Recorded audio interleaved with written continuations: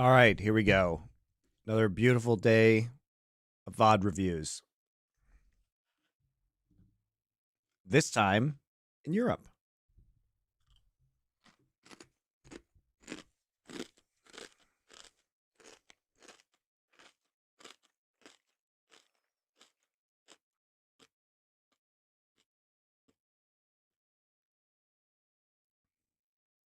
Is it time to eat? I hear Hillisang was very good at being a professional League of Legends player today.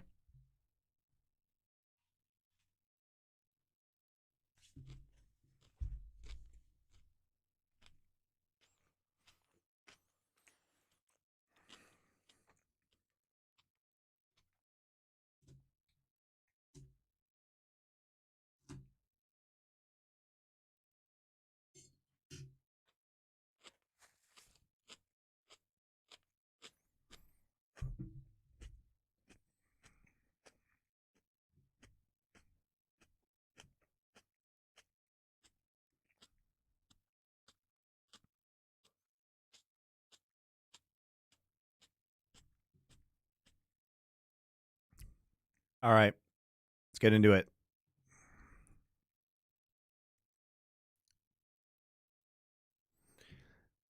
These lentil patties are better than meat? We cook vegan? Report. Spam or misleading. Those lentil patties are not better than meat. That's just a lie. Reported.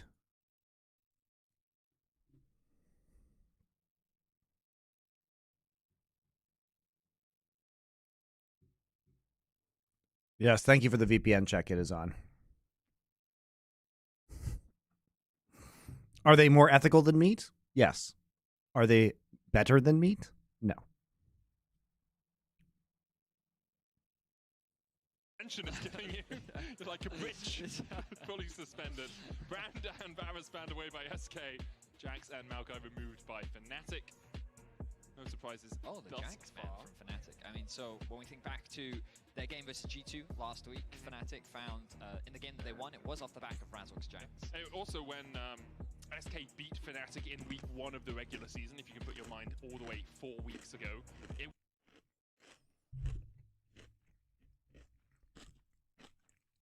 Okay. Standard ban against Irrelevant is Jax. So no Jax for Irrelevant. Maokai pretty standard ban. Kalista pretty standard ban. These are because Razork is very good at both the brand and the poppy. Rel priority absolutely massive for some reason, and we go straight into Senna Vi. We know that Irrelevant does have some Zaya Rakan. So it'll be jungle Rel. Nautilus. We'll see who actually is farming in this lane. It's probably support item Senna, based on what we've seen after the support item changes. Kali Nico are out.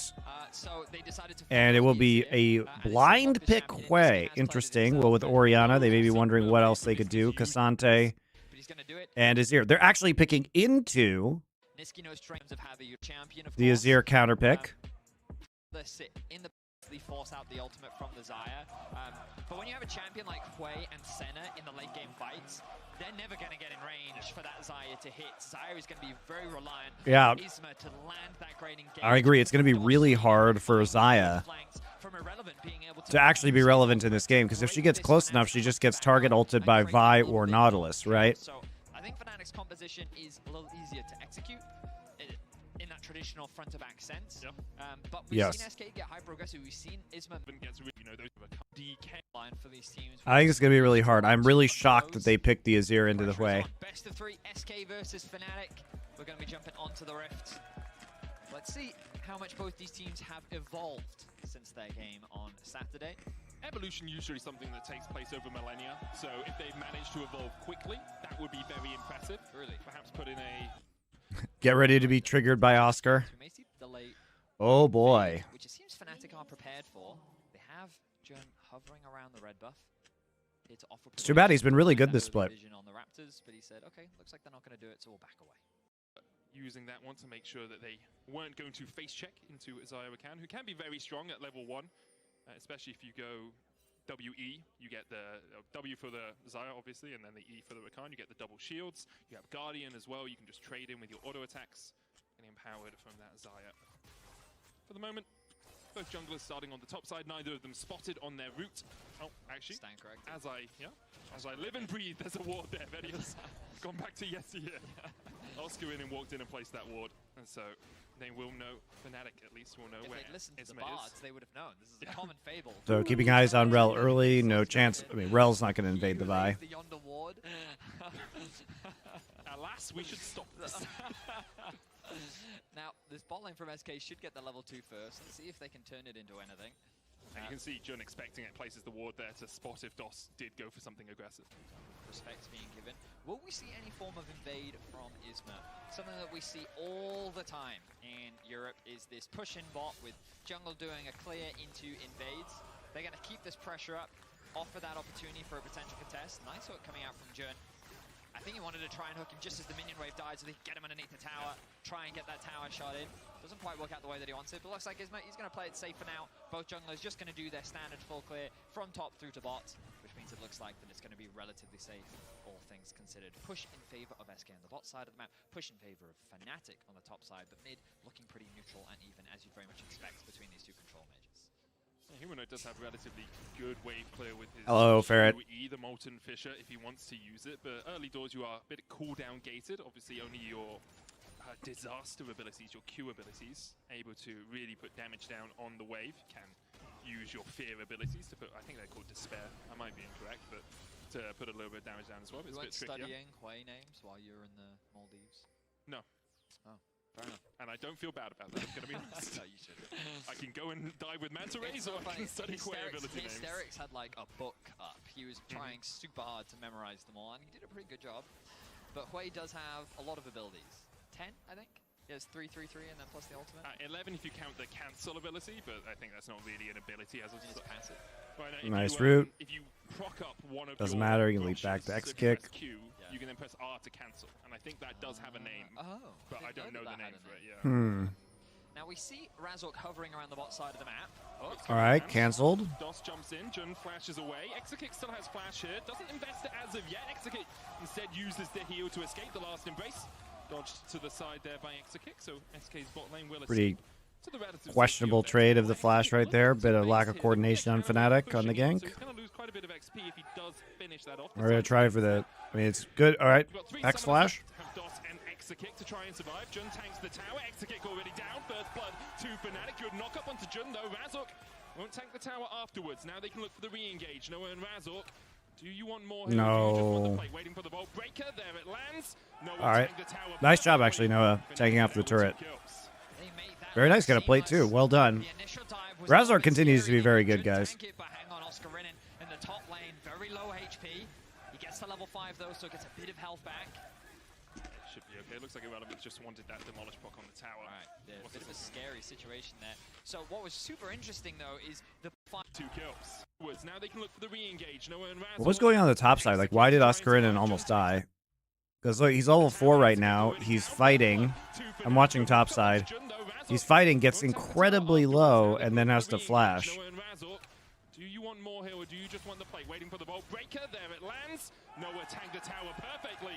Fnatic get out with 2 kills. They made that look seamless.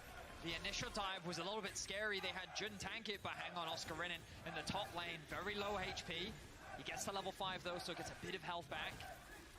Should be okay. Looks like Irrelevant just wanted that demolish proc on the tower. Alright, yeah, a bit of a scary situation there. So what was Yeah, I'm not sure actually what happened to his... Well, I'm not sure what happened to his flash up in top side. He is winning in terms of CS though. Was waiting so long to steal these reclears of the Raptors. Only now does he actually get it. We look back at the dive. It is Jun that tanks it up, which means that he's pretty much guaranteed to lose his life in this exchange. But they deny the wave from the AD carry, and they also guarantee that kill. Meanwhile, on the re-engage, they're just waiting for cooldowns. At this point, they're just chipping away at the tower. It's Noah that takes the aggro just because he knows it's easier for him to get out of range, and they get themselves another kill. Very well played from Fnatic. Yep, They start nicely the game off done. with a 700 gold lead. Really nice flash from Razork as well to dodge away from DOS's knock-up on the initial engage. Flash in, make sure you hit that bolt breaker. Don't give Exakick the chance to Disaster, Serenity, and Torment are the different artistic styles he goes for. I feel like if we were more sophisticated, Eddie, we would apply an artist to each one. So Serenity would be like Van Gogh. Torment would be, I mean, Torment actually fits more with Van Gogh, but we're going to see another fight down towards I'm going to say, Serenity, not what Van Gogh is about, man. Humanoid on his way as well. Good shuffle back as Razor's now in the midst of the fray. The crash and more. We'll get two. SK very low, walking away wounded. Serenity more Monet, you know. Damage. Last embrace going to hit on Exakick. He does have the flash. Will he get out in time? He escapes for now. Isma has flash, has jump, uses the flash early to escape. The dredge line crossing more, pulling him back, but can Ferromancy crash down for that little bit of extra shielding. The severing bolt almost being enough to actually get the kill onto DOS, but SK, they get away within an inch of their life. Great play from Niski. I believe he committed the TP to get there before Humanoid. Who is my favorite Planescape Torment companion? Morty? Like, how could it be anything but that? Makes his way up towards the fight. Is able to get hit just before Humanoid can. A lot of the initial damage goes down onto Jun, which means that he can't easily re-engage once this ultimate comes through. The ultimate, though, very close to doing an insane amount of damage from Humanoids. Forces SK on the retreat.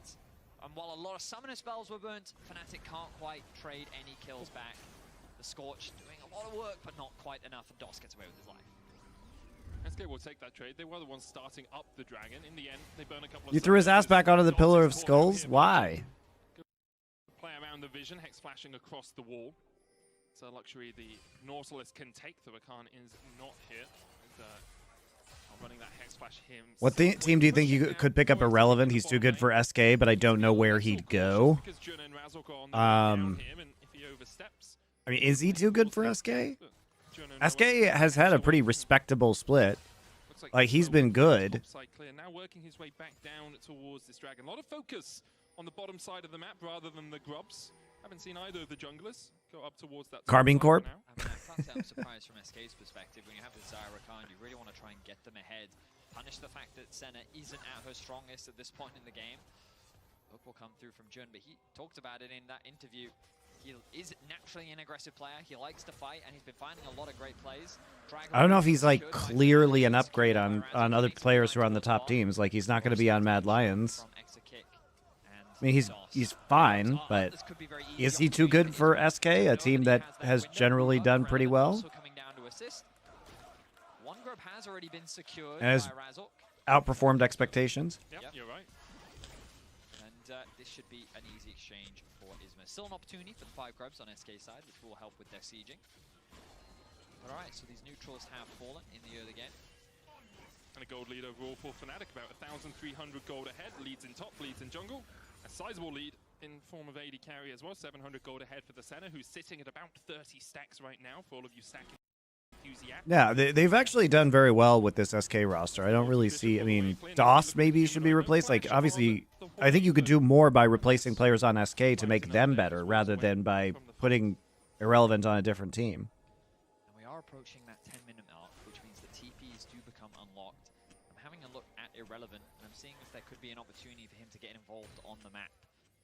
When we think of top laners that like to do stuff in the early game, we often think of players like Adam, but I think that there are always some opportunities, especially if you're looking for a potential bot lane dive around the next dragon spawn. There could be windows for you to try and look for some plays. I mean, Oscar didn't blue flash early, but he's doing fine otherwise. He's actually winning the lane by, 12 minions or so. Uses the ult very late, but he's still rooted up.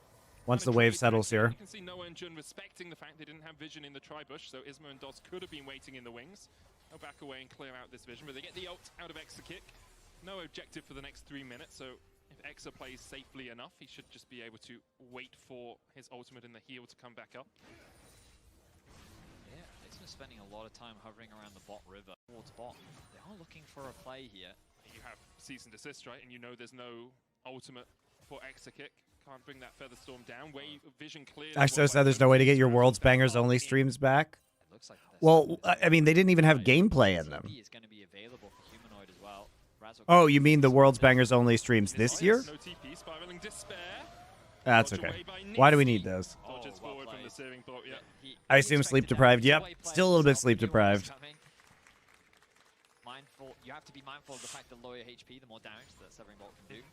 So Niski able to get away with his life there. Also using the Perpetually tired. spiraling into despair means that the mounting slow is a little bit easier to dodge out of at the end. Sure. So nicely done, as you say, by Niski. Now, will they make the dive happen? Isma is obviously here to cover. Humanoid gonna base, has the TP available. They're gonna look for it. Death charge onto Exa kick. Last embrace out. Razzle diving forward, the Dawning Shadow as well as they just lock up Exa and they take him out of the fight. Isma trying to Gonna base, has the TP available. They're gonna look for it. Death Nice onto TP. Exa kick. Last embrace out. Jun just tanking this up. Dawning Shadow as well as they just lock up Exa and they Humanoid take him out of the shows fight. up. Isma trying to do everything Able he to can. transfer up, Humanoid kind of. takes the tower perfectly. Jun takes the kill. Humanoid just takes a turret shot right there, but it's okay. It's not bad. Nice dives on the bot side overall. Another excellent dive onto the bot lane.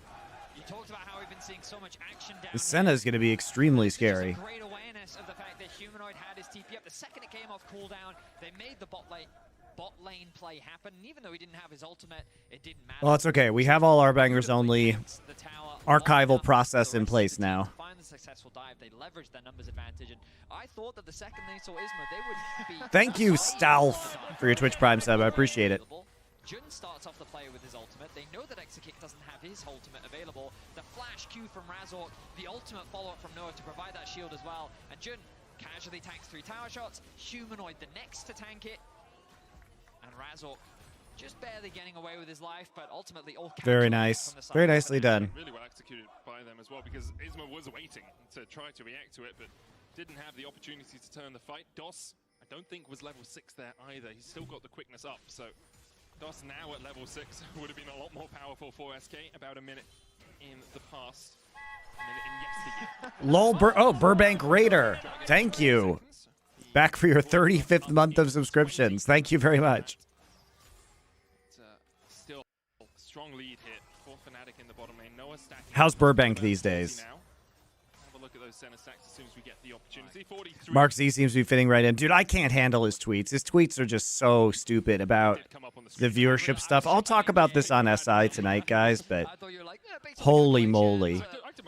Like, viewership is up 4%, and all of those people are Brazilian or European. And you're running a North American league that needs North American sponsors. Ergo, your actual North American viewership is down. And you're like, oh, we're up 4%, guys. We did it. Doesn't matter. Like, it does not matter unless you're actually just lying to your sponsors or not giving them the full information when you do sales. Which, by the way, when they don't renew because they didn't get what they paid for and your numbers suck, don't be surprised. Spawning, Fnatic have priority over it. All out, coming out from looking for a play. Oscar pops the world ender. Should just be able to walk away from this. Oscar, you want to trade a little bit here? Nope. No, you just want to get hit by everything and use ult and don't do any trading. If you're going to do this, why not flash? Why not flash? Should just be able to walk away from this one. Does still have the flash, puts the Infernal Chains back, pulled back with the Intofos. But it's not going to be enough for move element. More about forcing Oscar out of the fight. Isma is on his way. Oscar still has TP flash. Chad's Bathwater. What a name. Thank you for Twitch Prime sub. Coming in, the Dawning Shadow. And it will dawn on his death day. Irrelevant takes the kill. Yes, this was the year it was easy just to not broadcast. I know they broadcast during the Super Bowl on other years, but you literally had a choice to not broadcast on the Super Bowl because you had a break. And you do it anyway. Even if you did try to retreat, I think it would have been difficult given that Isra and Exkick are already on their way up there. Anyway, regardless, they will lose their top laner, but in exchange, Fnatic get themselves their second dragon of the game and the bot tower. So they are in full control of this early game. And importantly, the Rift Out spawned before those extra Planer did a good He needed flash for that, Monty. That's why he saved it. But he stays around to try and catch the wave, and now with Isma coming in, the Dawning Shadow. Like, you can't just sit here and get bodied by Cassante. Like, trade. Trade. Business days, yeah, exactly. Yeah. Now the dragon spawning. Fnatic have priority over it. All out, coming out from looking for a play. Oscar pops the world ender. Should just be able to walk away from this one. Does still have the flash, puts the Infernal Chains back, pulled back with the Intofos. But it's not going to be enough for move element. More about forcing Oscar out of the fight. Isma is on his way. Oscar still has TP flash, but he stays around to try and catch the wave. And now with Isma coming in, the Dawning Shadow. And it will dawn on his death day. Irrelevant takes the kill. They have brought Exakick up so that he can get some plates in exchange to the pressure that Fnatic is putting in bot lane. Bit of a misstep there from Oscar Reddin. He realized that he was on the weak side. Irrelevant did a good job of forcing that fight to set up for the potential dive. Even if he did try to retreat, I think it would have been difficult. How tilted were you seeing John Elway handle Lombardi over? I think he was there because if the Niners won, obviously like him handing it to John Lynch, who he used to play with on the Broncos, who's the GM, you know, Kyle Shanahan, who's the son of Mike Shanahan that Elway won 2 Super Bowls with. Christian McCaffrey is the son of Ed McCaffrey, who he won 2 Super Bowls with. So I think that's why Elway was there. Was that in the event that he won? I mean, I'm not tilted by it. Like it's cool that he's involved still. Cal Yarlow, thank you. Thanks for saving my ass on Insight on esports. No problem. Thank you for your subscription. Relatively short range compared to other AD carries, which can make it a little harder for her to actually siege against these towers. Contrast that to Senna, whose range only progressively gets stronger, means that her sieging potential is actually very lethal. But this Herald should be utilized to unlock that mid tower and give SK a little bit more control over. I mean, the reason why Kansas City fans are laughing at Elway handing them the trophy is because the Kansas City were fucking losers getting dumpstered by the Broncos for like 30 years while they had Elway and Manning. You know, I don't particularly care. It's not like Kansas City is historically a better team than the Broncos. It's ridiculous. You know, they suck. They suck a lot historically. A little bit greedy to step forward towards the tri-bush. SK were lying in wait, but Oscar, a bit of a mental misplay there from him. Fnatic primarily have their members on the top side of the map, so they are looking to try and cross map. Niski has been kept bot. I like this. Was just placed, still clears it out and steps forward. Okay, forward. Yeah, I don't really know what he expects to happen here. Like, he knows Irrelevant is there, and he needs to clear this ward for what reason? So he's let's be clear. All right, he comes. Okay, so he sees Irrelevant. He sees Irrelevant. Irrelevant's on the wave. So the person who placed this ward. Let's use deductive reasoning, guys. This is a brand new ward, brand new. So the person who placed it must not have been Irrelevant. Ergo, they may still be there. So should we walk up on that when the entire map is dark?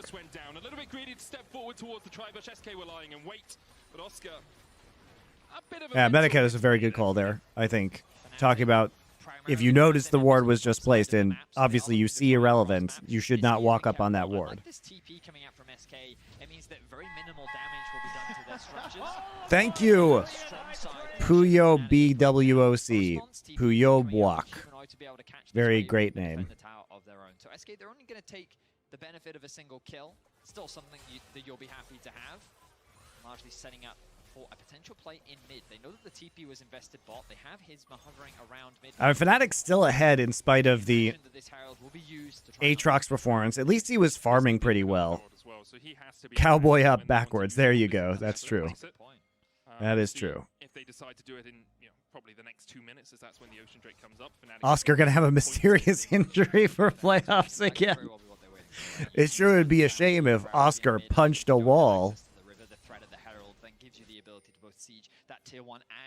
Humanoid just grabs his hand and slams it into a wall. I haven't seen Herald being used for enough, and I don't actually think it's a good play.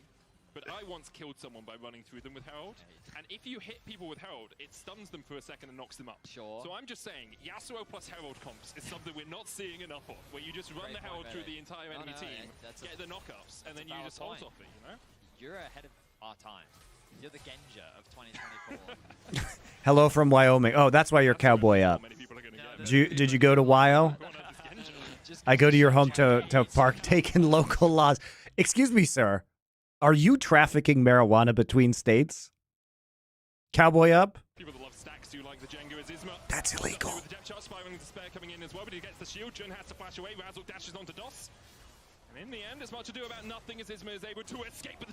I'm calling the feds. Dragon up in a minute. Isma would no longer have that summoner spell as Nitsky's locked up. That Jenga, but people that love stacks do like the Jenga as Isma locked up here with the depth charge, spiraling despair coming in as well. But he gets the shield. Flash out of Doss is engaged. Doss does not have ultimate, so he can't commit further. Ooh, Isma has to flash out of that. Nice shot by Noah. Nice flash in, straight into that. Why is Niski there? So have you seen Vi ultimate? No, then you can't just walk right there, buddy. So he did actually get his ultimate, but Doss got his ultimate back up during that sequence, though. Oscarinen does not feel like teleporting. He's busy split pushing. That's fine. 2-for-1 exchange in favor of SK in the end. Relevant making his presence known. I like what Razork did, punishing the slight overstep from Niski. He doesn't even get a chance to flash. Why does NA do this weird thing with East-West brackets for playoffs in all NA major sports? Literally just not true. It is only true in basketball and hockey. It is not true in baseball or football.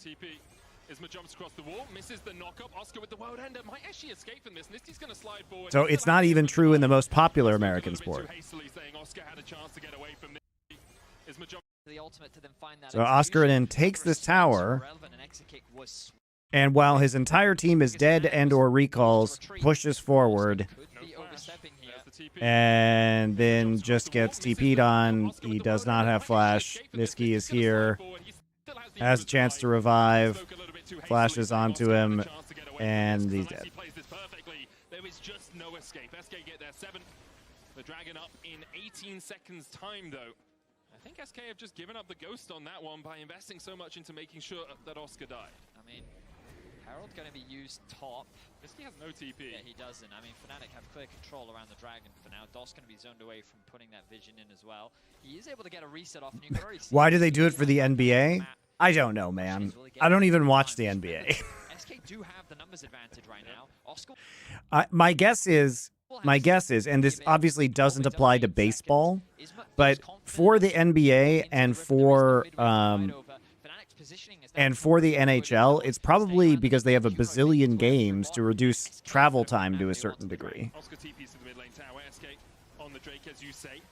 Oscar no world ender on him. Razork no cease and desist. No ultimate either. That Dragon already down to 4,500. Isma doesn't have the Magnet Storm, and there's no Emperor's Divide or Quickness, so SK are running short on utility themselves. Oscar steps in, the Dragon secured. There's the knock-up onto Oscar as well. He does still have the flash. Depth charge lands onto the back line. There's the Spy running to spare as well. Irrelevant can try to get away from this. Lands the 3-man knock-up. There's the all-out on Razork as well. But the cease and desist comes back off cooldown. Feather Storm out by Exakick. He falls low, but he doesn't quite as well. Irrelevant can try to get away from this. Lands the nice Q3 actually just goes ahead and drags Humanoid over. Or drags Razork over, rather. To get away from this, lands the 3-man knock-up. There's the all-out on Razork as well. But the cease and desist comes back off cooldown. Feather Storm out by Exakick. He falls low, but he doesn't. Oh, he sees it. He wants to get Exakick, but he can't do it. Thank you, JJ is nice for your Twitch Prime sub. SK are navigating these fights very well. Great patient play from them. Why NFL playoffs? Are you just trolling? Why NFL playoffs are BO1? Because you cannot play a lot of football games or you die. Europeans, please.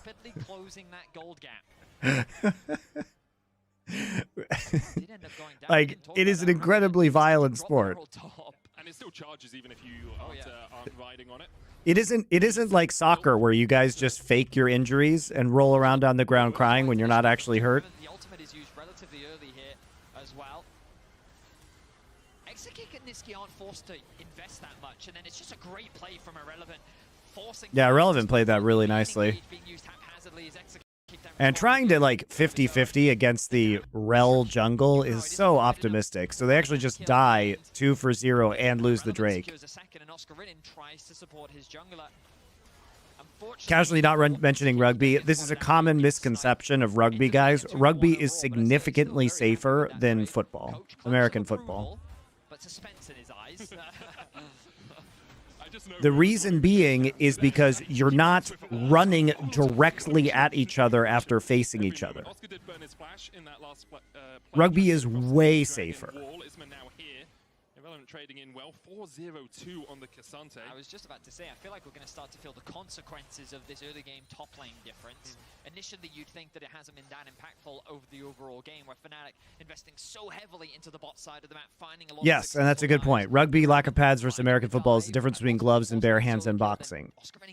Concussions in boxing went up with the introduction of gloves, guys, because it turns out skulls are really hard and they break your hand. So normally, you don't want to deliver 10 rounds of punching someone in the skull with your bare hands, because that's going to hurt you a lot more than it's going to hurt them. But if you have nice cushions on your hands, you can just concuss them endlessly. You kind of count how many people are on the map, right? So it gives you information on where you can and cannot go. And so it's too complicated for me. As you are, Six people on the map usually. I mean, it's better. Most people don't look at the map, Medic. Jun flashes away. Isma looking for the stun here as well. Magnetstorm lands onto 2. Dawning Shadow across as well. Featherstorm by Exekick, and he's a little bit split from this fight. Isma lands another stun. Irrelevant trying to get into the backline, but he's ceased and is away. Isma looking for the yeah, they have to do so much. Just they're so concerned about Irrelevant in this fight. I mean, look at this. Razork just uses, he sees him ghosting in, and he actually just goes ahead and uses his ult on, and then flashes out just to escape because they're so worried, and the Aatrox just isn't here. In the end, it's a Magnetstorm, a quickness, and a Featherstorm used by SK. In response, a flash away by Jun and one by Razork. I will say, though, that Razork saw the threat in that fight, and it was irrelevant. The moment that he joined, he said, nope, not going to let you get involved, throws the ulti, and then flashes out instantly. The goal there was not to turn and fight onto Irrelevant, it was to buy time for his team to escape, recognizing they're at a numbers disadvantage. And during the draft, I gave the advantage to Fnatic in terms of the team fight. I felt like that their front to back was easier to play, but we're seeing in these more skirmishes that we're seeing, and the involvement of Irrelevant specifically in these fights is going very favorably for SK. You even see Noah itemizing towards it. He went for the Lord Dominic's Regard's second item on the center just to try and get through that front line. Baron was started up again by SK, and every time Fnatic go and check it. Noah also apparently a Kansas City Chiefs fan, since he's got those Swifties as his boots of choice for this game. Only some people are going to get that joke too. Most of my jokes, only a couple of people, and I'm one of them. It's like me and those 3 other friends in the bar just like laughing Well, along. you imagine a lot of people would recognize that joke, though. You'd think that it would be fairly... Oh, we're in Europe, man. True. The only football I care about is Premier League and the Bundesliga. Yeah, I mean, they punt in American football. Okay. The only football I care about is where Harry Kane still isn't going to get a trophy this year. That's a joke you're definitely not going to get. No, I get it. 3 German football fans in the audience are giggling along to that one. And the reason we have a moment to joke around. Dragon in 30 seconds. Yeah, that's exactly the reason. Teams resetting out on the map. Fnatic want to clear out the top side. This gives an opportunity for SK to move into the bot side. Look at Irrelevant. Louis Vuitton Senna.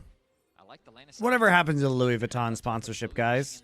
I thought it was so big and so important. Sure went away quickly. Another stun onto Jun. TP behind by Irrelevant. Jun so low, tries to dredge line forward, but can't find anyone. Super weird that they didn't renew if it was so successful.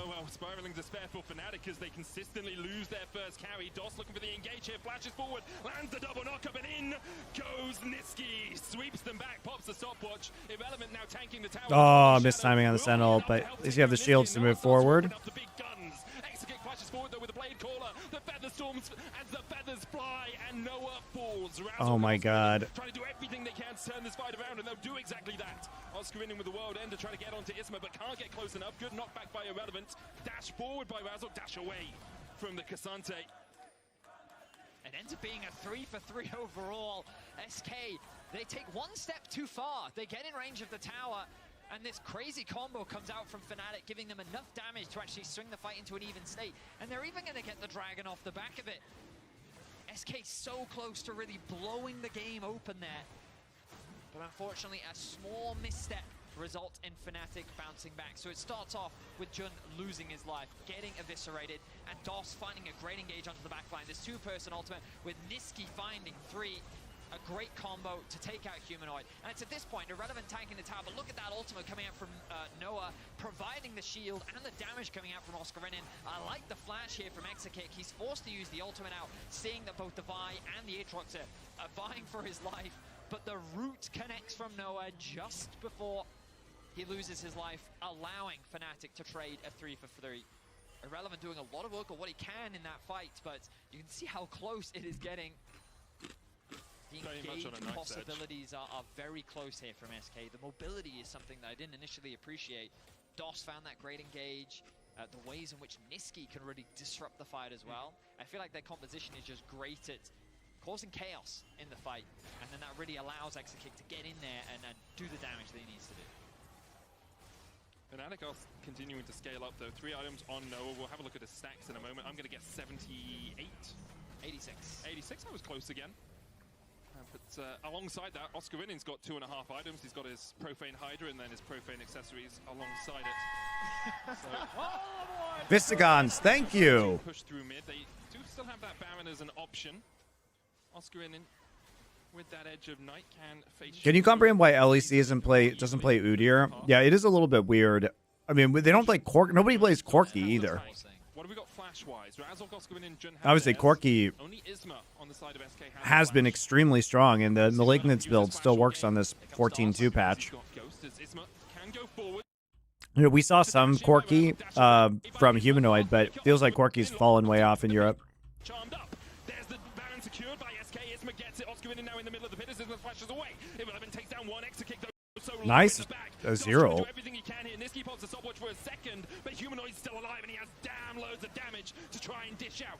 The fear back on Irrelevant. Razork. I mean, this is so winnable for Dawson Irrelevant. Yeah. A very dead buy. He can try to dash the wall, but Irrelevant gets in his way. In the end, an incredible exchange. Irrelevant just absolutely running these fights. Takes Vi out of the pit just to make sure that they get the secure. Tries to flash in, but you're competing again with a Rel, so that's going to be very difficult. Trying to do everything he can here. Niski pops a stopwatch for a second, but Humanoid's still alive and he has damn loads of damage to try and dish out. The fear back on Irrelevant. Razork will be locked up with the Pathmaker, and that is a very dead buy. He can try to dash the wall, but Irrelevant gets in his way. In the end, an incredible exchange for SK. Irrelevant is godlike. SK will lose too, but they get the Baron. An incredibly close affair. Razork makes his way into the pit, and SK, they have to regroup. They're doing their best. Look at this play from Irrelevant here. Oscarinen just runs around in a circle and dies. Oscarinen gets forced very low though. He barely does anything once he gets into the pit. Still able to do a lot of damage. Niski with a great ultimate as well. Very good ult by Niski. So many small things. I would need to go back and watch it again to really highlight all the individual plays. Ultimately though, Irrelevant is the problem. This man just does too much damage and out for Fnatic. It's going to be very hard to get through him. Obviously, Noah can do it if given. You're still dealing with Ocean Soul coming up, which, I mean, Ocean Soul on the Aatrox is going to be pretty huge. I mean, especially when you have all the Senna healing coming in as well. The Ocean Soul is going to magnify what makes Fnatic's comp good already. Pretty crazy sustain. Sometimes with a kind of hides the fact that you are taking a bit of damage underneath that magic damage shield. In the end, though, Exakick was forced away, did have to burn the Feather Storm. Now can heal up a little bit off these minions in the bot lane. Still going to be a 1-4 split. Niski kind of hovering between the two lanes. Irrelevant's now adopted the mid lane position, whereas SK investing 4 players down towards this bottom side. Isma locked up though underneath the tower as he tanks it. The charm onto Jun not going to be enough for now as he manages to escape. Irrelevant TP's in, and immediately Fnatic are like, nope, don't want any more. Humanoid making Zaya's life miserable. Yeah, the thing about this though is that when you opt into this composition, like the Zaya is constantly in danger from Vi or Nautilus ults, and then the longer the game goes, the range from Senna and Hui are going to make it very difficult to play the Zaya at all. To get a foothold back in this game as it very quickly swings in the favor of SK. Deathcap not quite completed for Niski. He would have loved that item ahead of this fight. Let's have a look as Fnatic trying to gain control over the mid wave. Niski there to push back, Isma there to support. Oscarinen pushed out the bot wave, now making his way back towards the team to offer assistance. SK, who have entrance to the Dragon. The risk for SK is they don't have the quickness, they don't have the Magnus. Oscarinen not on the flank here. Trying to peel. to Jun as well, as he will be able to take out the Nautilus with a couple more auto attacks, but he hasn't got them down yet. He shuffles Jun away, and Oscar is doing everything he can to help out his support. All right, so you get a kill. Trade 1 for 1. Pretty good fight. Pretty good for a fight for Fnatic. Irrelevant no longer has ultimate, so he's going to be a lot less of a threat once it wears off. What? Okay. You do not have to go after this. Just please just do the Drake. And SK won't be able to get into the pit. Fnatic get the soul. Ends up being a 1-for-1. I think Niski really misplayed that fight.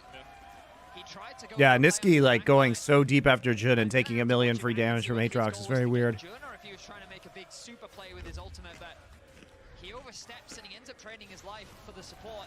The engage comes through from Jun. A lot of damage thrown down by Humanoid from the backline, and they have this front line. Humanoid didn't know what is safe on the back. All right, why are we going after this Nautilus? I mean, he doesn't have ult. He's about to have ult up, so I guess you kill him before he gets the ult. No, actually, he gets a chance to use it. Just kidding. He actually uses it right there onto the Azir. While he does get that kill, he ends up trading his life for Niski. And at this point, just look at the health difference. Fnatic have a huge advantage. Noah also has heals. And it means that SK's just forced to disengage. It's just an ultimate difference as well. They step too far forward, they get caught in the dredge line. They don't have Magnet Storm, they don't have quickness. Noah's able to flash away from Irrelevant, so he's able to rejoin the fray. And it just felt like SK... The same script again. Fnatic dropping the losers bracket, climbing to finals to lose to G2. Oh, we knew what that was going to happen, guys. We knew what this was going to happen. To jump across this wall, the Ocean Soul will help Fnatic a lot in what have been very extended fights. Obviously, the longer the fight goes on, the more that Ocean Soul can help you, assuming you are putting damage down. Niski goes back. Still doesn't have the Rabadons. Still only sitting on the double needlessly large rod. There it is, completed. Just took a second for our Overlay 2 update. A 2,000 gold lead for SK doesn't matter too much right now as the cease and desist lands onto DOS. Flash forward by Jun, lands the hook as well. The quickness invested by DOS. There's the depth charge. So what do we get out? A cease and desist and a dredge line with a hook from Jun. As you say, here he comes, but there he goes, VIT. For once living up to his name in the sequence of those events. 5v5 though, the dance over this mid-wave control. The Baron is spawning in about 20 seconds and it's SK who have priority over it. They've done a good job of getting first into the river, but Fnatic keep finding their ways in. The side waves have largely been abandoned for now. The chip damage continues to come out from Humanoid. There is the Baron making its way towards the pits. Fnatic have their eyes set on the mid-tier 1, I imagine. SK, you're going to force this. They're going to do it so quickly as well. Like, you have Exo and Niski who will just shred through this. It's already down to 13,000. Now down to 8.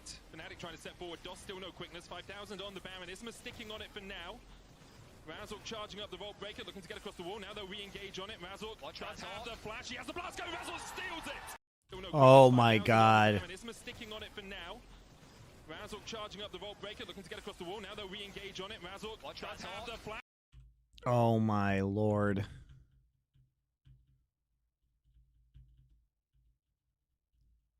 So he winds up his Q right here. Isma doesn't smite. Isma doesn't smite.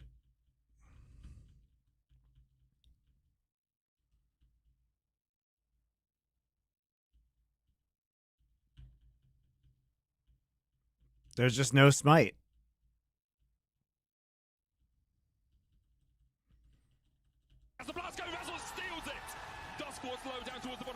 That's outrageous.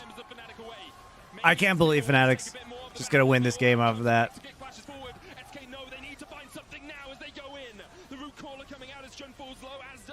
Razork, 2 so far.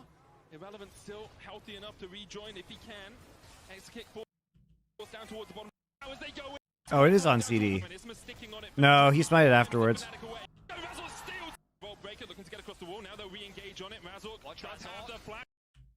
You don't see the smite. He smites Vi afterwards. He doesn't smite. Just gaslighting me. He doesn't smite. Otherwise, I would have seen it. And I saw him smite Vi right after the play. It was an anger smite. Irrelevant still healthy enough to rejoin if he can. Extra kick force down towards the bottom side. No flash, no feather storm, no hope of him getting away. But a good he smote the Vi, guys. He did not smite the Baron. Niski goes down as well. In the end, Fnatic walk away with only one Baron buff. Guys trying to gaslight me in Twitch chat. Yeah, very weird, sloppy Baron. Yes, they did gamble the Baron, and that allowed Razork to get a steal. But this irrelevant front line is difficult to get out of the way. Let's look back at the steal. Like, somebody has to be, you know, you don't have any vision. No one interrupting in this time. Irrelevant looking for him. And you know somebody's behind pick because he just put a pink ward down. The feathers, the smite comes out just ahead of Isma's time. There is no one interrupting in this time. Irrelevant looking for him. Just ahead. Can't quite get an angle to take him out of the... Yeah, because he pulls back the feathers, which is what causes the damage. But they don't... SK does not coordinate the Q damage with the smite and the feather pullback. Irrelevant on the front line, buys so much time here, decides to commit the ultimate, and then Execute flashes in, a nice knockup from DOS to allow him to get so much damage down. Niski on the back line is very safe as well. They trade 1 for 2 initially, then Execute separates himself from the rest of the team. This then gives Humanoid a window to go for a fight, but Niski sees a play of his own, catches Noah off guard. 80 carry traded for 80 carry. Oscarinin then loses his life, and Humanoid is forced to retreat. 3 for 4, only a single member with the Baron. Elder in a minute's time. Yeah, you need either Rakan or the Cassante over the wall there. A spot in the winter playoffs still on the line. Loser of this is out for about 4 weeks. Winner will face up against Mad Lions Koi on Friday next week. Humanoid has gone from absolute cinema to absolute artistry. 2, 1, and 8. Leandri's Crypt Bloom and the Luden's Companion complete. Also has 10 stacks on his Dark Seal. A tortured artist, you might say then. Because it's a Dark Seal. Oh, if it was a Light Seal, he'd be a very happy artist. Once again, we find ourselves in the mid lane, fighting over the wave. Isma tries to land the stun. Execute takes a chip of damage. Here we go. Jun so low already. Jun almost down. Is irrelevant. Now dashes forward, and Fnatic are on the back foot. 4v5. They have to try and find a way to get over the wave. Isma tries to land the stun. Execute takes Hook irrelevant. Damage. Here we go. Jun so low. Jun just gets instantly burst. Why is Oscarinin never on the flank? And why are we not using our range advantage? The Luden's Companion complete. Also has 10 stacks on his Dark Seal. A tortured artist, you might say then. Because it's a Dark Seal. Oh, if it was a Light Seal, he'd be a very happy artist. Once again, we find ourselves in the mid lane, fighting over the wave. Isma tries. All right, we can actually just poke them and use Baron here. We do not have to engage and take 1 quintillion damage of Sand Soldiers and die. Dashes forward and Fnatic are on the back foot. 4v5, they have to try and find a way to get out of this alive, but Oscarinin has failed in that objective. Jun so low already. Jun almost down. Is irrelevant. Now dashes forward and Fnatic No vision control, never on the flank, not pushing the minion wave. Nautilus just starting the engage, even though you have a Baron wave and you're pushing mid. Not going to do enough, especially to irrelevant, as SK will turn their eyes towards the Elder. Humanoid TPing to the top lane to try and find something out of this Baron buff. Yeah, he's trying to get something back. The Baron will wear off with the Elder Dragon firmly in the hands of SK. And they just consistently shut down this engage from Fnatic. It's always Jun on the front line, and he just gets melted through in an instant. Irrelevant. This is some bad League of Legends, says Kenny Von D. Well, these are the bangers we have today. SK with the Elder Dragon. Now they want to force a fight. They know that they are so much stronger with this buff behind them. It's Fnatic who's forced to play defense. SK going toe-to-toe with Fnatic. We had some crazy games from them on Saturday. Very back and forth, very messy. Yeah, but I think a lot of people coming into this series would have put Fnatic as firm favorites. Oh, for sure. Especially having watched how Fnatic played last week against MDK and against G2. We're getting to see some of the good team fighting, but a lot of credit I really feel needs to go to Irrelevant. Look, they just walked their way in. Exactly what you need to do. Just tanks for an absolute year. The Elder here as Humanoid's pulled back and exploded by SK. Feel needs to go to Irrelevant. Look, they just walked their Humanoid just in the front line for funsies. Against MDK and against G2. We're getting to see some of the good team fighting, but a lot of credit I really feel needs to go to Irrelevant. Yes, Humanoid. Truly, you on Hui should be right there in Q3 range. Get me out, man. Ugh, blah. What a gross game. Wait, what? next towers. Irrelevant might not care. Niski definitely does. No, surely this is over. He's locked up in the last embrace and he dies forward. Feel like What? Fnatic should think Irrelevant cares about those towers. I mean, the Baron buff is off. Is Irrelevant is still tanking the towers. Jun's gonna dredge line away. Niski dies forward, but no one's able to escape. Doesn't even have to burn the flash. They actually just miss the Azir engage. Definitely does. No, is still tanking the towers. Jun's gonna dredge line away. Azir goes in and The backdoor bonus might be enough. Is Irrelevant is still tanking the towers. Jun's gonna dredge line away. Noah just gets a speed buff from going invisible, and Niski misses, even though he flashed for it. Noah's now going to open up on Irrelevant. He's locked up in the last embrace, and Irrelevant for the first time in 37 minutes falls to the SK's hubris. Oh my. Their Nexus towers. They saw those towers and did not see them as an obstacle. Niski blunders his ulti, and it allows... Did I watch 100 Thieves vs. C9? I did. I watched it yesterday. Full build now for the center. Should be on the Bangers Only channel. Another opportunity Should be right there. in this game. If it's not there, it will be Are soon. we getting a coach cam? I feel we're going to get a coach cam. So this initial play was great. They know that Fnatic can't fight them with the Elder Dragon. But look at the rest of the minimap. There are no extra ways for them to play off of. So SK, They could have just backed off and taken Baron, by the way. Force the end, and they think if we can just get another fight, this should be doable. Irrelevant tanks up the initial tower. Good hook coming out from Jun. Noah dodging that is so good. Himself underneath the tower. Isma and Irrelevant are now separated. SK become two. They lose their focus on who It's actually they wanna huge. try and shut down in Noah's this fight. enormous now. I think we could all understand what you were saying After there. that, he smiles and says, what a great way to continue this game. Frustration on the face of Swiffer.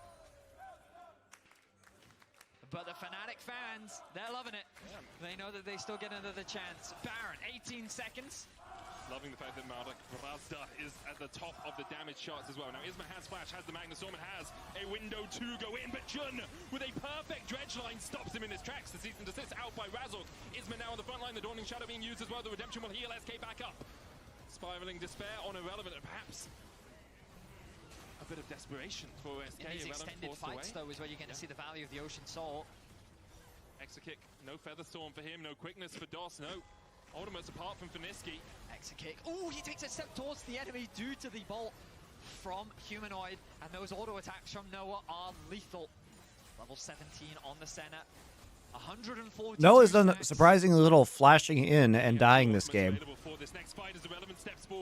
He's played a very respectable and respectful Senna. Needs to jump away from that, but he doesn't have the time to escape the infernal chains just short. TP from Niski. What? TP from Niski. What? What is that? One of them, the all-out, still a possibility. The Emperor's No. needs to jump away from that, but he doesn't No. have the time to escape the infernal This is chains. how they lose? TP from Niski. TP from Niski. That TP sucked. What was he doing? Oh, he's teleporting. I mean, He meant to teleport into I don't mid lane. understand. I'm still struggling to comprehend what the plan was. I can't believe they killed Jun anyway in a 4v5. Before the Baron begins, but I think perhaps a flank position was what he was aiming for. Noah stepping forward, Dosh dashing away the TP. Wait, they can just kill the TP. They can look for Irrelevant. It's pretty hard to kill him. I'm going to say he's only died once so far. This game pulled back from the Path Maker. The Baron will fall, though, as SK secure it. The blast cone away by Irrelevant.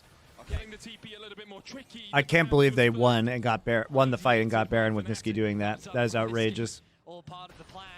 You can see the smile on his face. All according to Kotaku, man.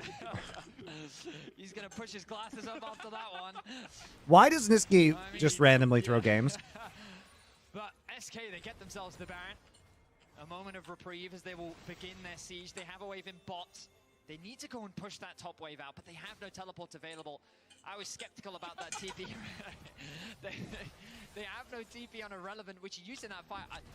I think Fnatic had a similar idea to me, where you just kind of collapse on the TP, but then they quickly realized, oh right, that's Irrelevant, we can't kill him. And then he just acted as a wall to deny access into the Baron pit, and no steal was allowed. Our third Baron of the game. We're approaching the 42-minute mark. The scaling on Fnatic's side should be giving them so many advantages, but Irrelevant is just scaling harder. This front line of Cassante is so difficult to deal with. Now SK pushing in bot. They've sent Niski there. He's got to be careful though. Fnatic are looking for a numbers advantage fight. They have 5 members, but SK have Avenue into the base. Yeah, Who is shepherding who here? I mean, Fnatic are trying to shepherd SK, but they're not very good sheep. I'm going to be honest. They kind of just run wherever they damn well please, as the inhibitor tower and the inhibitor will fall. Fnatic now make their way back into the base, but the bound up minions will cause a little bit of consternation, a little bit of concern for them as Razork now steps in. Elder in 2 seconds time. X-Kick still not full build yet, by the way, sitting on a Zeal. He's waiting to complete that into his 5th and final item, 6th if you include the boots, as the Elder is already down to 10,000. Can Razork pull a rabbit out of the proverbial hat? Can he find a steal, or will Irrelevant go for the engagement? Oscarinen is finally flanking. He's doing it. He's flanking for the first time this game. Charmed up immediately, the cease and desist on the backline, but Razork just can't put the damage down, and Irrelevant can. He dives into Fnatic's backline as Niski dives forward to help him. It's 4-for-1 What a so stupid far. game of League of The Legends. on the menu for SK if they want it, but I think they want a much juicier prize. That fight was cut and dry, and they're going to add insult to injury and send Noah back to the fountain. 5 members alive. SK will secure the victory here in game 1. A very back and forth affair between them. Irrelevant, definitely the MVP for SK, carrying them through the game and taking them to 1-0 in the series. Whew. What a crazy Why did the LEC just fall off a cliff? Well, G2's still good. BDS pretty good too. These team fights were crazy, but I do think it boiled down to that top diff at the end of the day. Irrelevant was just immovable in so many of these fights, and we saw it in that final one. The front line was just not able to compete. You buff? Too strong for SK, has been so many times this split. We'll see if it continues in game 2 after this. Wow, that was a hard watch, guys.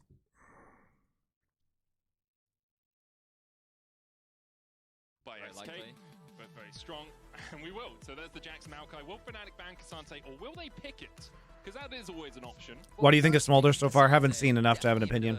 Dubious choice. But do you think SK would pick it on one? Do I think BDS could be good internationally? Because you could pick it on 2 No, 3. not against Asian teams. I mean, the concern is that how scary is Zach?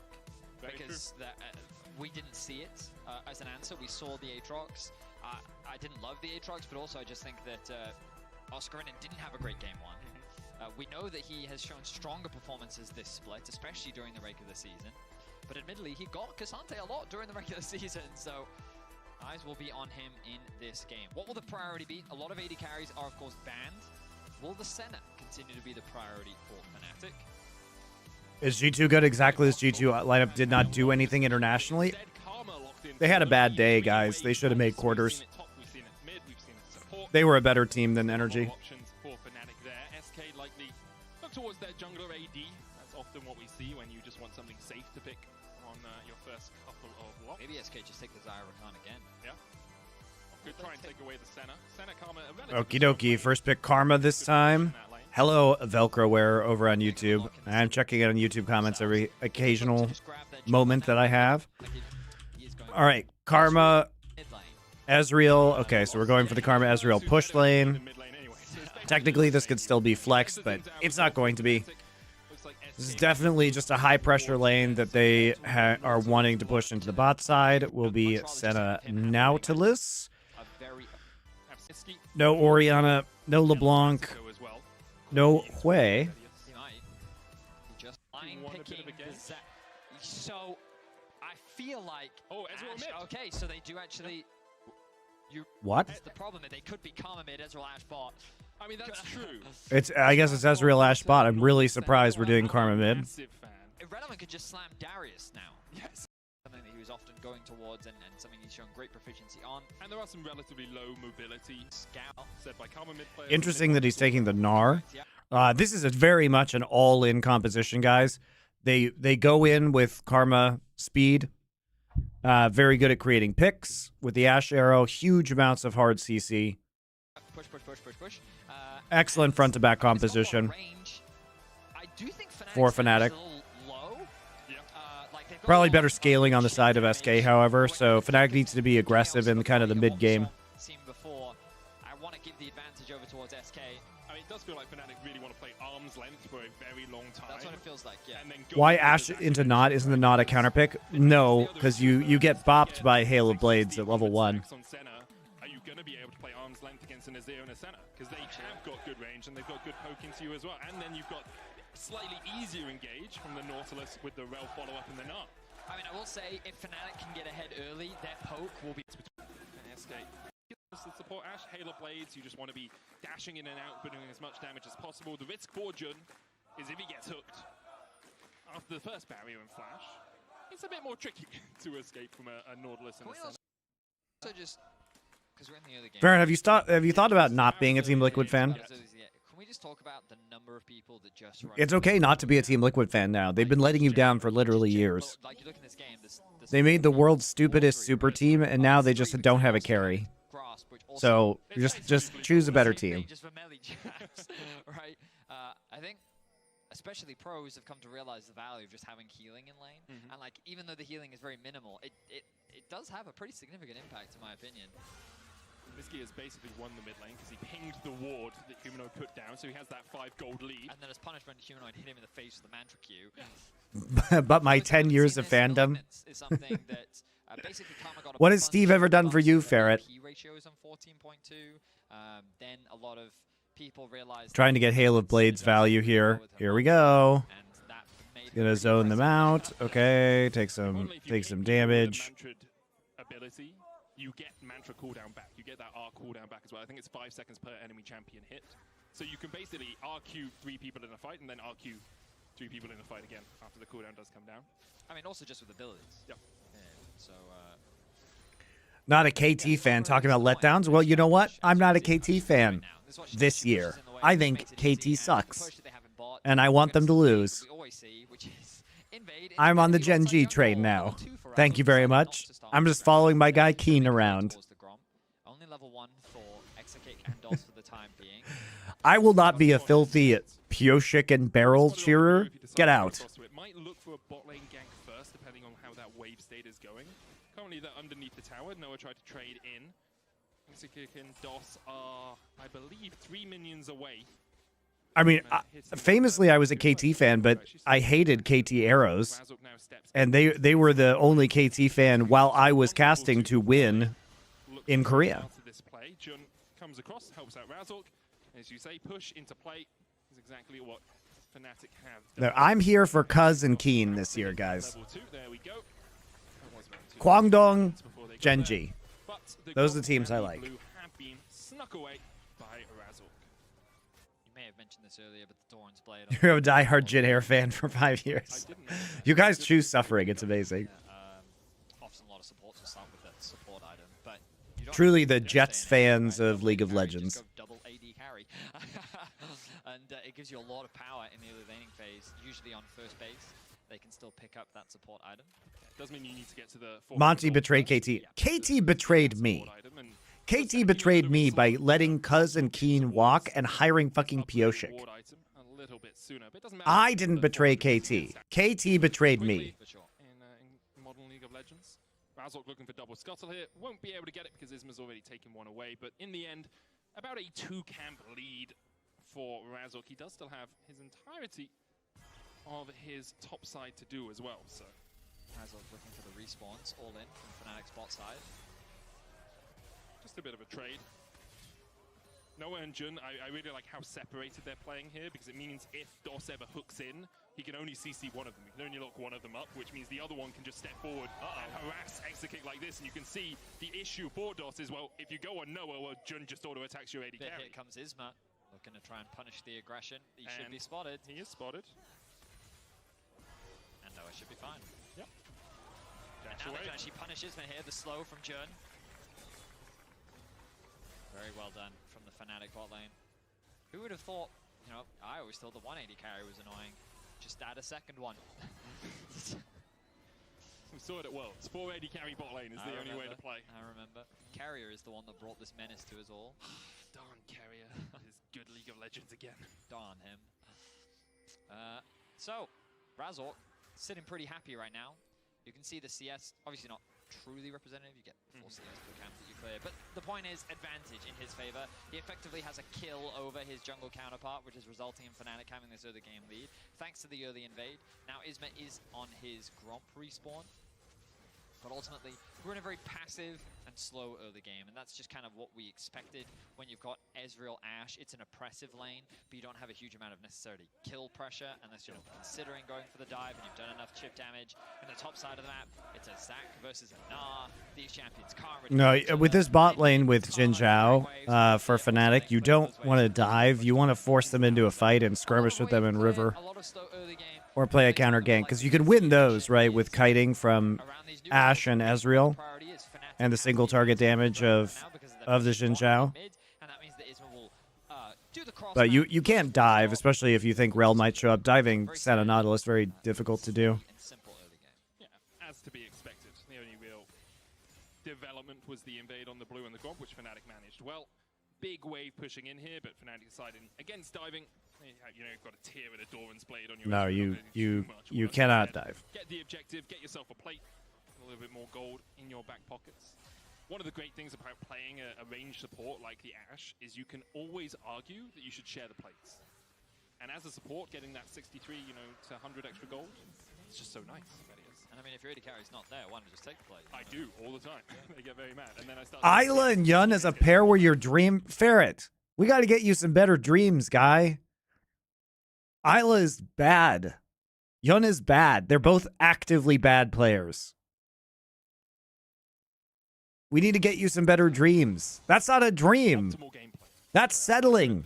That's big time settling. Isma showed on the top side because he was taking those grubs, and obviously when you take all three of them, you get a pop-up for the enemy team. So 2 plates over to the Fnatic bot lane, playing through this early game. That's not a dream. Everything we expected them to do with this composition.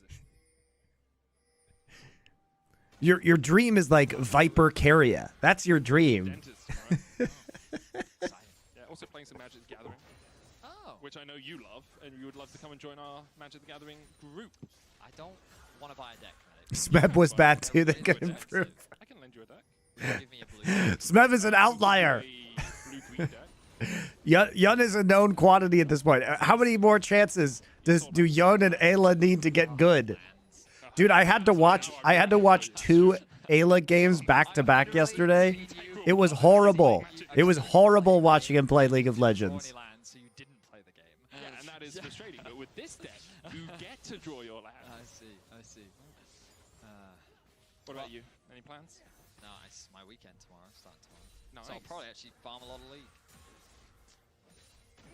If anyone sees him in Emerald, Emerald 2, Emerald 3, his name is Vedius. It's my favorite when they always go, are you the real Vedius? And I'm like, I can't. Who would pretend to be me? Who's my favorite LEC team so far? Noah gets hooked. G2, obviously. I enjoy some aspect of BDS, but they are pretty transparent in their strategies. Why is Noah here? Lol. Just absolutely cursed him. I'll go in and get him. It's my favorite when they always go, are you the real Vedius? And I'm like, I can't. Who would pretend to be me? I'll just go in and get him. Bullied a little bit. Noah gets hooked. Just walking into river while his support is recalling. Classic. Absolutely cursed him. I've heard of caster curse. I didn't realize the fan curse was as powerful. Nice pick there. I'm just dreaming of us bringing another Dark. Dude, you have some trauma to get through, Ferret. But the bot side, Noah just getting punished. Hope we get a replay there and see, was he just standing on a ward and he ended up just getting caught? Because like he used his E into flash, he wasn't expecting Isma to be on the other side of the wall. And it's SK that secured themselves first blood. Kill going over to Isma, not the place you would put it ideally if you were SK. Obviously getting that center ahead makes a lot of sense, but still, Isma's gone back, got himself a Barmies, can go back to farming up. You have only 150 viewers less than Hotline League right now. Usually I beat Hotline League. What's going on? Actually, technically I have more because I have people on YouTube. Just going to point that out. Is Hotline League also on YouTube? Yeah, I think so. But then he gets rooted, caught in the last embrace, and The flash over the wall, if Isma wasn't there, would have been enough to keep him alive. It's okay, guys. You know, LCS viewership is up 4%, so, you know, probably a bunch of those people are going to watch Hotline League soon. But the positioning was quite aggressive. As we see the arrow come through in the mid lane, hits onto Niski. Humanoid's going to land the chains as well. The true shot barrage is enough, and Niski doesn't get a chance to move. Look at Niski's face there. Fred, I think you should call into Hotline League with some of those takes, man. He's like, what? I mean, I guess I was outplayed. Go for it. Really nice arrow. Niski's face. Aggressive. As we see the arrow come through in the mid lane, hits onto Niski. Humanoid's going to land the chains as well. The true shot Super nice. Ooh. To move. Look at Niski's face. Really good job. Underrated combo, Ezreal and Ashe ults. We don't really see a lot of Ezreal and Ashe on the same team, guys, but that was really well done. The chain CC makes it a clean kill. Ends up being a trade back for Fnatic. Now 1-1 in kills. The gold returns to dead even. And Humanoid gonna have to push another wave in here so that he can get a nice base off. So far, very slow early game, very much as we expected. The next dragon spawning in about a minute and a half. The grubs are going to be up soon. We'll see if Razork decides to try and test them this time around. I've seen Oscar win and go back and get a Barmies and plated steel caps. We'll help him out in the lane a little bit. Execution is first for Irrelevant, but he hasn't based in a while. BDS is just a skill check team to me, says Avalon Blue. No, they're not. What do you mean by skill check? Like, yeah, they're kind of all individually not great. But they do have pretty good macro, and they do have a really solid identity with how they play the game. Try and play towards that. Could just look for the Infernal Drake up in 53 seconds, as you said, Betty. Isma's actually Travis and Loco should do a show together. They hate each other, so I don't think that's going to happen. Into the Drake, knowing that Razork could play on the top side. He'll be What's Loco doing these days? He's working for a Web3 company. Yep, that Irrelevant's just placed across the wall, so I saw him in December here in Korea. He came to my Christmas party. It's not going to be the Drake yet, though, because there's still 30 seconds before that's up, Betty. Isma's getting this deep vision, looking for a potential dive. Noah recognizes he's on the weak side. Going to use his ultimate to thin out the wave. Noah has no flash. Dangerously Doss close. has ult. Noah? This is not the easiest from Noah as the stun lands, but a good enchanted crystal arrow. Okay. Well, maybe we didn't have to take that risk. Guys, maybe we didn't have to take that risk, Noah. You're playing on the edge. Maybe you should go back to Senna. Is the SK feel strong enough to force this dragon? Noah and Jun, yes, they lost the heal, but they're actually very healthy. Humanoid has the push in mid, and Razork's making a Watching the old content again was fun to see all the Loco banter. Fnatic to actually get the dragon hit. Irrelevant. Yeah, he was very entertaining. They're gonna decided not to go for any crazy play. But that was a big window. Any tips to elevate your cooking skills? Just try new stuff. Best thing you can probably do to make cooking easier for yourself is subscribe to the New York Times cooking app. They have a bunch of like basic skills and like pantry advice in there. So they have, you know, articles about outfitting your pantry to various different levels, and then you can just kind of hunt around for different recipes that sound good. New York Times cooking app is so good. It's like $5 a month too. It's incredibly worth it. Good sequence for Fnatic. They get the grubs, they get the Drake, and they manage to get the flash out of Ismu as well, and Doss. Doss's flash still on that Hex flash right now. Plates in the mid lane as well. Where you watch all the old VODs on the FNC YouTube channel because it's all you and Doa's greatest hits through OGN and early LCK. Yeah, I mean, that sounds like something fun we could do in the off-season. Looks like he has gone back, picked up right now. There it is. 30 ultimate haste and those the little puddles of extra damage. I always think it's fire for some reason, but it's supposed to be blood. Is it blood? I believe so. That's what Draco's told me. It says burns the ground on the thing I'm looking at, but maybe I actually did it. Maybe I thought it was blood, and Draco's like, no, it's fire. Maybe that's what happens. That actually sounds way more realistic. Sorry, Drex. Don't mean to throw in the bus. You see my like jazz music? True. Yeah, I mean, I like classic jazz music. Spawning in about 45 seconds. Plates being chipped away at. Bot side, Fnatic, that's their third plate. Noah. Where's the homie Doa at? He's in Minnesota right now. I mean, technically it just says a scorched zone on the official tool. So it's just uncomfortably warm. I mean, blood can scorch, I guess. True. I mean, anything can scorch if it's hot enough, no? Yeah. Although if blood got to a scorching level, would it be like steam blood? You're the medicine. I'll be honest, not often in medicine do we say how hot does blood need to get before it turns into steam blood. I would assume it would be about water level. Isn't that just body temperature, though? Body temperature is 38 degrees Celsius.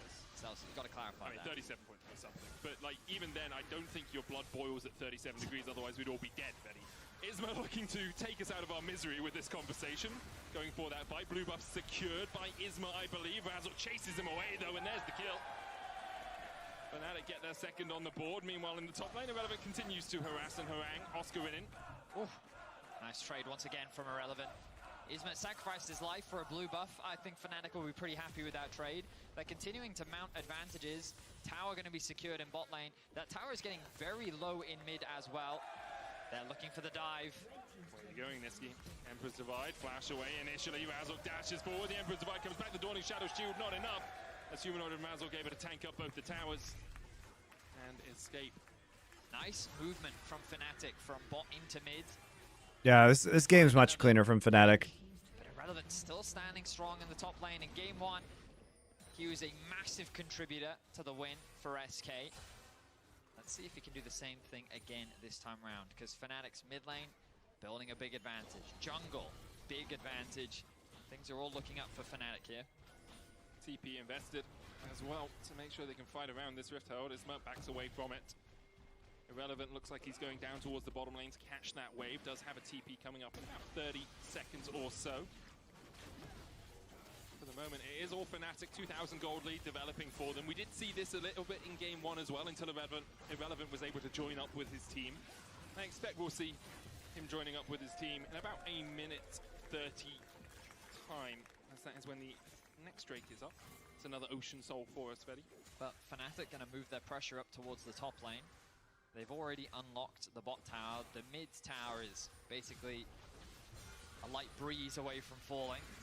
So the pressure being put down here. Humanoid, though, has been left by his jungler. No tower here for him. Isma might just use the Magnet Storm initially. There's the slide forward. The arrow goes. Pressure being put down here the top lane. Pretty awkward by Humanoid to stick around for this. Like, you're not actually going to take this turret, and you have no tower on the other side. So he basically just asks to die here. He says, please kill me. No tower here for him. But his team is already on the recall after taking Herald. Super awkward. Bad communication by Fnatic. Noah takes the tower. Yeah, I will say that was probably a mistake on Humanoid's part. The rest of his team did choose to back away. I'm just saying, in yesteryear there was a tome written about Humanoid dying in side lanes. There was. It's like we've just gone back to those days for a second there. Gives away a kill to SK, which they'll be happy to claim. They do, of course, lose their mid tower, but the Dragon now, 45 seconds away. Humanoid going to be alive for that. Noah has the push in mid. The only problem is it's going to be harder for Oscar Rinin to be able to push that wave in. Admittedly, though, he's uncontested on this wave for now, so it shouldn't be a problem for him. I feel like we want to do a stack check soon, Betty, but first I want to ask you, how many stacks do you think the center has? Don't click. I'm looking at you. Don't click on that screen. I'm going to say 42. Yeah, I don't think it's that high. I think around 38 to 40. I would agree with you. 40 exactly. I was too off. It's a bit harder to get stacks when you're playing into double ranged, obviously, and Exakick has struggled to get as many stacks as we saw Noah acquiring. So it's just going to put Rift Herald down and charge through mid. I'm ready for the fight. Okay. Build it up, Betty. Come on. Oscar Rinin coming in from the flank. Dos looking for it. Oscar Rinin caught. Razzle might just look for the Drake here. Oscar Rinin's going to take a long time to kill. Niski now stepping back. Oscar Rinin already low. Exakick with the Dawning Shadow. The Drake secured by Noah. Oscar Rinin dies. No fight ensues. Just look for the Drake here. Going to put Rift Herald down and charge through mid. I'm ready for the fight. Okay. Build it up, Betty. Come on. Oscar Rinin coming in from the flank. Dos looking. He literally just gets hooked. Doesn't have any vision. His team has not actually approached the Drake yet. And he gets chain rooted and dies. They actually steal the Drake, though, which is pretty unbelievable. So I guess he did his job in that he distracted everybody, and Isma sticks around, doesn't actually contest the Drake, even though he's playing Rel. But the Dragon goes over to Fnatic. So, okay, what the fuck? But I really think that's worth for Fnatic. They now find themselves it's so worth for Fnatic, even though it was a terrible play. I guess Oscar Rinin was just the bait. He was just the distraction. You can already see Niski committing to the bot tower. Oh, not actually put down. Ooh, Niski, it's fine. It's fine. That was close. Here comes Humanoids. There's the arrow. Arrow. Ooh, Niski won't fall for the same trick twice. Herald not invested by Razork in the mid lane to charge towards that tower, instead saving it. Obviously can't save it for the next Drake. It will expire before then. Will be automatically. Is Senna good with the lack of stacks available while farming? Well, they didn't have a choice to go another ADC because they picked Senna and Nautilus in the first rotation of the draft. That was before Ashe was picked, so they didn't know they were going to get zoned out. But they did see an Ezreal Karma, which means maybe you will get zoned out. I think Irrelevant wins these. Yep, Irrelevant wins these. Bot TP. Regardless, Jun and Irrelevant will now go face to face. Naturally, you give the advantage to Irrelevant. I think Irrelevant wins these. Yep, Irrelevant wins these. Isma here to back him up. And Irrelevant will just be like, all right, we'll have a nice Monday. I'll take that kill and go back to my lane, push this one out. Jun just typing in chat, you had to use your ultimate to kill me. Kind of cringe, bro. Cringe. That is the weakness, obviously, of playing these range supports. Or AD carry They're supports. really squishy. Yeah, really squishy. Also, top laners are often designed to kill you, regardless of whether they're tank or not. It's a 1,600 gold lead for Irrelevant in the top lane. Evens out the gold between the two teams. With What's the time in Korea? 1:51 p.m. Needing the charge here for Fnatic. TP's behind. There's two invested. That second one will be seen because it's on a control ward. The arrow does land onto Exakick, who's now trying to get away. Hook from DOS as well. Oscar Winning tries to get on the back line, but misses the stretching strike. The investment from DOS was a deadly one as he sacrifices himself to get the rest of the team out, and Nipsey should be able to walk away as well. Oscar Winning could look for... Just watching a bunch of frontline Nautiluses die first this series, I guess. Not be a shot that he desires to take. Immediately, Razork moves towards the bot side. Thought he was hunting his former teammate. Instead, he has his eyes on the jungle. I think he's hunting his former teammate. Flash! Oh. Misplay there from Razork. Tries to flash over the Emperor's Divide, but misses it up slightly. Niski gets away to safety. He still keeps his flash. Blue buff. If they wait 4 more seconds, the whole team can get it. Huh? Why did that just... Did it level up? Maybe at 20 minutes, because the Baron spawned, it leveled up, maybe? That's what we'll say, Betty. Yeah. We'll go with that one. But yeah, now the whole team yeah, gets because the 20-minute ones have more health, right? They're tankier. So it evolved. Real-time evolution in front of our eyes, Betty. It's a scientific marvel. Yeah. Vedius et al. Releases their paper. I'm curious that Razork doesn't have the blue buff, though. Vedius et al. Releases his paper. I don't know, man. I'm gonna Everyone move on else from has that. one. No, he does have it, though. Look, it's on his bar. It's at the No, get in it. Get it in the Herald. So he does have it. Okay, cool. Do it. You won't. We're cool, yeah, nice. Herald dropped in mids. What are they going to use this Yes, for? he is going to do it. They're going for top lane. Oh, nice.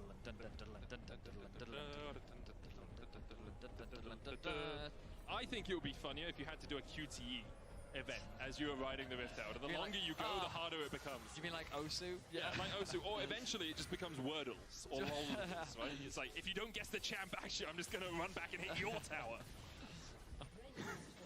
You get the Rift Tower in. Isma has to flash away here as Razork was on the way. The Enchanted Crystal Ammo dodged away from him as well. DOS, Hex flashing away. Isma doesn't really have a place to go here. The Magnet Storm still locking Razork against the wall, but with the TP coming in from Niski, Irrelevant's looking for that Mega Gnar. Bar building up, Humanoid keeping them so far at bay though. Yeah, the poke is so crazy. Oh, Irrelevant, nice flash.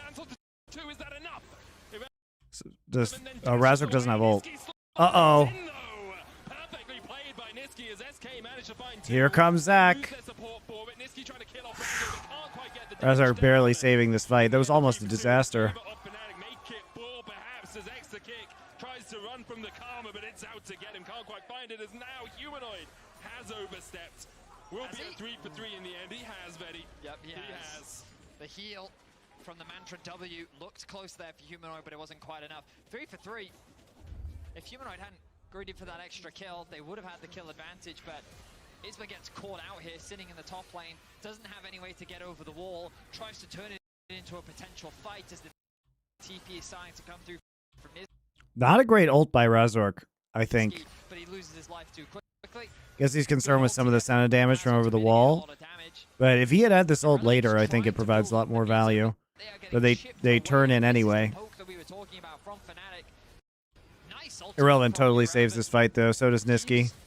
Comes in, flashes, 3-man ult. Very nice. Brilliantly done. And now we go back to live. Ends up being a 3-for-3 in that top side. The kills are even. The gold is pretty much dead even. But remember, this is Soul on the line for Fnatic. No depth charge for DOS. Ultimates across the board for Fnatic. Niski doesn't have his ult either yet.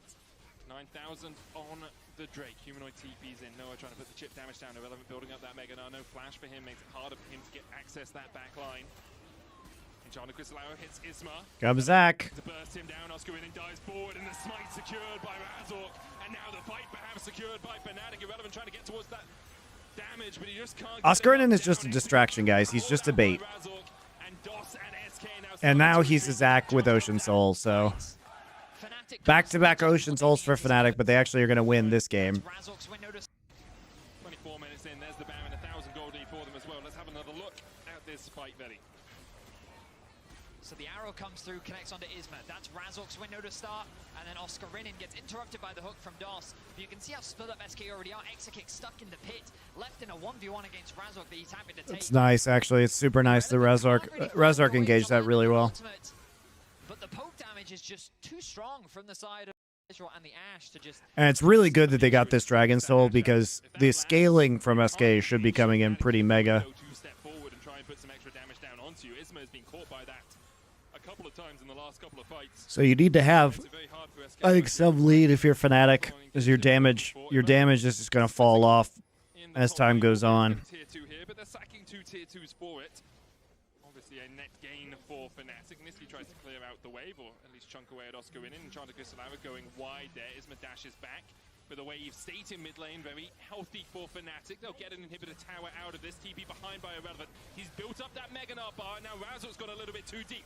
Here we go, Irrelevant TPing in with Mega. Away from the rest of Fnatic. Razork locked up with a depth charge as well. Should fall here, but the heal gets him out in time. Irrelevant goes into Mega.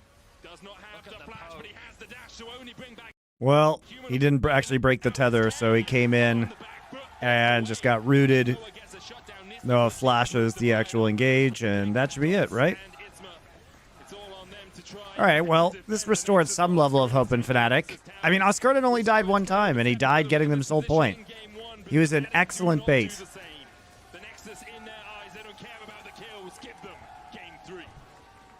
Really well played poke comp from Fnatic.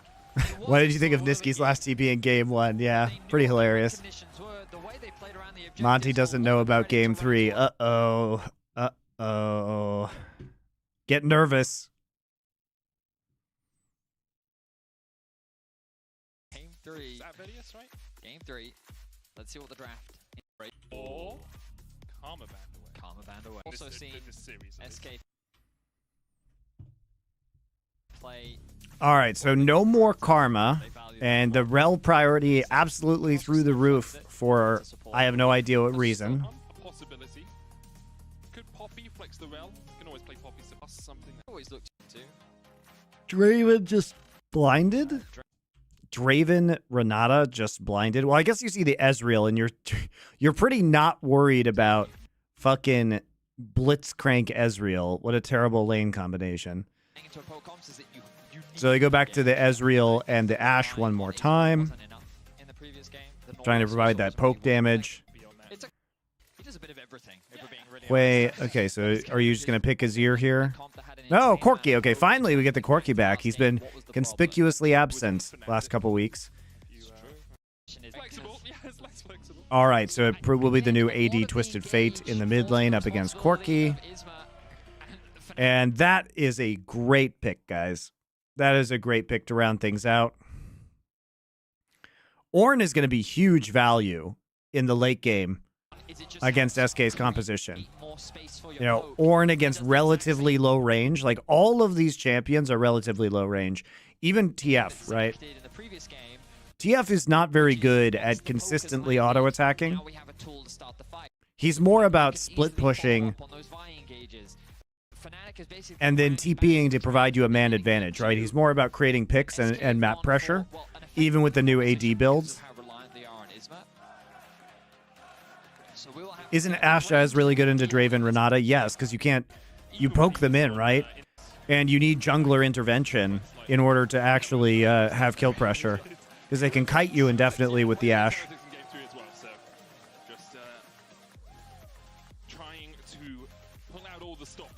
Plus, you know, you when you're playing Renata, oftentimes you want to play kind of in the front line because you're looking for a chance to use your ult, and that allows Ashe just to arrow you super easily.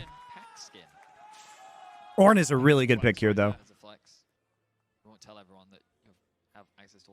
You have good survivability in lane against the Rumble. He bought some packs. It's a Magic Gathering player. And the scaling is huge, right? The scaling is huge. With Corki, Ornn, there's no way you actually are going to kill them late if you're SK. With the heal on Jun this time instead of the barrier and the heal on Noah, as we saw in game number 2. I think I like this more personally. Just because it kind of this is an absolute fiesta of a game. Oh, it's a party? And in game 2, he had to deal with a hook, but you can buffer E out of the hook. Whereas if you buffer E out of a stun, you still get stunned by the gold card. And the handshake obviously can pull you back. And then there's the hostile takeover for the Berserk. Niski tried to trade in here. He's got fleet footwork. Humanoid with a Gatling gun trying to rattle through, but the red card from Niski means that... Man, it's been a while since we've seen a TF Corki matchup in the mid lane. Getting him a decent amount of gold there. And Humanoid with a very nice trade. Got an extra kick already. I wonder, is this ADTF Niski?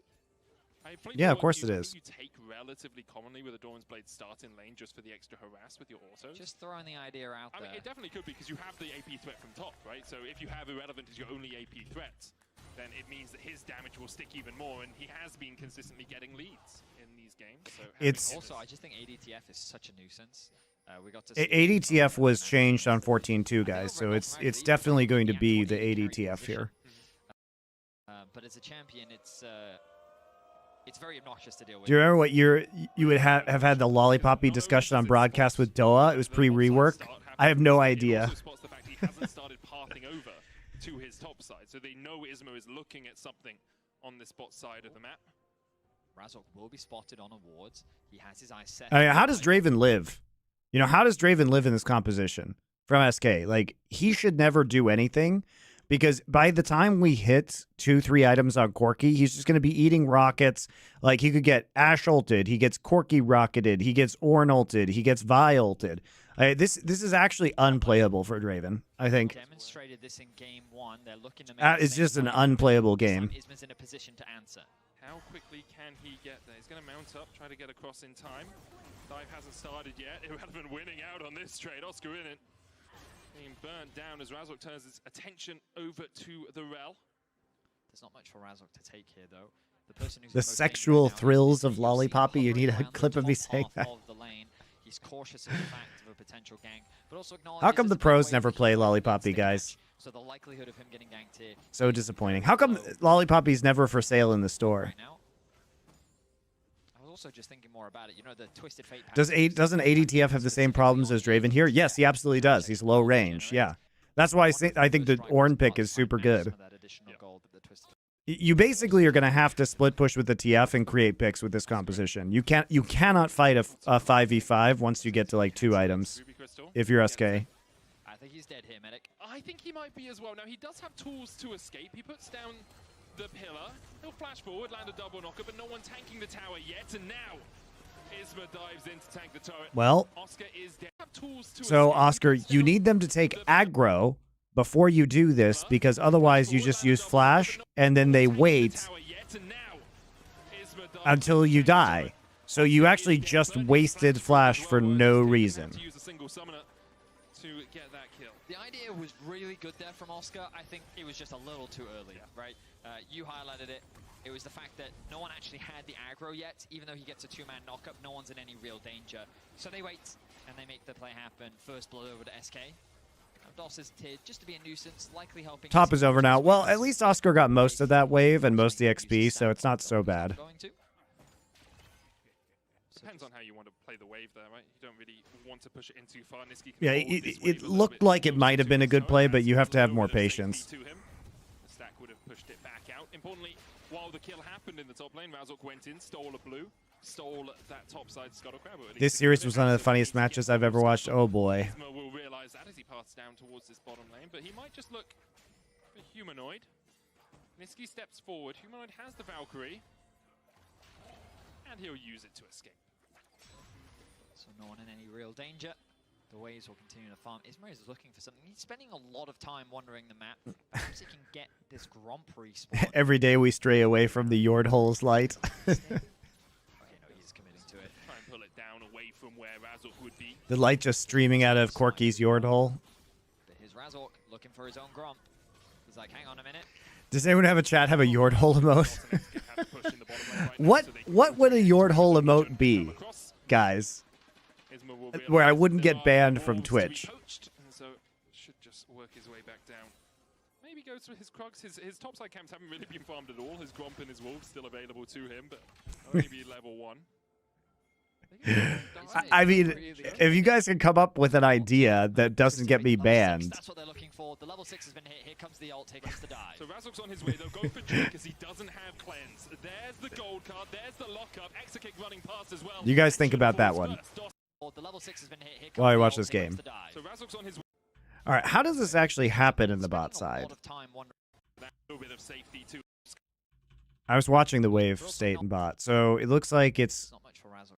third wave crash Is dead, burn his flash. into recall, allows the push back out. Isma is looking for something. He's Yeah, it's just interesting that there's no coverage here when this wave takes a very long time to push back over to them, and they should be expecting aggression in the bot side. Like, the fact that Vi is not covering on the crash right now is kind of weird. Okay, He's like, hang on a minute. so he is. Okay, so you know where everybody is. And we are recalling. We are recalling. We are recalling off of that. Should just work his way back down. Maybe go through his Krugs. His topside camps haven't really been farmed at all. His Gromp and his Wolves still available to him, but I'll only be level 1. They're gonna try and dive. No, They know that pink ward is there. Spot side of the map. Twisted Fate, level 6. That's what they're looking for. The level 6 has been hit. Here comes the ult. Here comes the dive. So Razork's on his way. They'll go for Jun because he doesn't have cleanse. There's the gold card. There's the lockup. Exekick running past as well. And Jun Nice job. Really good execution. Right on 6 from the TF. Nice handshake. Falling again. Exa dies to the tower. Dos dies to the auto. Niski almost falls to a missile barrage from the side. In the end, a 2 for 2. The good news for SK. Good reaction from Humanoid, though. So he is able to take advantage of the cash stack. The bad news is that Do we have SI later today? Yes, we do. And the people that got the Really kills, bad news for Oscarinin here, by the way. The equalizer's down and Irrelevant's going to burn him out. solo kill. Yeah. Irrelevant has just had Oscarinin's number in this series. And he's doing it again here in game 3 with the Rumble advantage. 1k gold lead now for the top laner of SK. But we look back at this play. Very well executed overall from SK. You called it, Medic. The focus onto the support because there's lack of cleanse gets that initial cash out. Great start for SK. Now they need to get out. Dos tanked a lot of tower shots. He can't really offer that much more assistance. But you can see Razork just trying to buy time as SK's able to get a kill back. Oh, he's gonna splash, though. To secure that out. Dos tanked a lot of tower shots. He can't really offer that much more assistance.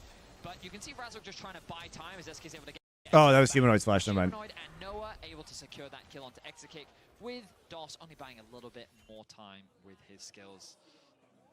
Oh, fight in the mid lane Very happening right now. Dos getting chunked away. Handshake out. Humanoid running low on mana. Won't have too many missiles in the chamber. Niski falling short here, though. The gold card into the bailout. Will it be enough? Oh, he kept the flash. Bailout. Nice. Coming in from the side as well. No equalizer for him. Razork, no flash, and with Exekick on his way, there's the gold card, and Razork will burn. They'll give it to Exa if Surely. they can. Ooh. All right.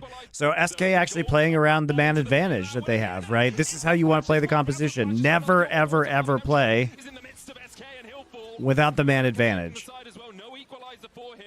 That comes out the first stun card to buy a little bit of time. Then Jun and Humanoid turn their attention onto Niski, but the bailout buys them enough time with the arrival of Isma to actually get the kill. Bailout huge there. Niski back to life. While Razork does get that kill onto Dos, they realize with the numbers advantage of Irrelevant joining the fray, they're forced to run away.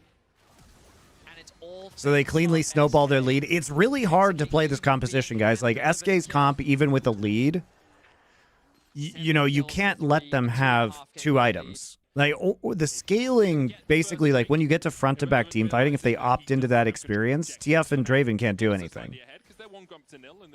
You know, it's 2,500 gold though, so it's quite a bit, and they're winning in all their lanes. But scaling, you know, Fnatic really is going to have some pretty good time with that. This Draven is super strong as well. Hasn't quite yet completed an item, but no one has.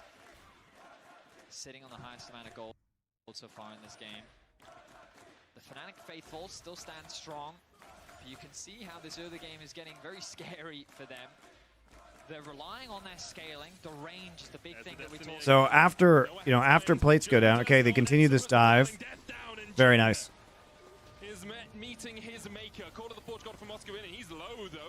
I mean, it doesn't really matter if X-Kick dies now.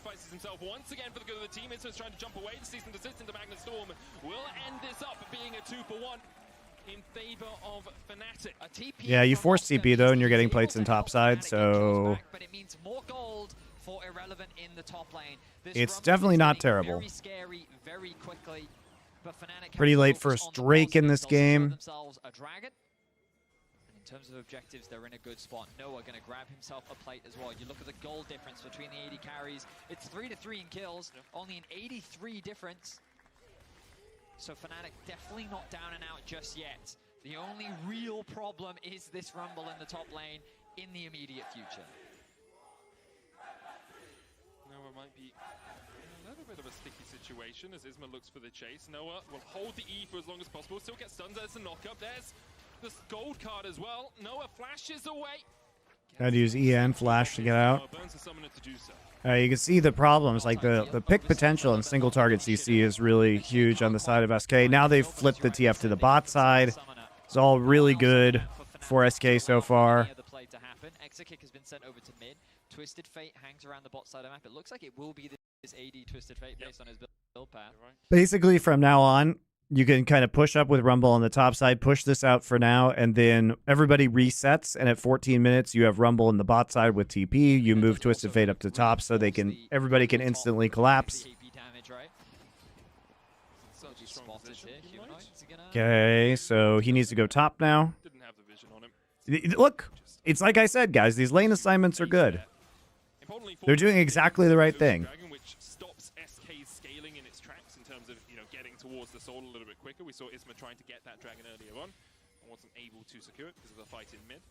Now, if you are a Fnatic fan, the good news for you is that your comp is supposed to be weak at this point in the game. Sure. To be at a deficit shouldn't come as too much of a surprise. It's all about mitigating that deficit as much as possible. And to Fnatic's credit, they've done just that. You look at the mid lane, you look at the bot lane, they're in very comfortable positions. They're keeping on par in terms of the itemization. All good lane assignments from SK.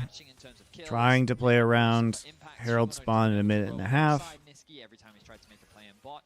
As we mentioned, the only big problem is Irrelevant. So they're going to try and find some openings potentially for Niski.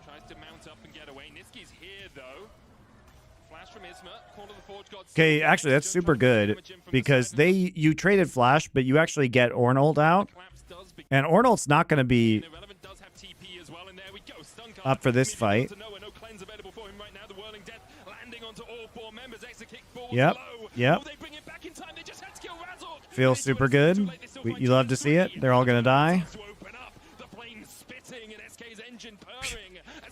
Humanoid, that was a very short and sad Valkyrie. Okay, so they all die because they opt into a really bad engagement. 12 minutes into the game, a triple kill secured for Irrelevant, and the players and the tries to mount up and get away. I don't know why you opt into this when you know that you don't have Asher or Ornalt anymore.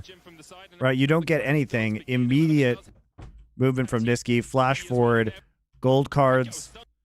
Noah just chain CC'd. Great Draven ult. Questionable Rumble ult.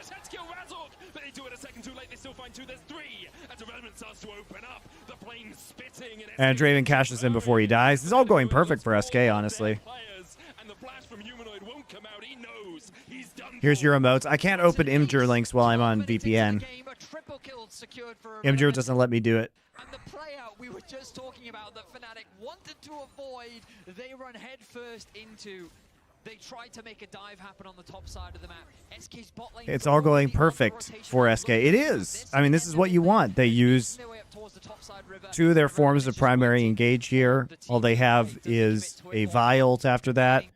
Instant reaction. Great flash gold card from Niski. Noah actually gets hit by the Renata ult, and so he walks onto Equalizer as a result. This is a great fight by SK. Really good turn. The initial upfront damage, Fnatic get a few picks back, but the Rumble gets a triple kill. Just gets stronger and stronger. You could see Noah was trying to get back into the fight and accidentally stepped on the Equalizer, slowing him, allowing the chase to continue for SK. And now 3,000 gold ahead. And look for these grubs, will be 3 apiece between the two teams. Drake up in a minute 30. But Irrelevant has a needlessly large rod and a Leandries. He is absolutely shredding through Fnatic. They don't have a dedicated tank outside of Oscariden, and Oscariden fell so far behind in the lane that he's not going to be tanky for a while. Arrow comes out, goes wide as Niski dodges away. Razok should be able to steal this. I mean, I know how Niski is in these. You can only have so many good Niski plays. So here's the thing about Niski. Here's the thing about Niski, guys, is that he's like the Twisted Fate passive. It's not true RNG. You know, it's loaded, or it's like crits in League of Legends. The longer he goes without inting, the higher potential his int goes up. So he hasn't inted yet. So his int potential is absolutely enormous right now. He's about to have a critical int. They've even brought Irrelevant down from top lane into mid. Looks like he's stealing away Raptors and setting up for a potential dive onto Jud. No flash, remember, on this support. No, we'll come across as well. Now, Fnatic should be very verbal in their comms right now, saying, hey guys, we haven't seen Irrelevant in a good 45 seconds. That's correct. So they wait until there's not too much of a minion wave left, and then they clear it out. The Dragon up in 30 seconds time. The resets begin for SK.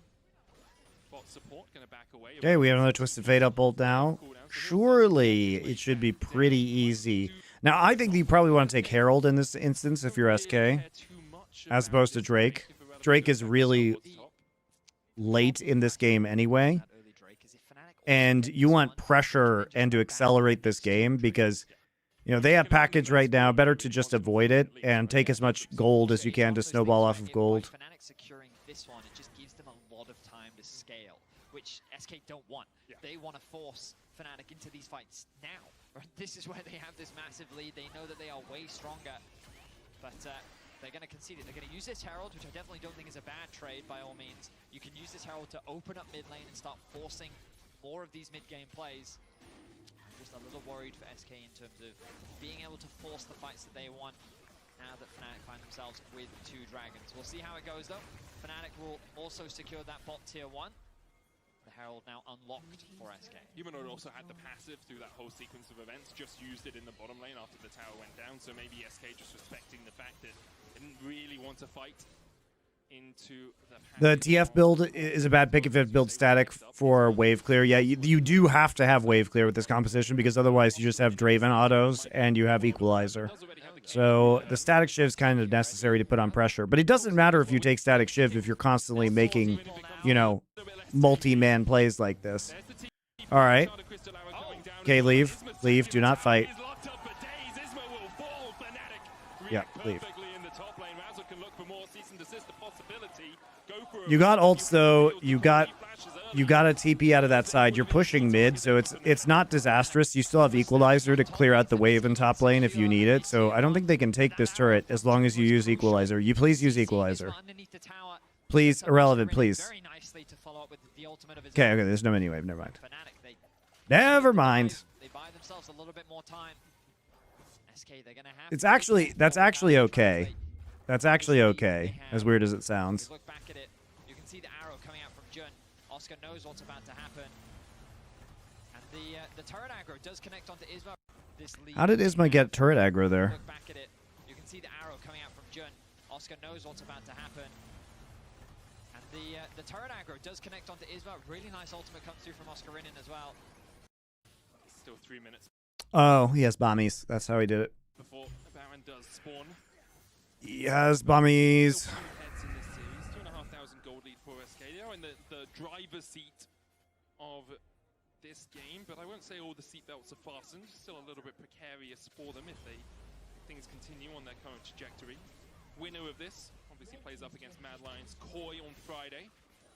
BB took Kraken and had decent wave cleared. No, that's not your win condition here. Look, if you're fighting a front-to-back team fight against an Ornn with this composition, with Rumble, TF, Draven, you've already lost the game. But you can't do that. It doesn't matter what you build. The range of TF is just too short. Like, I think ADTF, you know, you have to think of it more as a CC bot, right, that can TP, and it gives you vision for picks. You're not actually trying to fight in a team fight. The big thing about that last play that happened is obviously Oscarinen is behind in gold. Crazy that Humanoid is even with gold with TF. Well, here's why. He went tier Cull. He went tier Cull this game because he knew there wasn't going to be any kind of pressure from the TF on him. All the pressure would be on the side lanes. So he's even in gold because he completed Cull. I skip watching this live so I can watch Monty. Very good, Mix05. You're learning the best way to watch League of Legends, which is not live with all the pauses and breaks, but efficiently with great analysis on my stream. Its whole purpose is to shred through armor. The magic penetration is through magic, it's not armor. But yes. Yeah, Corky's also been splitting. Magic armor. I meant the magical kind. Wait, hang on. Isma face checks. Arrow goes wide. Isma has flash, can dash this wall. Oh, no. He got knocked up, so he did flash, and then he dies anyway. Call of the Forge God as Fnatic start to pray for a good fight today. Irrelevant puts the equalizer down. Oscarinen diving forward. Hostile takeover, not enough, but extra kick might be as Humanoid falls low. Okay, you can't fight this after that guy goes down, by the way. This is not what your composition does. This is not what your composition does, SK. That guy dies, it's Jover. It's Jover. You cannot keep fighting. Leave. Leave. Leave. Leave. Leave. Leave. Leave. Leave. Do not go in. Stop trying to fight them. Nobody can kill Ornn.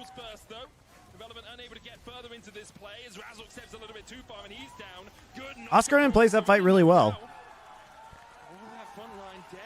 He plays that fight really well, guys. Do you have spoilers before you watch these? I know who wins. Sometimes I don't know who wins what game, even though if I know the overall score. Like, I know that SK loses this game because the score was 2-1 Fnatic. But I haven't looked at picks, like pick ban, and I haven't looked at, you know, any information. So I'm pretty much, I know the results, but that's all I know. So like game one in this series, I didn't know who won game one. Obviously, when I saw SK win game one, I knew Fnatic won 2 and 3. Doing a lot of work on the back line, but it wasn't quite enough. Thanks for watching, Mix05. I appreciate you. And I appreciate all the people subbing who have yet to sub. Truly, I appreciate you the most. People yet to sub. The gold gap is very quickly closing. And just much more of a death ball coming out from Fnatic than SK. SK was split to the winds. And that gold lead beginning to shrink a little bit, down to 1,500. Fnatic can give this, Drake. It's up in 30 seconds, but they don't really care. They've already got to their names. SK, you know, you'll try and set something up around here in case Fnatic They say peer pressure doesn't work. Usually I can guilt people. Attention to the dragon spawning, but Fnatic can just play through mid. Catch that next mid wave. For I swear you don't age. Yeah, I know. Live in the easy life, staying handsome. I'm actually just getting better looking. It's OP. Yeah, Fnatic want to fight this. They feel strong. Doss's hostile takeover not up yet. Isma on the front line. Big damage from the whirling. Death Isma lands the stun onto Razok. Irrelevant. Trying to find a good equalizer. The arrow going down once again. The equalizer comes out and Jun will burn. Isma now in the midst of 3. The hostile takeover finds 2 as Noah has to dash away across the wall. Razok caught in the middle as Isma's brought back to life. Comes out and Jun will burn. Knowing who wins influences certain pick ban opinions. No, I mean, look, is it happening the way I said it was going to happen or not? Like, SK has gotten some really big advantages and can play pick comps, but they are going to have problems, you know, frontlining against some of this. This is actually very good, though, because they prevent Skirmishes from getting his R2 off, right? Because they CC him. If he gets an R2 here, he's like slightly late. You saw him dash forward. They might just, you know, destroy this entire team fight. But the threat is still going to be there, guys, because the quirky late game damage, once it comes in, is going to be absolutely massive, and they just can't step up. So still a one fight for SK. You can see the damage is still very much real on the side of SK. Fnatic feeling confident after that play, can't quite find the fight that they want, but they get the objective. They find themselves now at the sole point. Thank you, Detail1. Appreciate your Twitch Prime sub. They know that Nisqy still has his ultimate. So they're going to choose to back away. TP invested from Irrelevant. The thing is, they saw that Humanoid and Noah didn't like instant reset after the Drake. So maybe they're thinking, hey, they're not on their reset. Can we just really rush this Baron down? We're going to do a lot of damage to it. Exakick strong, Irrelevant strong as soon as he joins the fight. He has to be suspicious. Jun steps forward. Obviously he's suspicious, but SK are doing their best. They don't have TP on Skirmishes though, so. The Destiny comes out. Razor's going to try and get into steal, but he's only got the blast cone and Nisqy's there to stop. It's a nice Baron. It's a super nice Baron by SK. I'm actually very surprised they lose this game. They've had some whoopsies, but for the most part, they've played out their lead pretty nicely. All from the fact that Humanoid and Noah choosing to stay in mid to go for that extra presence, and it's just a great time. Bye, Mystic Cupcake. People on Fnatic still need to respawn, need to come back out onto the map. We go all the way back to the fight. And it's this chain CC that connects onto Isma, but look at the damage that still comes out from the Draven. Great chip to start things off. But it's not it's not reliable to think you're going to be able to stop the Ornn ult every single time, right? Damage that still comes out from the Draven. Great chip to start things off. At this point, Fnatic say go, go, go, but that re-engage onto... You see Skirmishes goes forward right there, he just barely misses it. Steve X Gaming, thank you for your Twitch Prime sub. No thank you to the rest of you. Freeloading. Off poor Monty's hard work every day in the streaming mines for you. Mining you gold nuggets of League of Legends wisdom. You won't even support Monty and his family. It's so sad. You felt his presence. You really have.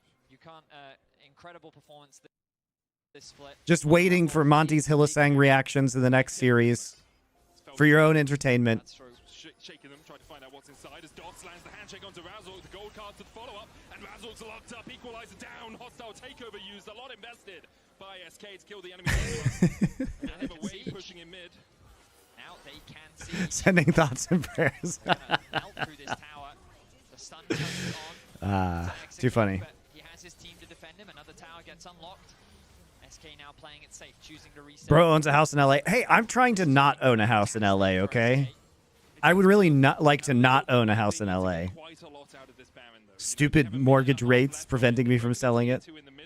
They snuck it away. They have 2,000 gold out of it right now, but if we get towards the next Drake, well, then they kind of have to fight that because it's so if Timo's anus is allowed in your Discord general chat, yeah, it's fine.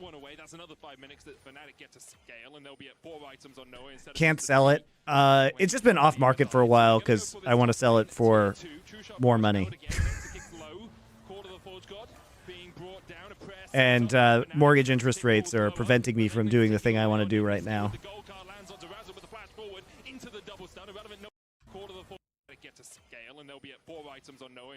All right, so they're trying to actually just use the Baron buff into the top side here, but they're not actually all there. Engage, primary engage, absolutely huge too. So there you go. Don't have an Ash Arrow, but that's a nice engage by Skirmishes. Into the double stun, Irrelevant, no equalizer for him. The chase continues here from Fnatic. A good handshake will pull them back. Razzle falls first. Arrow onto Isma. The re-engage possibility. V Crimson Soul. Thank you for your Twitch Prime sub. It's almost back up, and there it goes. The whirling death on 2. As Irrelevant flashes forward, pops a stopwatch, and pops Fnatic where they stand. A beautiful re-engage from SK as they wipe away Fnatic. And is that enough to close out this game? With the Baron buff and an... Where they stand. Equalizer time of Eddie. Top left corner. It's almost back. Great equalizer. Great equalizer, especially combo with the Draven ult onto the back line. Really well done.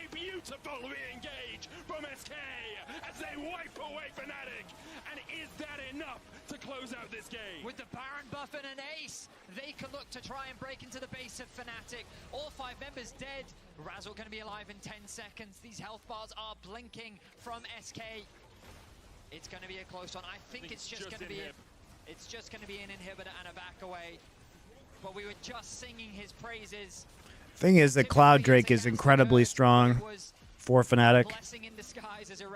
Cloud Drake is crazy strong on their team comp. Like, think about Ashe, Ezreal, like speed after ulting, Corki on his first rocket, Ornn, Vi. Like, Cloud Drake is so Cloud Soul is so strong for Fnatic. It's pretty good that you stopped Dost's recall. We'll see what the timing on the Drake is. Still believing in their squad. But we have the pro view from Irrelevant. He realizes that his team is in danger. Great ultimate from Isma to New Yord hole clip just dropped. Oh god. Watch this play from Irrelevant here. Waits for the right time. The pings to go in coming through. He's saying, hang on, I see an angle. Darg 1492. Thank you. The whirling death from the Draven as well. And they lost this game. Yeah, this game is still losable. Like I'm saying, like I keep telling you guys, the longer this game goes, the more difficult it gets for SK. Like, they have to have a pick. They have to have an advantage, because fighting front to back is so fucking hard for them. You know, Corki's now 3 items. It's so scary to be fighting this Corki right now. And look at this spam, just from the rockets, from the volley. Like, how do you engage this? I mean, they can't fight this from the river. Now he doesn't actually get CC'd during his R2. Cloud Soul is so fucking big for them, too.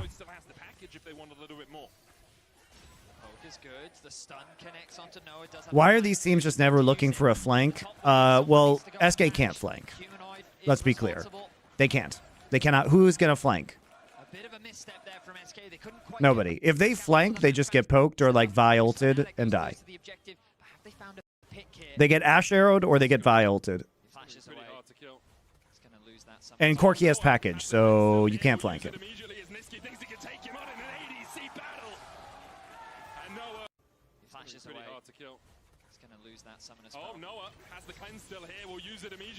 Niski trolls this. Holy moly, dude. Did he not think Noah had cleanse? Noah has PTA and cleanse. Dude. Come on. Baron 40 seconds, Niski 33. A slight disconnect, but it should be enough for Niski to arrive in time. The question is, what can Fnatic do in that window? They're pushing out top. Humanoid looks like he wants to base, spend some of the money that he's picked up. But look at these items from Fnatic. Humanoid and Noah are not weak. They just need the right fight. Question is, can they find Niski's had a very good game overall. But there's always a Niski moment, man. He can't hold it together for a whole game. But yes, I'm sure somebody said Ezreal no cleanse and comms, to your point. Chat. I'm pretty sure that's what happened. I don't think he did that thinking that Ezreal had cleanse up. He probably got trolled by one of his teammates. Who trolled him, though? Who trolled him? How will SK approach this? So far, we've seen a lot of try to gain mid prio into push towards the dark side of the map. That's what happens, but Fnatic match with 4. Ooh, that's a scary brush. Fnatic know it. They have a lot of poke to check it, though. Double supers in the top lane. In about 25 seconds, someone's going to have to answer that. I mean, likely Oscar Humanoid or Oscar. Yeah, Oscar because of the TP. You're right, Betty, but Humanoid might do it because he's just quick. Me looking at my old Renegade jersey. Nice. I miss Renegades, man. What a great logo. SK can look to force it. The top wave being cleared out. Level 16 for Humanoid is big. 3 points down. His ultimate. The Baron begins. Package still 3 minutes away for Humanoid as well, so it's going to be a very long dance. I did some good work on the branding of that team. He's going to have that back up in time. Baron down to 10,000. Could very well be it. Puts a little bit more damage on it. Irrelevant looking for that Keep flank your eyes position. on Isma. To end all tangos. He's going to have that back up in time. Baron down to 10,000. This is desperation from SK. I mean, they can't really do much more here than to try and just like take this Baron as quickly as possible while they see Humanoid. 3 points down, his ultimate. The Baron begins. You know, Humanoid doesn't have package. And so, like, the question is this going to be better at any other point in time, right? They have a really slow Baron take, too. But they have good Baron secure. They have good Baron secure. And if they don't do the Baron right now, then Fnatic is just going to muscle in, and then they try and engage while Fnatic is grouped. So, it's pretty doomed.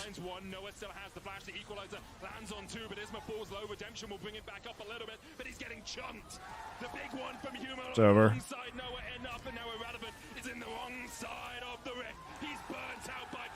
Razork played that well. The Blast Cone. Humanoid, okay, a little bit too far forward into X-Kick there. Got...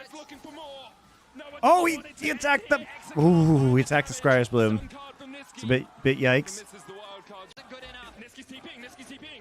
He's trying to split push to end. He doesn't have Lich Bane.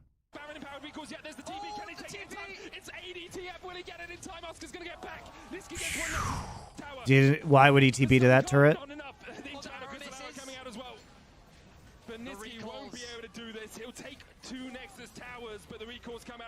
It's a nice call by Niski, but he needs Lich Bane.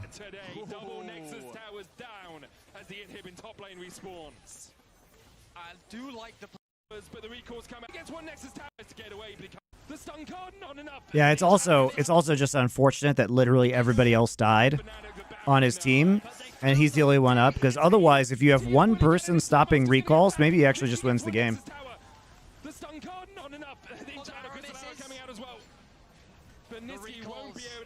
He'll take 2 Nexus towers, but the recalls come out in time. He tries to get away, but he can't escape today. So Nexus towers down as the inhib top lane respawns. Part of the changes that were made on 14.2, by the way, guys, is that his E, the stacks now can be consumed against structures to deal 50% damage. So he actually is a more effective split pusher. Because he gets stacks from, he gets 3 stacks on his basic attacks, and is empowered to consume them all to deal bonus magic damage, reduced to 50% against structures.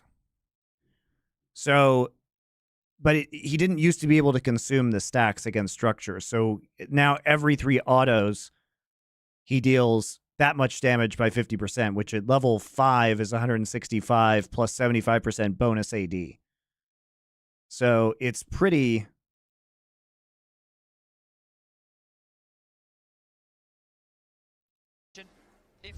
It's a pretty big bonus. Rather have TF with Nashor Lich Bane? Sure. Yeah. But it's not as bad as it used to be not to make that swap, is my point. Good poke lands from both Humanoid and Noah. Irrelevant is separated from his team. DOS gets picked off. And Humanoid goes to the flash. He gets the flash out from Niski. He does give a lot of gold over to Exakick. But in the end, it is a victorious fight for Fnatic. And look at this, 30 seconds on the Elder. Fnatic are paranoid. Can't backdoor the Nexus anymore. That inhibitor's back up. And there's no TP for Niski. Has Oscarin put a ward down? Yes, that's it. So he just went back to put a ward down so that there is a TP possibility for Humanoid. He now needs to hold on to this, given that Niski could show up at their back door at any moment. Well, Fnatic have control over the mid-wave. You have empowered recalls, and he has to get through an inhibitor, so it's not quite so bad. This is where Fnatic feels the most comfortable. Their poke damage doing good work. Arrow onto Niski. Isma going in. Equalizer laid down by Irrelevant. They're putting so much damage down with a hostile takeover as well. 1-for-1 so far as Oscar in and flashes away. Noah trying to do everything he can. Irrelevant on the backline though. Oh, Irrelevant? Ticking down and he'll fall. John Low as well. Irrelevant goes out. Now Noah in a 2v1 trying to do it all for Fnatic. He's the highest health in the game, but he can't quite get the kills. There's just no backline threat onto Noah. Jungler for Fnatic, but Noah, Jun, and Oscar in 2 for 2. Irrelevant's damage is terrifying. Do I follow CS2 much? No, I do follow CS2. Noah knows that he can't start the Elder, but SK think that they might be able to. Noah just wants to chip here. True shot barrage, dodge. Oh, he's playing at Noah the goes edge. forward, the Arrow. arrow onto DOS. Isma can block. He doesn't though. Isma just lets DOS take the damage, maybe thinking he was in the way of the mid-stick shot. Isma Noah. down to half as well. Noah will not let them anywhere near this Elder. Jungler up in 3 seconds time. Maybe they just start this one off. They're gonna do it.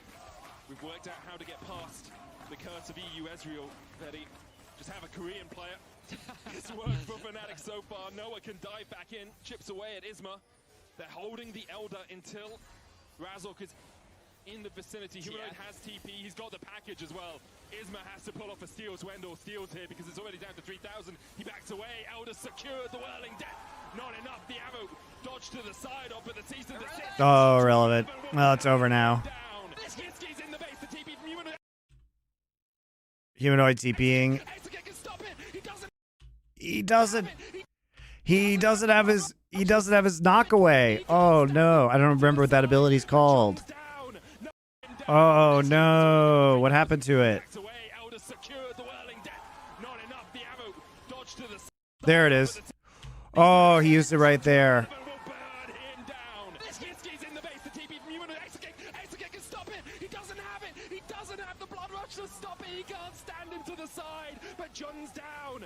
Oh no! It's called Move Bitch, Get Out of the Way. Rip DMX. Fnatic are able to find the fights that they need to turn this game around. It's heartbreak for SK. If he has the CC to stop the TP from Humanoid, like I think Niski just wins the game. Noah once saved the entire animal population of the world, and here he is saved. Oh, it's ludicrous. My bad. He's back.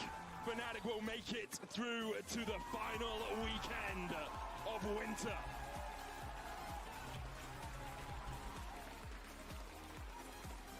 You guys are right. My mistake. It felt like that it was over for Fnatic. Messing up my 2000s rap songs. Irrelevant was an incredible series. Just was not enough. They weathered the storm. That was such a hard game for SK to win, guys, I think. Watch the Noah interview. Noah played pretty well. Win. Thank you. Thank you. Noah's so pretty much for funny. Joining Noah. Duty 07 again for this particular series. How did it feel for you, specifically in that last game where Rumble got completely out of control? I mean, it felt pretty bad, obviously, because Rumble was kind of 1v9 in fights. But I think we had a really good comp against him. I think we could play kind of easily if we team fighted well. So, yeah, we just played our comp and he couldn't really play really well, I think. Noah, from your perspective, how does it feel as an AD carry to play into such a fed Rumble? I know Rumble can easy carry, but I played easier, so I knew I can carry this game. So you were just better? Yes.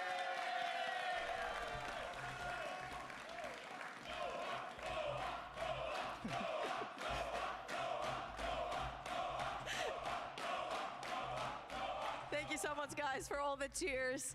Now, Oscar, in the series versus G2 was also very close.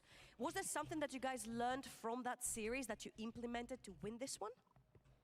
I think we changed like a lot of things, but not in-game, I would say more outside.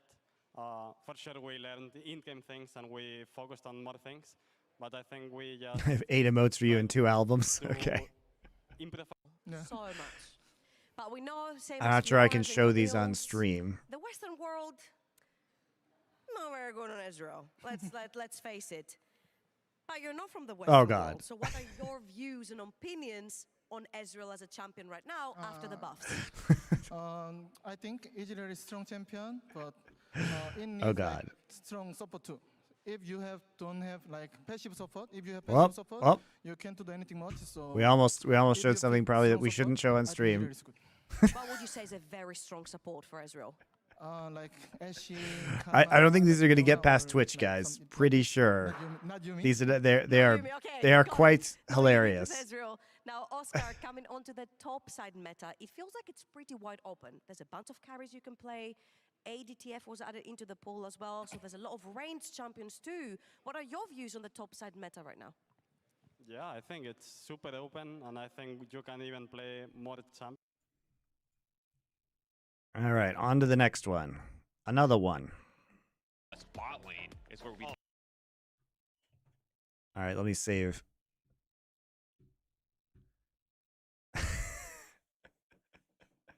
All right, I think the Teemo one. I think the team. This one is probably okay. I feel like here. Let me screenshot this. I feel like, and I'll show you guys. This one is defensible, right? Is this one defensible?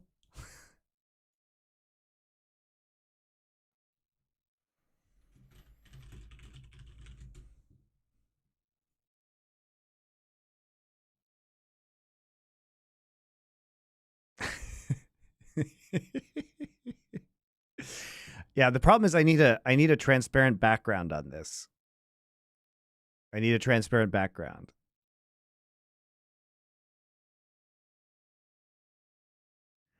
I think probably what you want to do with this is make the background totally transparent and get rid of his hands so you can make this part as big as possible. You know what I mean? And it has to be 112 pixels by 112 pixels. Isn't that in-game emote? It is, but altered.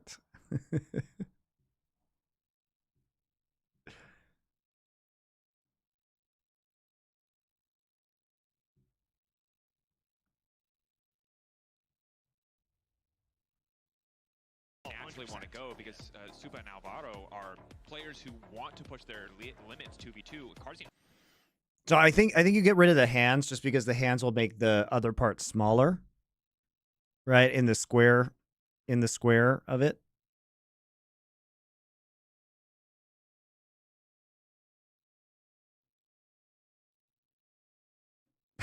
Looting Teemo. I feel like people have looted far worse in League of Legends. Junglers don't come down to bot lane.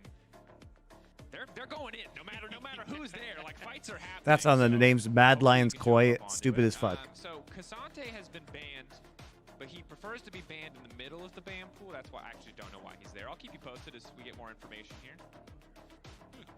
Yeah, I mean it's a good ban regardless.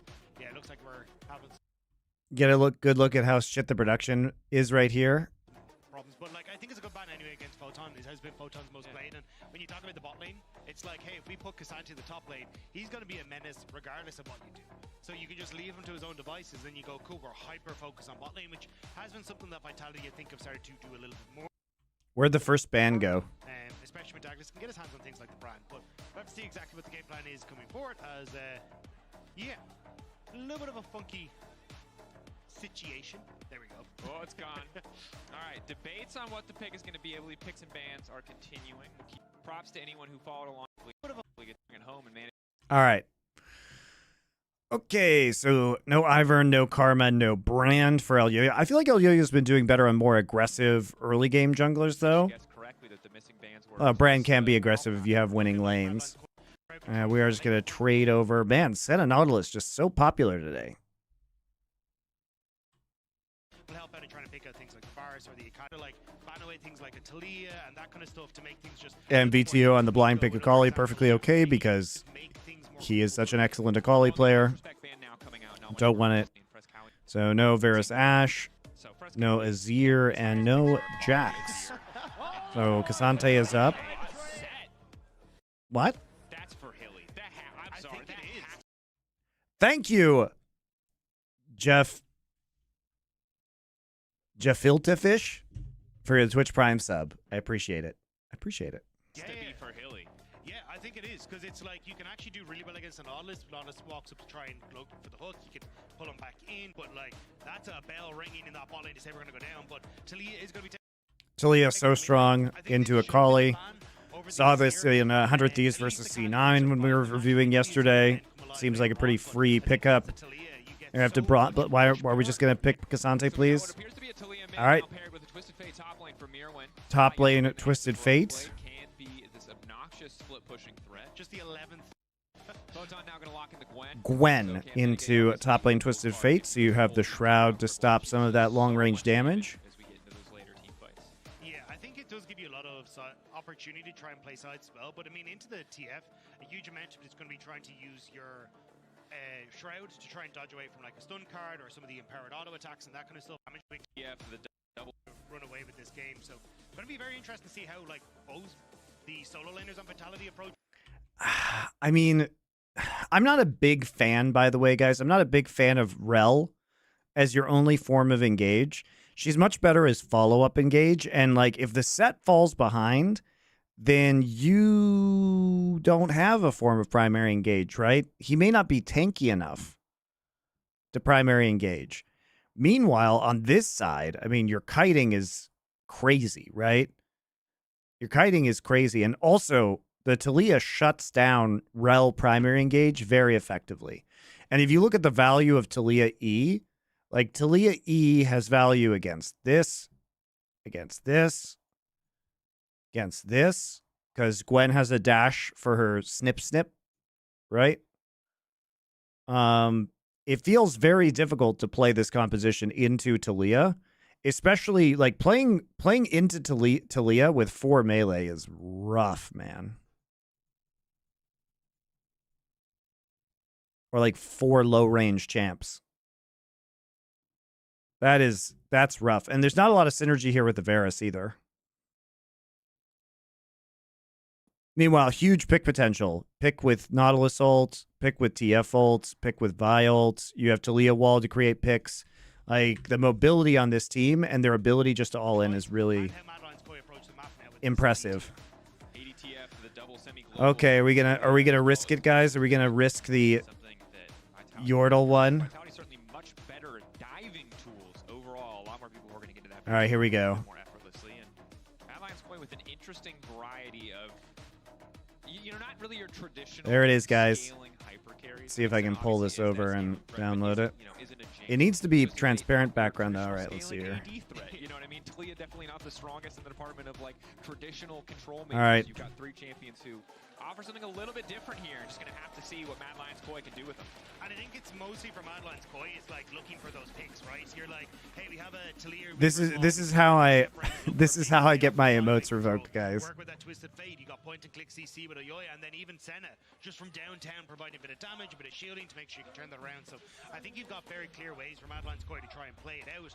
It's just that if Vitality start to get leads and Photon and Video, it becomes a little bit more difficult to pan out. So it's kind of interesting to see that, yes, we've got a lot of attention on bot lane because of the, well, set that's going to come through. But I do think that the solo laners are going to have to work cut out from here as well. And already trying to get some vision here. Top side, base checking into the brush. Set with the setup. Elyoya now running. Elyoya is just dead. He knows his fate. Just going to I'm going to go back. All right, I did upload it for you guys, so hopefully it's there now. Thank you for your contributions, Matty Man.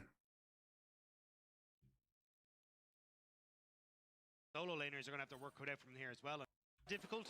The UI is broken. Yeah, the UI is super weird. We've got a lot of attention on bot. We have Drake timers now, so we got that going for us. But I do think that the solo laners are going to have to work cut out from here as well. And already trying to get some vision here. Top side, base checking into the brush. Set with the setup. Elyoya now running. Elyoya is just dead. He knows his fate. The solo laners are going to have to work cut out from here as well. And already trying to get some vision here. It's actually a super hilarious brush bait right at the start. Like, why would you expect their top lane and mid laner to be in this brush? Oh, boy. Oh, buddy. Nice read on the early level 1 play coming in from Vitality. Called out there. And of course, if you're enjoying the Times New Roman top bar, we are working on it at the moment. Those PNGs. It's very handsome font. And we will get Comic Sans. We will get Comic Sans or Papyrus. You can vote now in the chat to let us know what you. I'm kidding. It's called Avatar, right? Oh, yeah, They did let go of a bunch of the UI people, both on LCS and LEC. Anywho, we'll update that stuff as we go. A lot of the information's still correct. Going to revert briefly to the old school. Good thing we have a Baron timer. That's very useful. As Mad Lions Koi kind of kick off the laning phase here. Positive early start. First blood going to Varus in bot lane for Carzzy. Nice. extra longsword. Hilly already aggressive, didn't really burn any sums. Should be much stronger in the early 2v2. Vitality know it. They're just going to walk forward and try to be as aggressive as humanly possible. It didn't go for the pullback. Didn't have a minion that It's just Yord. Yes, of course it's just Yord, guys. I can't actually call it Yord hole. But I think it's a good read from Vitality at the get-go. You want the vision control there so you can Flash in, instant pullback on a Supa. Gonna get the cleanse out as well. Ignite coming in, Ignite traded. Alvaro lays his down. It's a bit of a weird trade though, because Hilly, the lower you get a set, the higher your regen, so you will actually get a lot of this health back very, very quickly. Yeah. But it's kind of counteracted a little bit by Supa's healing, as you can see coming through there. So even though it looked a little bit... There you guys, have fun with that. Thank you, Matty Man. Now we have a Yord hole emote that may not be detected. We will see. Alvaro make it a bit of an even-ish trade. Yeah. And if you've never seen Hilly play set support, if you weren't around when this was a much more conventional pick, this is classic Hilly. Play level 1 as aggressively as humanly possible. Use your flash aggressively. Generally trying to get enemy AD carry flash, knowing you have the Hex flash, knowing your next all-in, you know, is an easy kill once you do. Supa at least very confident, very comfortable, does just cleanse and walk away. So gives up a sum, but luckily not the flash in that context. It's VT suffering a bit here. Creep block there and just going to eat a ton of damage. Meanwhile, in the bottom lane, this matchup. Rounding in. Saying level 2. Should have the Haymaker available. Going to be tough. Level 3 now coming in as well. Alvaro getting level 3. That's a nice spot. Okay. Out. Good damage, but just not nearly enough. Cards are continuing to free fire. Wants to finish off Alvaro. Is he ready to burn the flash? In comes Rel. Oh, he has to be careful here. Dagless doesn't want to overcommit. Mad Lion's Koi. They get the kill. They walk away essentially scot-free. Dagless just a little late. Ash 3 now coming in as well. Alvaro getting level 3. Oh yeah. Rounding in. Those 4 camps into bot side gank. Haymaker available. Going to be tough. Level 3 now coming in as well. Alvaro getting level 3. That's a nice follow-up. Haymaker coming out. Good damage, but just not nearly enough. Cards continuing. Barely got that Haymaker off from the CC. To burn the flash. In comes Rel. Oh, he has to be careful here. Dagless doesn't want to overcommit. Mad Lion's Koi. They get the kill. They walk away essentially scot-free. Dagless just a little late. And I think nice timing there. Oh, he has to be level 3. That's a nice follow-up. Haymaker coming out. Yeah, honestly, Elyoya does nothing here, really. But they would have traded 1 for 1. Alvaro would have died right there if Elyoya wasn't there. Oh, he has to be careful here. Garzi would have had opportunity to flash forward. Doesn't want to overcommit. Mad Lion's Koi. They get the kill. They walk away essentially scot-free. Dagless just a little late. And I think nice timing there from Mad Lion's Koi. They were trying to bait the level 3, so they did overextend, and they ended up being able to turn that back around. So unfortunate for Vitality, but this is exactly what you expect. Vitality are a team in that bot lane that want to play hyper aggressive. They want to use every advantage, and they kind of turned that around there against Hylissang. They definitely do, and I think overconfidence from Hylissang most certainly. Dagless not quite close enough, and a good but brief window of opportunity there capitalized on by Mad Lion's Koi. So getting that killer to Elyoya is going to feel pretty solid. See how much further ahead he can get. Right now, the jungle CS at least is dead even, just the kill separating him and Dagless. And I think the struggle for Dagless has been, it feels like when he's on those fast clearing champions like Brand, you highlighted this to me, Dagda. You know, he's kind of always where he needs to be because his clear speed is just so damn quick, but sometimes can lag behind a little bit when it comes to picks like Darrell. Yeah, I mean, he's trying to make his presence known on that top side. Elyoya is there, so maybe have to turn this around. Where is it? Goes back up. Elyoya follow through. Stun card there as well. Elyoya just going to Elyoya's been so good this season, honestly. Just hand delivering a bag of gold to the Mad Lion's Koi top side. Goes back up. Trying to make his presence known on that top side. Elyoya is there, so maybe have to turn this around. Where is it? They forced. They forced this ghost, but it looks like he dodged the engage from Dagless. Dagless had already used flash. Like, Elyoya follow through. Stun card there as well. Elyoya just going to finish that one. Dagless just hand quite a bad flash there. Quite a bad flash there from Dagless. He was dead regardless. Well, it looks like they failed the engage onto the Twisted Fate. Bot side then goes top, and Elyoya there to respond. Nice jungle pathing from Elyoya as well, because that was actually the first time he killed his Gromp. He'd gone from blue Raptors into bot side, didn't do Krogs at the initial time, so he was there slightly quicker on the bot side, then came back up and around, and only gone for reset at the moment as well to pick up his Phage and Longsword. So really nice pathing to just make sure he was in touch with Dagless on a lot of those plays. Really solid early game lead for Mad Lions. Their early game plans have been really good, guys. I mean, Elyoya just absolutely doing a great job of playing aggressive and pathing on this team. You know, everybody just plays around his pathing really, really nicely. It's been probably the single best part of Mad Lions Koi. The set regeneration on that passive, incredibly deceptive. Yeah. This champion is not tanky, and then he haymakers you. He's down to 5% HP, and he's got 150 health regen, and you cannot kill him.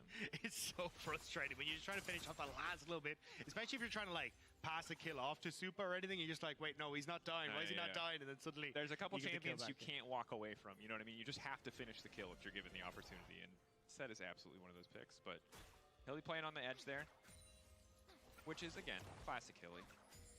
Overall, though, relatively composed early game. Why are we watching these terrible games? Well, what other games would you like me to watch? Early Swifties and a recurve for Mirwin on the top side. These are the only bangers we got. I'll be watching some LCS games tomorrow. Played some 80 Twisted Fate earlier today. Atrociously low bait. LCK comes back tomorrow night, guys, so we'll be watching some LCS tomorrow, and then the rest of the week we'll be able to watch some LCK games. Rapid fire cannon for the gold card easier, but in general, you need boots as quick as you can on this guy. It's also just super nice because Besides, I have to watch these games so that I am informed about for Summoning Insight tonight. Nice flick back there. Good burst. Has to dash back through Alvaro. Good angle of escape. Respecting the potential to get locked up there again. So we'll just R2 back out to safety. Perfect execution. Just going to be an okay escape out of that one. But anytime they get the ult out of VTO, it means all of his kill pressure is gone in mid lane. Really frees up Frescowi to push in and be aggressive. It's a nice roam from Alvaro, though, because with Dragon being there, VTO thought he was safe to lean to that bottom side, but just wasn't. And Alvaro kind of skirting around a lot of the vision, but now Mirwin in trouble as Hilly. About to find a set, walking in, pull back. Not going to come through, instant flash. I just like the... Yes, Flash and Fleet Footwork still up, so... No, I'm good. Thank you. Just going to see Karzi is on his own. No one, Elyoya is still on that top half of the map, so it won't be a full dive. That's why you just see Douglas covering here, because they haven't really been able to track where Elyoya is, but Karzi's still going to be fine to pick up all this. The G2 series was pretty banging yesterday. Yes, I released a video, highlights of my review of that on my YouTube channel today. So on my main YouTube channel, GG MonteCristo, you can go see my thoughts on the full series, and then all the individual VODs are on the Bangers Only channel, but the meat of it, in edited form, is there on my normal YouTube channel. At least small sequence, certainly favored. It's really hard for Mad Lions Koi to push advantages any further in the bot lane. I think one of the big disadvantages for a long time for Senna in the actual carry position is she's just trash at pushing. Now, pullback is there, though. Karzi coming in. Nice little rain of arrows. Good follow-up. Level 6, not enough! Carry position is she's just trash at pushing. Draws out the cleanse immediately by flashing in. Karzi coming in. Nice little rain of arrows. Good. He just takes the center of the haymaker straight to the face, all right? Decided to root himself or make himself immobile during his ultimate so he could do that. What place do you think G2 would be in the LCK? Maybe like 4th or 5th? When it's fully stacked is obscene. True damage coming through. Super just wasn't expecting it. Level 6, not enough. I think it's fine. Karzi didn't even have to use his ultimate. Pullback is there though. Karzi coming in. Nice little rain of arrows. Good follow-up. Level 6, not enough. Literally didn't even have to use Chain of Corruption because Suba just immobilized himself. And this Mad Lions Koi picking a fight they should not have. I mean, that was it. It was just the amount of damage that you end up stacking up in that haymaker when it's fully stacked is obscene. True damage coming through. Super just wasn't expecting it. Stood right behind Alvaro. Didn't feel like flashing it either. Felt like using a Senna ult in the center of a True Maker or a haymaker. There for the bot lane of Karzi and Hilly, and if you end up with this Varus getting a lead, that's a big team fight victory for you, because when you look at it, you've got a strong front line coming through in Hilly, and Douglas, you've got... 4th is a little generous considering they lost energy. Get out of here with that nonsense, dude. Just because they had a bad day and NRG had the best day of their fucking lives does not mean that they're a better team on the whole. There's no way you could possibly believe that, having watched both of those teams. Goes for the ultimate as well, but not much of a show to be stopped there. Super, however, going to be in trouble here. 3 blight marks on him. Flash in for a quick Q. Instant follow-up from Douglas to lock down the Senna. Vitality keeping the play going. Frescowi just going to try to disengage and dissuade any further action. 3-3 the overall kill score, but That's just another quick pick on the Supa in the bot lane. Again, though, it's Carzy getting those Energy isn't better than G2. I don't know how you could believe that. This is going to be a major issue for Mad Lions Koi. Like, even look at Energy's games versus other teams. Pressure bot, look to pick up the tower here, then rotate in towards mid, and you can use a lot of that pressure. Then I mean, G2 actually beat some legit teams. Down to a sideline to support video if they want to try and look for an opportunity to Frescowi or move up and try and punish Mirwin. And you can see there, right? Like the second there is even a hint of any sort of pressure up there, he has to pop the ghost because a slow from that ultimate from Photon will set up perfectly for that play. Oh, I don't think they saw each other actually there. The spot to the top side is up, but I think he should just back away here. He's fine. Most likely can just Hex Flash out as well. A good bit of vision laid down there as Mad Lions Koi are going to commit 3 members to the mid lane. Good wave clear from Frescowi means first push and first access here. They're going to start to move down to the bottom side. Looks like recognizing that Carzy might just be on his lonesome and really wanting to punish, wanting to go for this dive. Yeah, there's no real pressure elsewhere. Photon just reset as well, so Mad Lions Koi kind of know they have this. You guys are forgetting the horrific games that Energy had. You guys are forgetting the low points. Like, they peaked really high against G2. But man, you're forgetting some of those Energy games. You are forgetting them. Definitely looking good thus far. Do you remember the Mad Lions game, guys? Do you remember the Mad Lions game? Update you on what the range difference is going to be. Grub's up and available. Elyoya going back for the respawn. They also lost to Weibo, beat Team Liquid, and beat Mad Lions. And I use beat in the most generous sense of the word. Yeah, they're basically going to try and roam down onto this bottom side here. Wave is pushed in. You can already see the movement from BDO. They're going to try and look for the counter push on what was just happening from Mad Lions Koi. So we'll give up point grubs, but they would really like to get something here. Alvaro might give it to them. 4 members bot side. Alvaro just gonna hook out. Does Hilly beat the win trading allegations? It hasn't been bad yet this game that I've seen, BZ. It has not been bad this game. He actually did have an impressive kill, like an impressive setup on the kill on the Supa.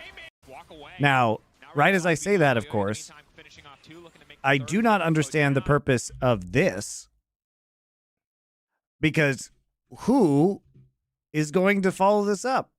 This guy? I don't think so. Carzy's like in the middle of a minion wave. VTO is in Dragon Pit. Now, why we would do this, I do not know. Hillisang, though, wants to kick things off in isolation. Supa caught out here, but no haymaker to come through.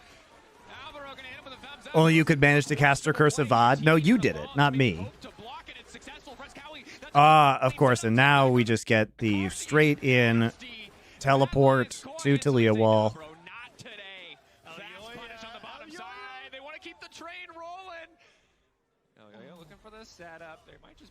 Now, I have no idea what the purpose of that engage is. I think he got horny because he thought he could pile drive Alvaro into Supa. But he's like, oh, I've got the angle. But he just dies.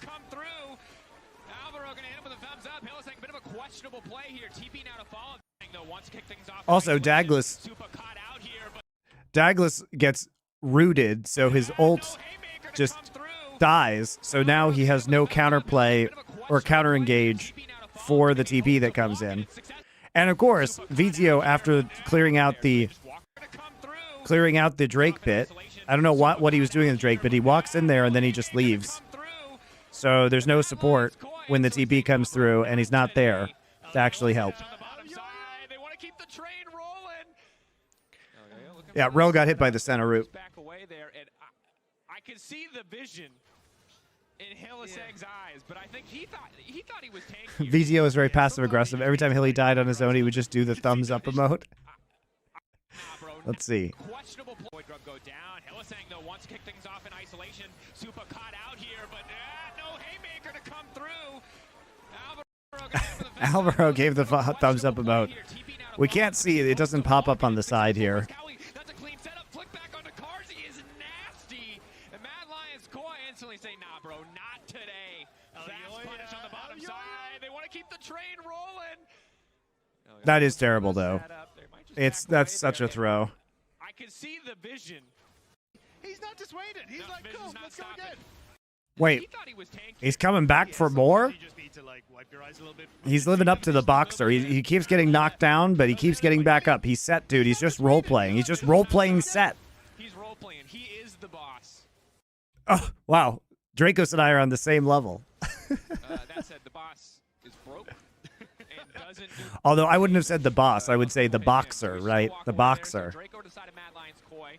Evening up one to one Hilly range. didn't hear no bell. Scrubs in terms of the buff, and now 1.5 Exactly. He's a boxer, not the boss. The boss analogy doesn't work, but him as a boxer definitely works. Very strange here coming through from Hilly, 'cause you're like, where's Did the you have your own like, Super Bowl party in Korea? Yeah, well, I mean, by myself at 8:30 a.m.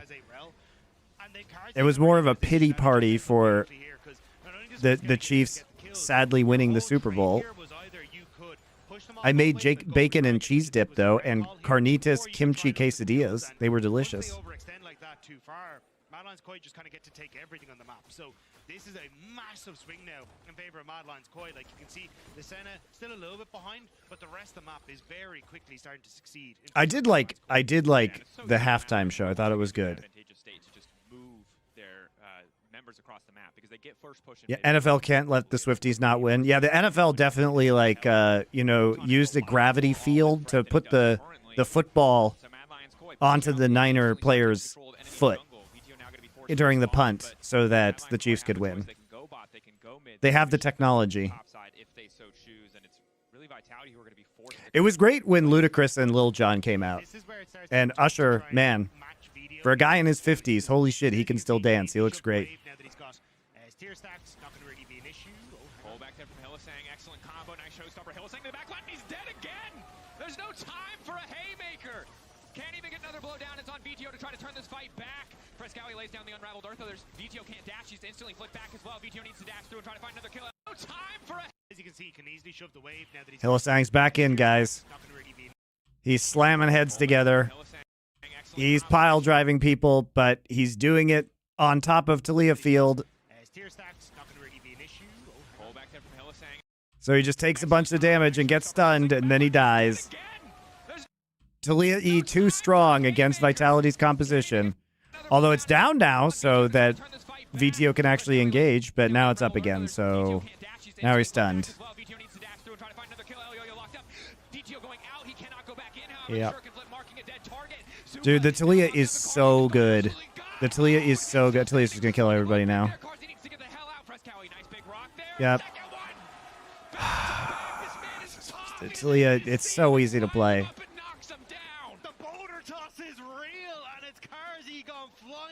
Gwen TP canceled. Oh, I didn't catch that. Yeah, you're right.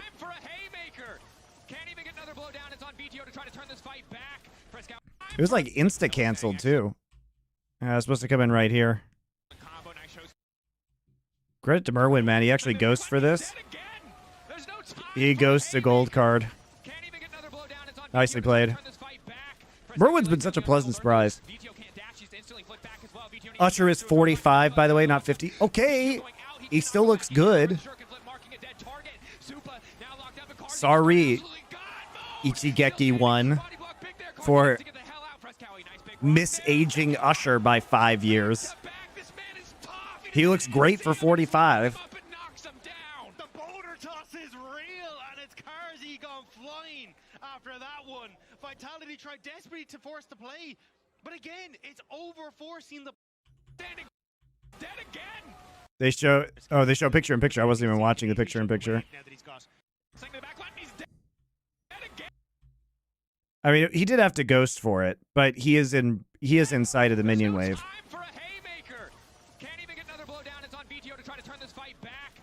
Lays down the unraveled Eartha. There's VTO can't dash. He's instantly flicked back as well. VTO needs to dash through and try to find another kill. Elio locked up.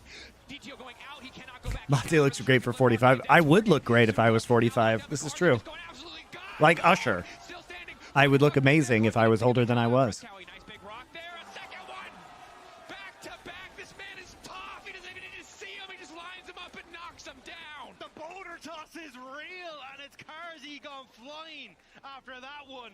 Vitality tried desperately to force the play, But again, it's over forcing the play. They're trying so hard to get the kills on towards Video, see if he can then be a threat in the sidelines. But here, like, there's 4 members here, and Akali isn't in position. So Haley, again, no haymaker, no opportunity to follow up. Yes, they get Alvaro, but you're chasing into Frescowi, who's going to be able to set up again this unraveled earth. Hard for Douglas. Dude, the Talia pick, it makes this game unplayable for Vitality, honestly. Like, it makes this game so unplayable. And now he's fed too, so. That was just way too much from Vitality. Frescowi just hits him with a big rock twice. Nothing to be done there. Coach staff feeling good on that play. This time Hylissang completely caught out, not on a play he initiated. Easy gold card follow-up. We'll get the opportunity to throw out the haymaker. And he's dead.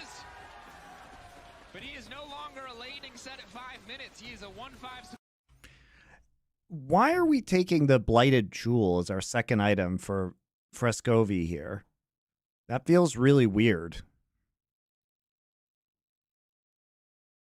There's not even MR?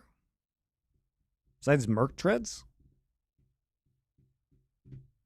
Support set, and that does not do enough damage.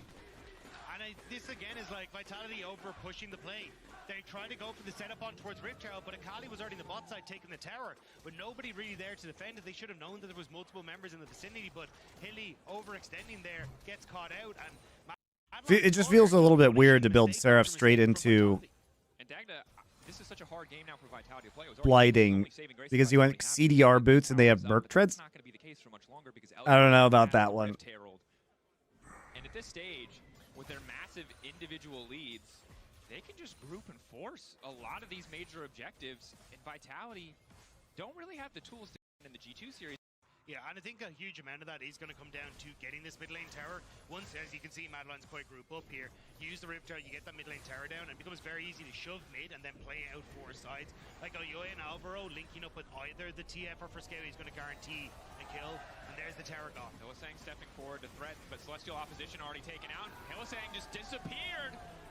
Now VTO going in, he's going to be able to take out Alvaro, but the instant response coming through as well. That's Douglas' ultimate taken down. Frescowi again, just uncontested. Photon trying to ghost in, trying to get a little bit more done. VTO stunned himself. Oh, he actually killed Frescovi?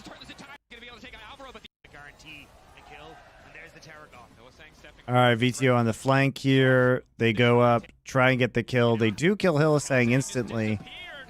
But Senna is inside. Senna... Suba trolls this, dude. He's literally full HP inside the Rift Herald, running around in a circle while Akali comes in, not providing anything for this fight. Literally, they kill Elyoya and Alvaro while Suba is inside. While he's inside this, not ulting, by the way. He could have ulted through all of that. And Photon is actually the first one here because Merwin doesn't have ult up. What a terrible day to have eyes.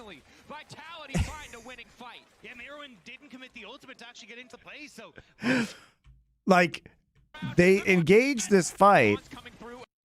TF does not have ults, guys. TF does not have ult, so he cannot join. Photon doesn't have ult either, but he's actually just straight up running to the play. And Supa could have actually just ulted across here with Senna or been dealing damage during this fight, but he spends most of the fight inside the Rift Herald. He's inside the Herald hole, man. You can't be having fun in the Herald hole while your whole team is dying.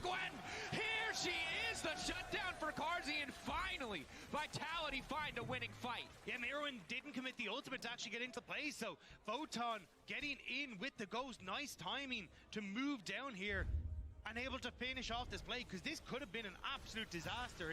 Again, all right, Dagda. Flame Supa. The tower goes down, nobody there to follow up, he gets deleted immediately. Douglas then is just trying his best to set up for Video, who does get the kill, and they manage to keep Oyoya in check as well, but Douglas just skirting away barely. All right, nobody noticed that Supa spent the whole fight inside the Herald hole. Finish off the Akali to make sure you get a kill, because with that ghosted Gwen, you were never escaping away from those. Good job, Fatal Cordy, lifting weights. I believe in you. You'll lift twice as hard. Because you get some of the kills that you want getting angry at Hylissang this game. Which accelerates him to 2 items, but you know you have to keep that ball rolling. You cannot stop, and that means that they have started Drake. Can I pause the video? Sure. Why am I pausing the video? The notes Mac has? Okay. Off the Akali to make sure you get a kill, because with that ghosted Gwen, you Enhance. Hold up. This is very important.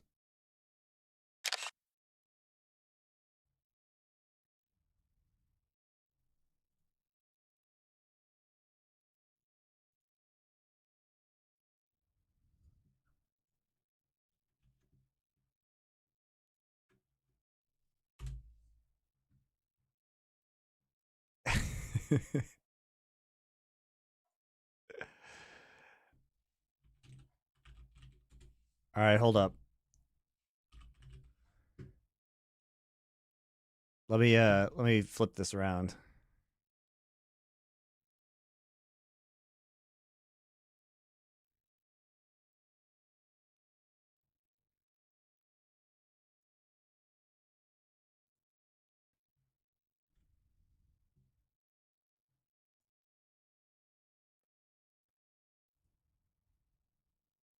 All right, here we go, guys. You ready?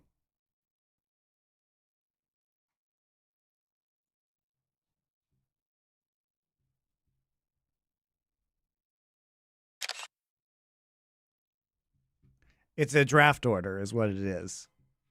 Here you go, guys.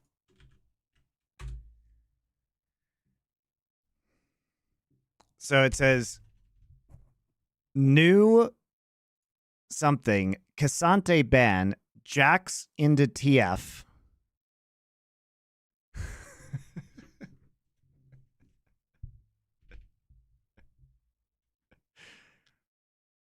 There you go. Cassante ban Jax into TF. Because like the Jax ban is because that's a very good matchup into TF. We saw that in the G2 game as well. Has a lot of value into AD TF.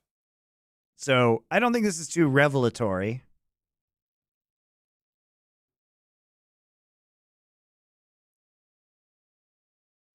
Why is this man taking notes with the Sharpie? His notes are bold, just like his coaching. you were never escaping away from those. Definitely a tough fight to watch on the side of Mad Lions Koi, or excuse me, on the side of Vitality, because you get some of the kills that you wanted. You do manage to find the shutdown. It does go to Carzzy, which accelerates him to 2 items, but you know you have to keep that ball rolling. You cannot stop, and that means that they have started Drake. Hilly again fishing for the setup. Mirwin on the backside, laying down the gold. Suba is kind of trolling this game, by the way, guys. His Senna does not look amazing, and also his decision-making about going in the Herald hole. Carzzy, though, he's starting to step in toward Talia territory, trying to be very safe here. Mad Lions Koi not dissuaded. They still feel like they can get something here, but I think everyone should just back away. There's no, especially for Vitality, no reason to try and force this. Just try and look for your... Crypt Bloom second, so he actually completes the Crypt Bloom because he knows that Hylissang is going to die and give his team healing at the start of every fight. He's actually metagaming, guys. It's not a normal Talia build. He's just metagaming because he knows that his opponent is Hylissang. Courtesy of the passive, courtesy of the pressure advantage, the plates, etc. Mirwin building an individual gold lead of 2K. Looks like Wit's End coming in next. A bit of tenacity, attack speed, damage on hit. Not going to feel too bad. Yeah, especially against the Gwen, works out very, very well for you. Having that little bit of extra magic resist means you're not capable of being just one shot with that ultimate. But I do feel at a certain point, you know what I mean? Like, Gwen will just do Gwen things. Yeah. And you will just find yourself hopefully sidestepping the last charge of her ultimate, and if you don't, dying in one shot. Well, that's the thing, right? Because we used to see 2 different builds for the Gwen. There was always the Nashor's tooth after the... Yes, you missed the Fnatic SK Banger series, but you can go catch it on my main YouTube in the live tab, or all of the VODs will be individually on my Bangers Only channel. I'm going to be a side lane threat. So, let's talk about Hylissang. He's walking up. He walks past one pink ward, sees another pink ward. His team is backing, okay? His team is backing. His solo laners are in the side lanes, and he's like, yep. Now is the time. Remember, Twisted Fate has ult. Now is the time for me to clear a pink ward. Yep. not giving set supports a good look now. And the problem is, okay, to be clear, Dagda's too nice. Support was good. Good but not broken, because there was a small period of time where he was probably just overtuned.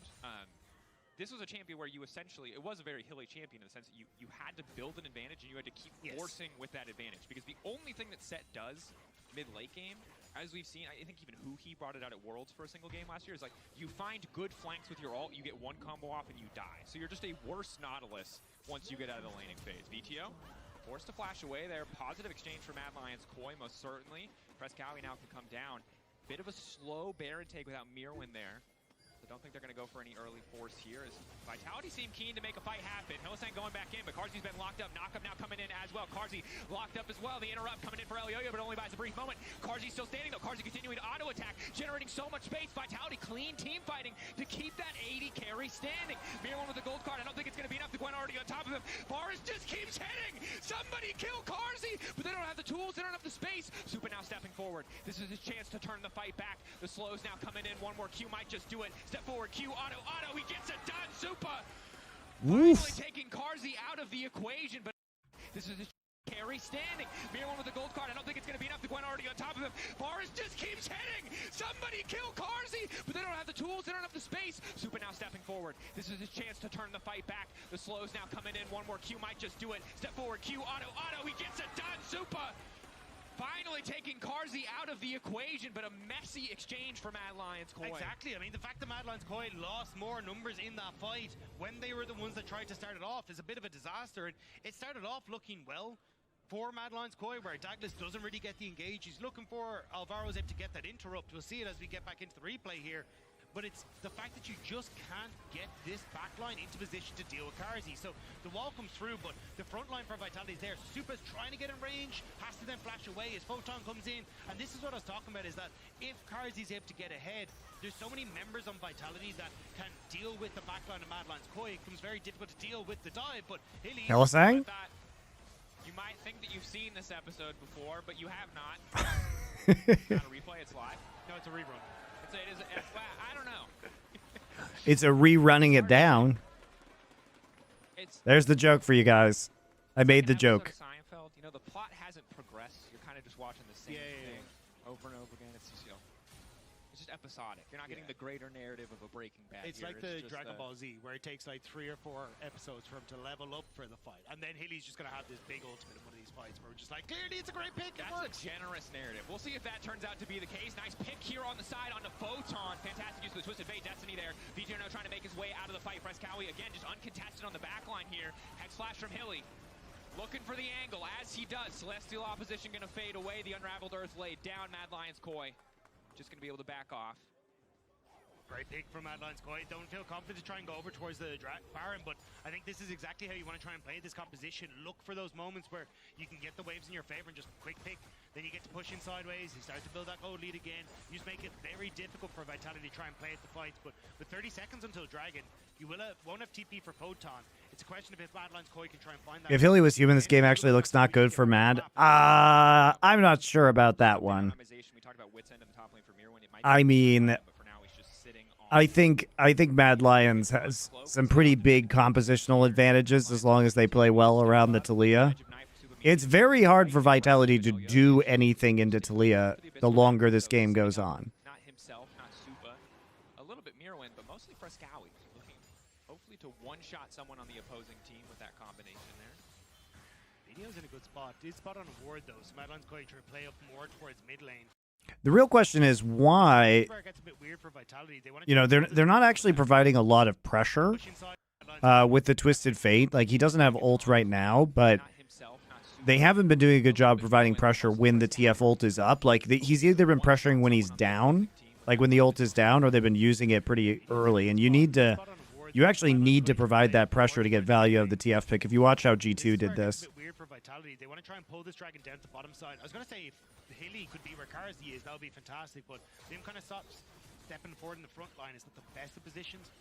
Video trying to maneuver around again to get these flank forwards. VTO looking for the edge, looking for the angle here. Mad Lions Koi stepping up.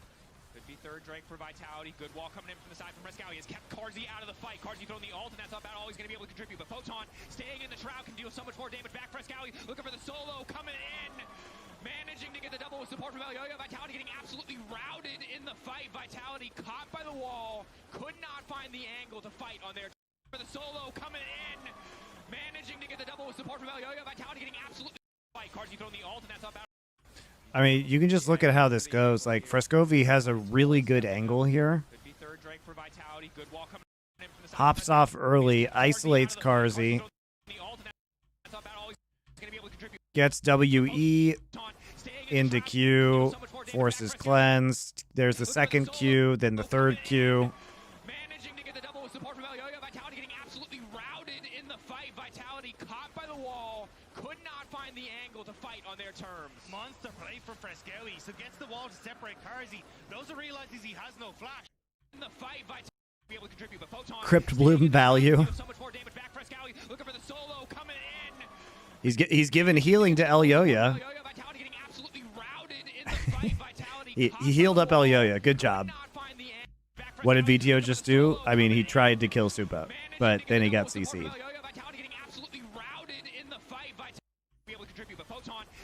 He got gold carded right there. Then he got autoed. Then he gets rooted. Then he gets destroyed. Vitality getting absolutely routed in the fight. Vitality caught by the wall. Could not find the angle to fight on their terms. And one-shot Carzy essentially alongside Elyoya. So Rignar's jobbing it. Madeline's Koi. They got the dragon, and they're going to be able to move over towards this barn. And there's no one really there for Vitality to try and answer for this. Maybe Douglas can get there in time to look for a steal, but it's going to be a close one. It will be tough. One person who is going to get there first is Hylissang. Can he disrupt? Can he buy enough time? No, there's just no way. This is already gone. Close, a few seconds. Just get the pick on towards Vitality now.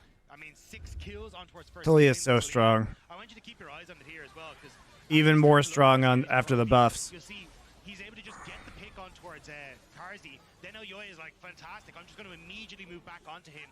And it means that then everyone on Vitality is drawn towards trying to protect Carzy, which opens up space then for Supa and for Mirwin on that top side to just finish off the last remaining members. So really great job by Frescovi there to play on that flank angle. Already impacted.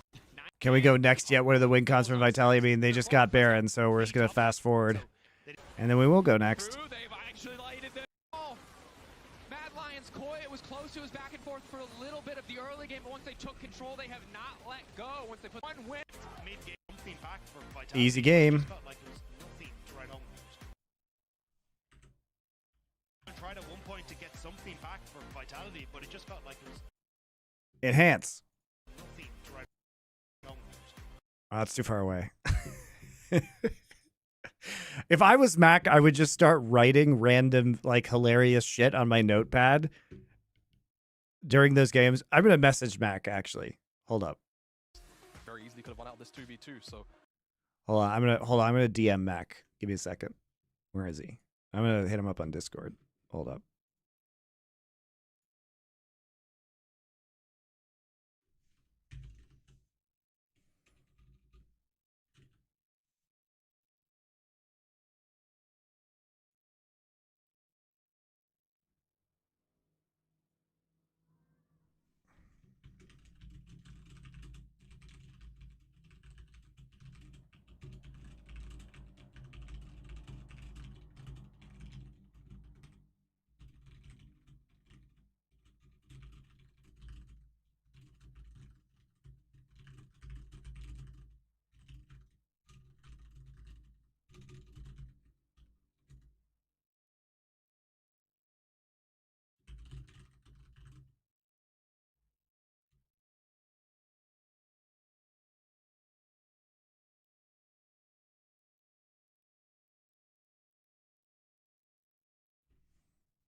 All right, I told him. We'll see exactly what the priorities are as we head into draft here for game number 2 of the series. Cassante, Kalista, Maokai all banned away. They will remove the Senna, so that is something that they're going to shake the tree and kind of see what Mad Lions will go towards. And you know, the Senna was... I feel like Supa did kind of troll the Senna a little bit. He didn't have the greatest positioning, and he gave up some deaths that he definitely shouldn't have. But they're going to go ahead and ban it anyway. We're trading it for Zaya Rakan. Now we're going to have Varus, Brand, and Renata Glask. get his hands on Brand. To me, for Vitality to leave the Brand, they must have an answer for it. Sure. The brand. For stuff that's The answer is rel, apparently, to Brand. You know, I think the most effective way to deal with Brand is to be able to actually slow him down in the early game. Because if you're just opting into farming up, the Brand becomes incredibly overpowering. Okay, they're banning TF and Tristana as AD champions because they think they're going to go for an AD mid laner. This is a big option, though. So the Xayah mid, if you don't have Tristana, we actually talked about this as a possibility in the Cloud9 game that they lost with the Vayne mid, having a Xayah mid or a Tristana mid. I'm sorry, Kai'Sa, not Xayah. Kai'Sa, I'm brain farting, guys. Kai'Sa mid. Provides mixed AD and AP damage, but build her into AD and have a strong mid laner. They're all on Brand, though. This is likely going to be a... On Brand, haha. They're all going to be... So, big-time long-range poke composition. Poke with Xayah to a certain degree. Probably lethality, double lethality on Varus and Jace, because there's not really a tank on the other side. All right, Photon. I actually love this. This is a very potentially 1-3-1 composition coming from Vitality. All right, pretty wacky, though. Yeah, Trouble's right. I think having the 1-3-1 here, you know, it will be an AP LeBlanc in this composition, but huge pick potential. Huge pick potential from this side. But a lot less poke. This is about split pushing and creating picks, and this is about poke around objectives. Malphite, Ornn, whatever. See if Mad Lions Co can advance to the next round. I was like, murder them. And then you're good. You're out. You know what I mean? You're half of the conundrum. All right, here we go. Level 1, line of scrimmage. 5 members top. If you've been playing URF recently, you'll recognize that sequence of play coming in. But the challenge has been refused. Neither side finding their respective opponents for their 5v5 1v1. I love the attempt at the top lane cheese again. 5v5 1v1 does not make any sense. That'll be sick, though.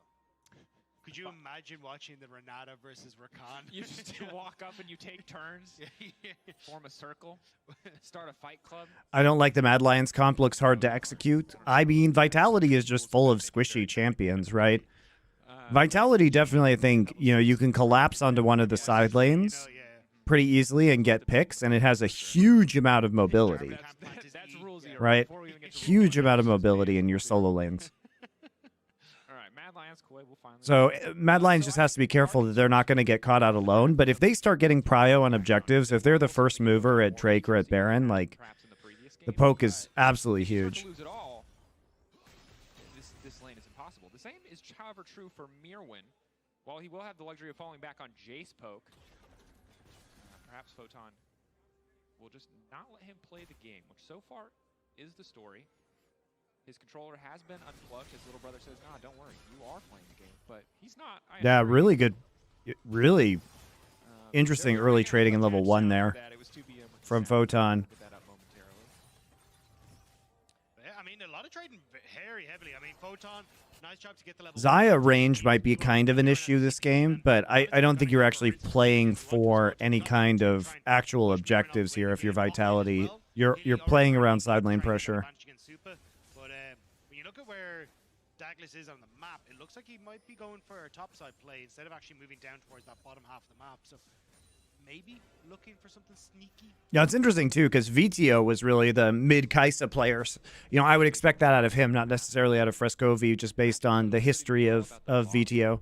I don't know what Frescovi was playing in ERLs though, so I could be wrong about that. But certainly VTO, one of the more iconic mid Kai'Sa players in LEC. To approach the wave anymore. Elyoya here to cover though is big. Now a 2v2 topside. Elyoya gonna back away here. Photon gonna wander through and now. Yes, this is really good, guys.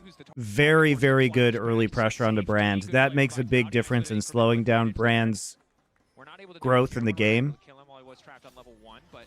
And now we're gonna invade the jungle. So this is all really going really well for Vitality so far. It's a great early game plan into the Brand. They were definitely ready for this. I mean, there were questions like, oh, you give Elyoya the Brand, what are you going to do? I actually think that Elyoya on Brand is not ideal for Mad Lions because it doesn't allow him, unless his lanes are winning, it doesn't allow him to play aggressively in terms of counter jungling or invading. And he's been most effective when it comes to kind of skirmishing early and actually ganking overextended lanes like we saw in the last game. I think a lot of this is just to try. Oh, I was going to say get control of the wave. Nice job from Hitty to burn the flash there. So as long as they can keep pressure on this bot side, you can see that Elyoya is already on the Grump. Douglas going to try and steal. Did smite, but I'm not sure if he got them. I didn't see there. Alrighty. Douglas. Wandering in again, just fishing for these setups, looking for the angle into the bot side of the maps. Got to Hitty to burn the flash there. So as long as they can keep pressure on this bot side, you can see that Elyoya is already on the Grump. Douglas going to try and steal. Did smite, but I'm not sure if he got them. I didn't see there. Alrighty. Douglas.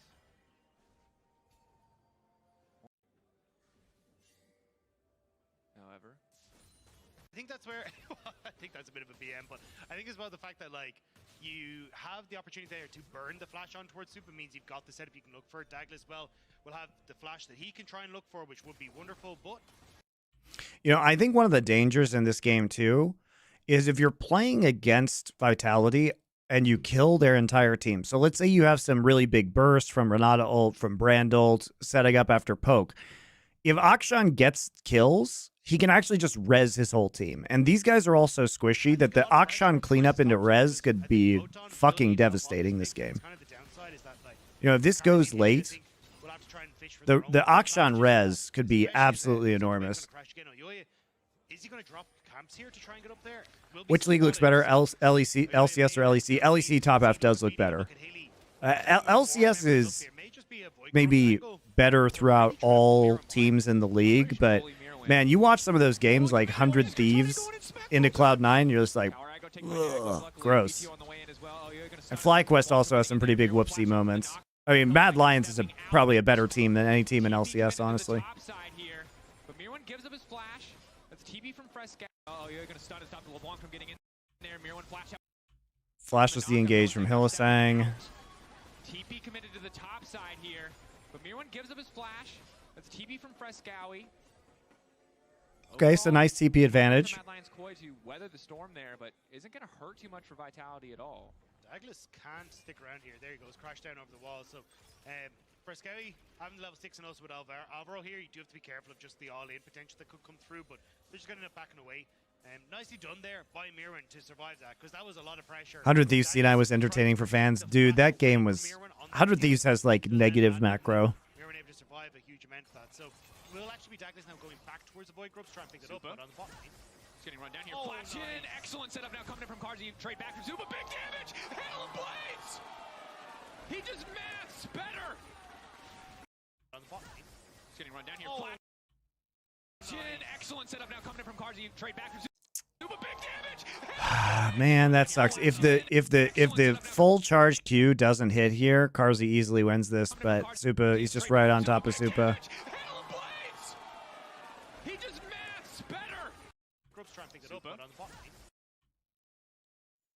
Yeah, it flashes on top of him to pull all the feathers in to the center, right?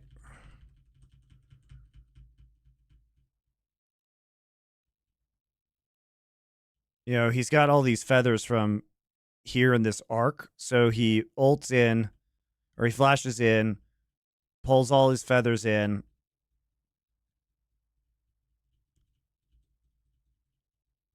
Here we go. He channels Q immediately after the root stops ending. Karzi is trying to dodge this desperately, but he can't do it. And Supa still has E up. Also, crazy that Supa didn't use heal there. He still got the heal. He was just yeah. Like, I don't care. Show me what you got, Supa. That was steal. That man was not worried in the slightest on that play. Damn. Can we get it again? One more time? For the people in the back. For the people in the... What? Here we go. Okay. What? Okay, so auto, 1 stack, 2 stack. 3 Brock's stack, 3rd stack. Full charge melee range kill. Just Varus damage. There's nothing fancy. This man, this like furious bird woman is clawing his eyes out. And he's like, all right, well, there's 1, and then there's like 2, and then there's like 3, and he just boom. But that was the thing. I think with the way that Super was positioning, you only got 3 of the pullback feathers from Karzi, so didn't actually get a huge amount of the damage off that up front. And I think that's why Super was like, cool, I'm just going to go aggressive on this, because after that, you don't have a huge amount left in the tank. It's just pure auto attack. So nicely done there by Super. Which, yeah, I mean, to be fair, I would have expected that Karzi would win, but he only has the Noon Quiver, which to the time was versus the Serrated Dirk. And just a reminder of why Varus is such a high priority to pick. One of the viable builds with him is this lethality build. And you hit so damn hard. Usually I'm watching, you know, the fadeaway arrows, not the melee range 3-stack empowered blighted quiver piercing arrow. Yeah, it does a lot. When you get those blighted stacks, it's absolutely insane. Yeah. Plus as well, like, the fact you get your rotation up quicker as well, so for every blight stack you get cooldown on your abilities, like, it's such a nice feedback loop on those abilities. So yeah, nice Varus, done, like, Super. Great. You know, Varus to me is... So Elyoya is 6 now, so he has had a pretty substantial jungle lead. I mean, Brand is just going to farm significantly faster than the Rel is. And now it's pretty impossible for Karzi to do anything. He burned his flash, but BTO now going in. Mirwin, again, being bullied. This is comeuppance, but it doesn't feel fair. The name doesn't feel fair. Frescowi isolated off to the side. Elyoya, you're not going to be able to find much. So as good as bot lane is going, as much as Super was just outplaying individually 1v1, Operation Make Mirwin's life miserable so far has been successful. That's a 1k gold lead. Mirwin's back, but so is Daglet. That's a Q flash into an ult. More damage now coming in. Akshan throwing down. Mirwin desperate to get a kill back. One last tower shot not going to come in. Photon can't overextend here. He's just instantly going to flash out. He gets another. Frescowi on the way up. Is he willing to ult in? He is. Trying to follow it up, but the stun is there. VTO going to go in to try to get the damage down. Roots now coming through. Photon does a lot of work here. Red buff for Elyoya. How much damage can the Brand do? Yep. Is he willing to ult in? He is. Trying to follow it up, but the stun is there. VTO going to go in to try to get the damage down. Roots now coming through. Photon does a lot of work here. Red buff for Elyoya. How much damage can the Brand do? Trying to get away. Passive ticking away. The Blaze not quite enough to finish him. Elyoya now going to be in trouble. VTO playing on the edge here. That's 1 quick kill. Frescowi running. W. Ooh. Trying to get away. Ult in. He is. Trying to follow it up, but the stun is there. VTO going to go in to try to get the damage down. Roots now coming through. Photon does a lot of work here. Oh, it's so close. How much damage can the Brand do? Trying to get away. Passive ticking away. The Blaze not quite enough to finish him. Elyoya now going to be in trouble. VTO playing on the edge here. That's 1 quick kill. Frescowi running. W. Ooh. I made Lollipop be zero. Oh my god. What happened between game 1 and game 2? Yes. Clearly they identified going to bot was the problem. Going top is working fantastically. Supa just continuing to throw down damage. Hylissang's dead. That looks more like game 1.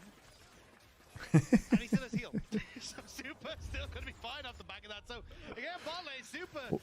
I think that's appropriate as well. We'll deal with that after this match. He tries to stay in the creep line here, but just barely pushes forward, so ends up taking a little bit more damage. Akshan actually looking very good in this matchup. What are you going to do here? Dagler's already in position. Elyoya just wasn't quite there. Frescowi's trying to move up here to get the follow-up, but just a bit slow on the play. And then again, you go in hyper-aggressive here. Dagler's good turnaround, has the shield. Or doesn't get the shield, sorry, because it's the, whatever it is, knock up. So you're able to get out of that. And then Elyoya tries to get the kill onto Photon, but Photon just ends up waiting it out, doesn't end up dying. And then the AP LeBlanc here, getting work here with the spells. Yep. And look, I mean, I gotta see how much health Douglas has. Like, that looks like nothing. But here we go on picture-in-picture. Picture-in-picture, Hylissang again committing for the fight. VTO getting chunked out there. Mirwin now looking to knock back here. Desperate to get away. Oh, nice. Nice knockback. Hylissang again committing for the fight. VTO getting chunked out nice there. Knockback on the swing. Looking to knock back here. Desperate to get a 1v1 back. Oh! Ooh. Oh! Now that you're on your lonesome, you're not so tough. Mirwin, unfazed, I take it back. He did not give a damn. He does not mind being bullied and shut down. Still a massive lead for Photon. But nice turnaround on that play for Mirwin. And Super now, trying to finish with Elyoya. Was trying to see if you could get the ultimate there, but now Karzi Kind of left on his own. So a lot of this here is going to be trying to get bot push in towards Dragon. But it'd be Vitality trying to pressure Fresco in the mid lane so then they can try and body blocked it, yeah. Both teams just backing away here. Nobody really feeling comfortable to immediately start. Although as I say that, I'm not sure it works as a Twitch emote. As you highlighted, Supa, good bit of poke on the Carzy. Carzy's gonna have a tough time staying here. Might be 7 TV, at least you can hover over it and it makes it bigger. I think Vitality should be okay. Look at where Video's position. Good word there from Alvaro to try and spot that out. Level 6 not hit by Alvaro yet is actually a pretty big win for Vitality. So I think they're just trying to play I don't think it works as a Twitch emote because it's you can't see the detail. Definitely are. Vitality first setup, and of course, when Photon is there, it's hard to walk up. You know, Blade of the Rune King, it's not the burstiest item in the game, but if you come in and you fail your engage at all, Akshan will take over a fight and just clean play from Mirwin. Jump over, knock back into the tower, body block to stop, you know, the swing. Action hero escape, the heroic swing. And that 500 gold shutdown, big. Look at him! How can you not love him? Oh, I respect to Photon for getting that lead, but respect to Mirwin for finding it back. Ult flash back to safety. Supa gonna follow up with an ult of his own. That should just be one dead jungler. Now trying to follow up on Carzy as well. Carzy laying down the feathers, but nothing to come from it.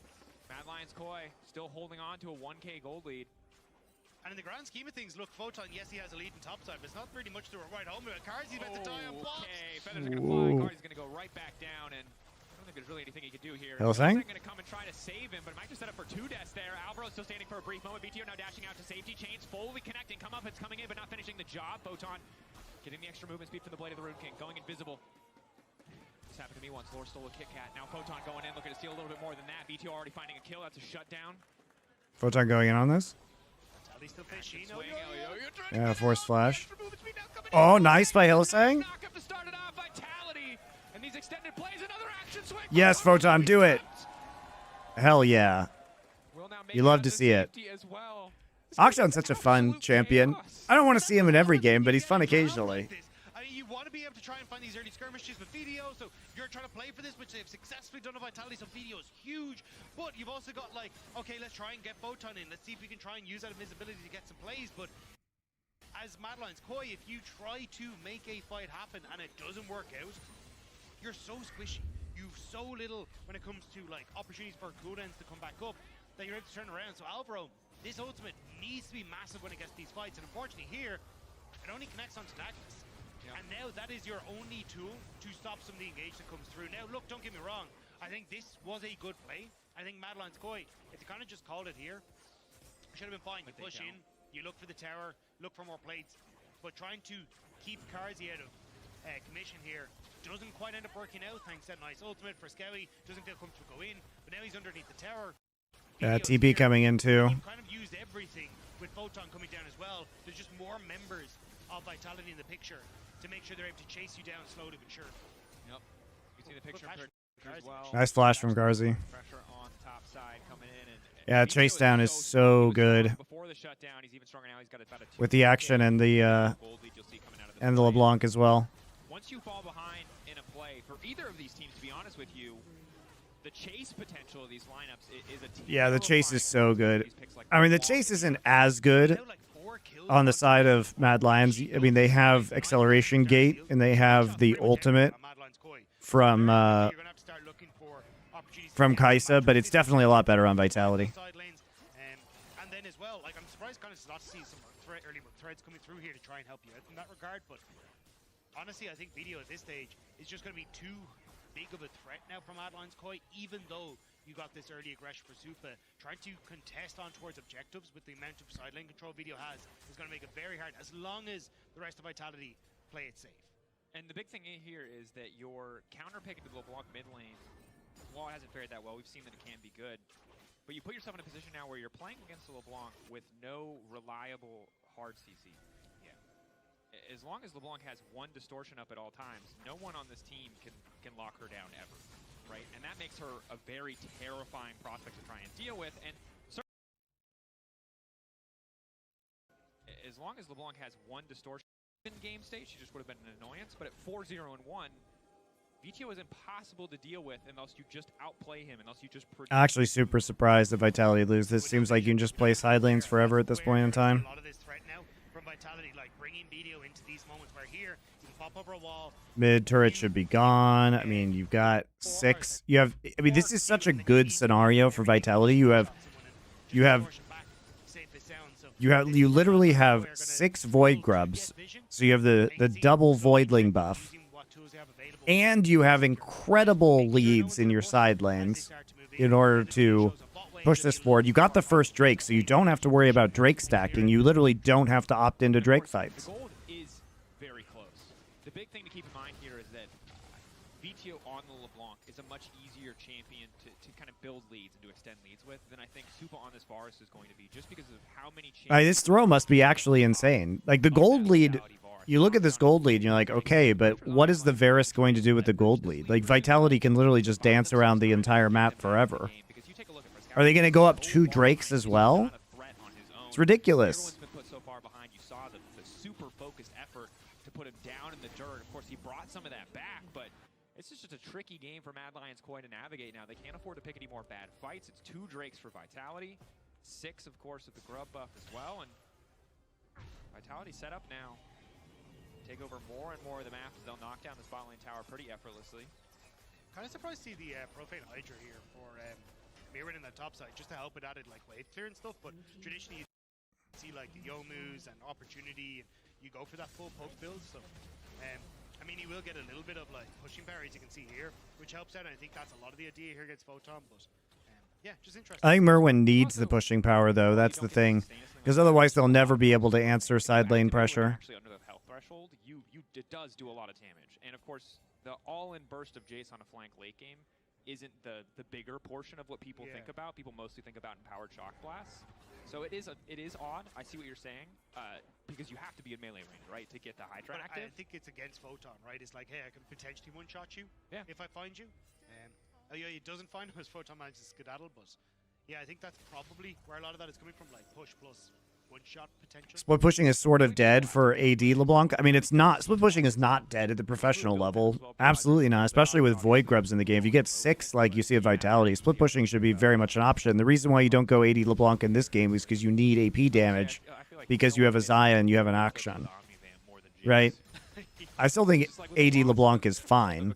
It's not as good as it was earlier, at the start of this year, but it's still okay. Generally, these days, with the changes, though, I prefer the AP. And you absolutely have to do the AP in this composition. Yeah. He's gonna be like, oh, nah, guys, it's fine. I built Triforce and Hullbreaker still, and it's not as good. I go 0-9 and I split push, and I've learned from the boss and just make it work. It's fine, guys. We're not traumatized. Goldberg's slow. Shit on. You can check his solo queue history and make your own judgments. They're probably not going to be favorable. Well, no, I mean, we're just making assumptions here, Rob. We shouldn't impart our biases onto the audience. Maybe they really like Goldberg's feed for success Shyvana strategy. The opposing top laners definitely do. All right. We're almost 20 minutes. Baron, of course, going to be on the table. The big thing for both of these lineups is that there isn't necessarily the best really beefy frontliner. The good news for Vitality is they do have Daglas, the tankiest person in this entire game.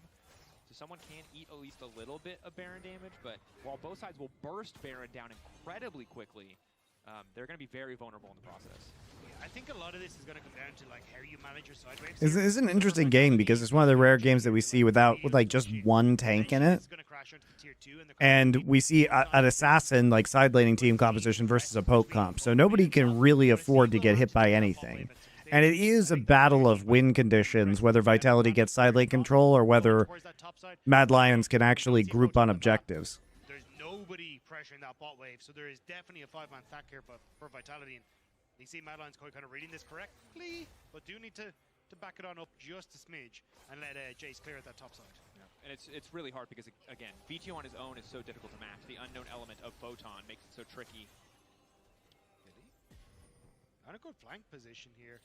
I don't know, though, again, I think you're better off trying to push mid with Karzi here and actually keep VTO on the side lane, because as long as you can keep a lot of threat up, you can actually shift Hilly into the jungle with Douglas, and then you've got the opportunity for like VTO to pop over wall, one shots, try and play off of that, push out Madeline's Koi, has to go and push out bot wave, which means then top side of the map needs to reset because they can't be overextended with Madeline's Koi having top side pressure. Now, surely we should not be playing for Chemtech Soul for Vitality, right? We shouldn't care about Chemtech at all. We should not care about Chemtech at all. We should be caring about side wave pressure and doing cross-map objective control. In the mid game, get mid push, Baron vision, enemy team does the same, they clear your vision, you kind of just We do not care about Chemtech, right? We already got the 2 Drakes. That's all we need. We do not want to fight the poke composition for 4 straight Chemtech Drakes. We don't care. We do not care about Chemtech Soul. If you try to face check a lot of what Vitality have, not the best of times, right? But if you can sit at the back of the pit and just free fire with all this poke, you're going to be in a great spot. So I think it's kind of like Madeline's Koi taking it somewhat. I mean, if you get it for free, then fine. If you get it for free, then fine. All right, blue trinket our way through to make sure we're going to be safe. But Yep. Vitality have already Okay, it's free. like It's fine if you get it for free. We do not fight for it. move their vision towards the top side and try and fish for Baron opportunities. Would be an aggressive call, but Mad Lions Koi love aggressive calls. People trying to clear the wave as quickly as possible with the piercing arrow. Generally favored over Carzzy when it comes to wave clear, just because of usually having first access. But Hylissang now going to try to kick the fight off. Supa locked up, but that was not it. Supa's going to punish him for it. Goodbye, Hilly. Now VTO can come over the wall, but they're investing in a lost play. Vitality over. That was not over Carzzy when it comes to wave clear, just because of usually having first access. Why? This isn't our win condition, guys. This isn't our win condition. We don't have Akshan here. We want to collapse on the side lanes when we have advantages. We do not want to just walk into them and get Chain of Corruption and die. Okay. Now VTO can come over the wall, but they're investing. I mean, what is VTO doing? Like, he shouldn't be. He should not be using flash right there.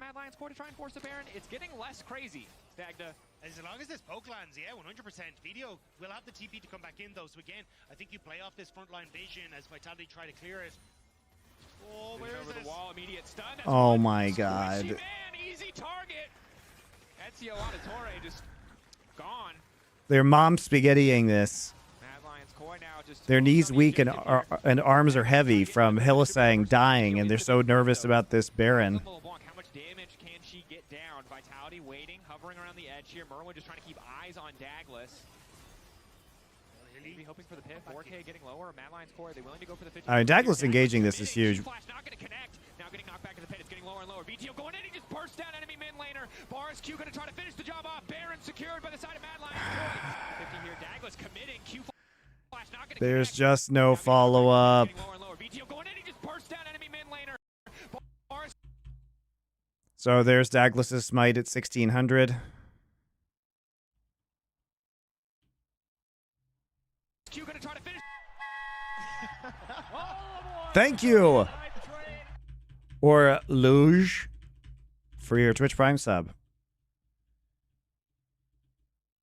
Douglas's smite at 1600.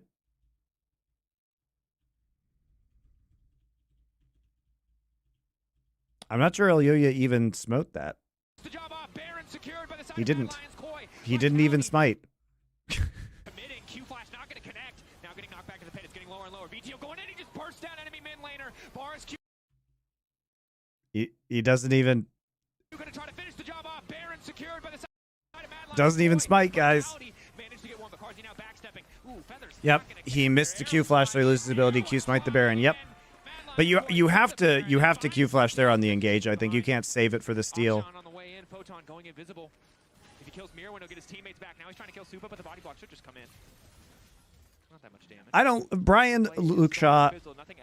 Thoughts on Hilly making the same mistakes, not learning for 5+ years of his career. We cannot take away that Hylissang has been an incredibly good support at times, guys. Yes, he's very aggressive. Yes, he goes in. But sometimes he just has fucking brilliant games. And he's one of the most legendary supports in LEC for a reason, guys.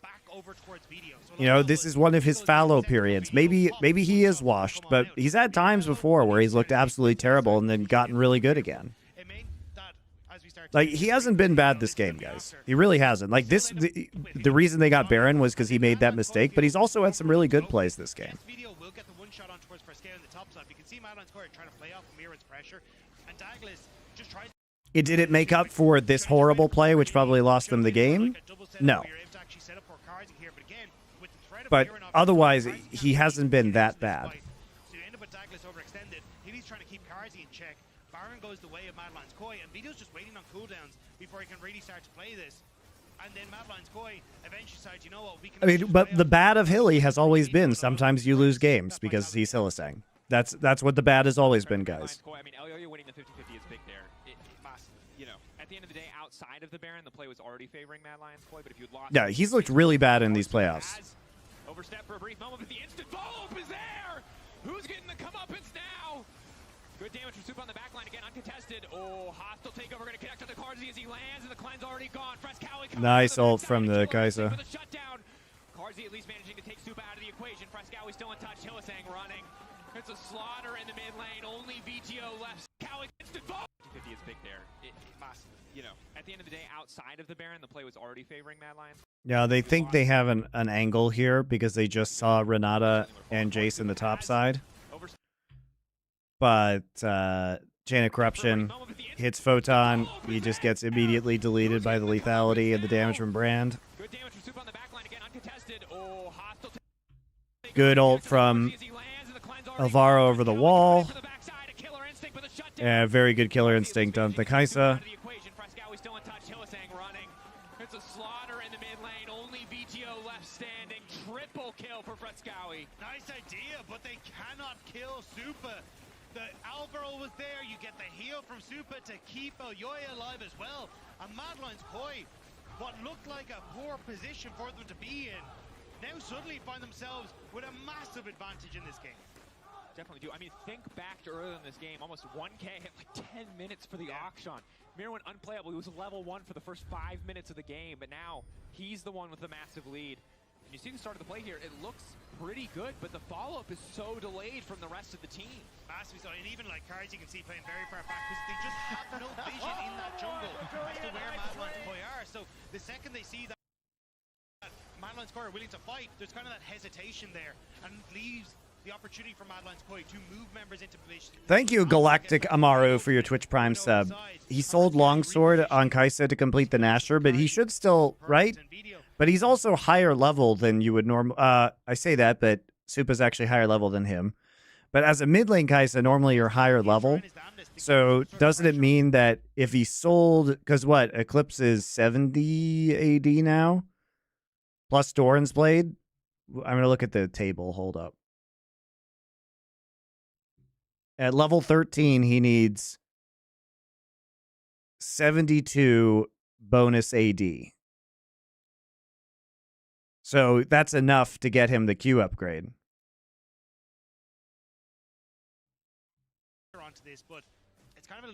So I think it's okay. You're not finding those windows to push inside lane, so you can threaten with Video for a one-shot, to work with Photon by stacking in the side lane. Now Mad Lions Koi control the map. They're the ones that can get down the vision. They can look for picks onto Hilly again. And he's going to be gone. Damage. Nowhere for him to go. Bouncing back and forth between he and Elyoya. The shock blast to finish the job. The actual comeuppance in this game.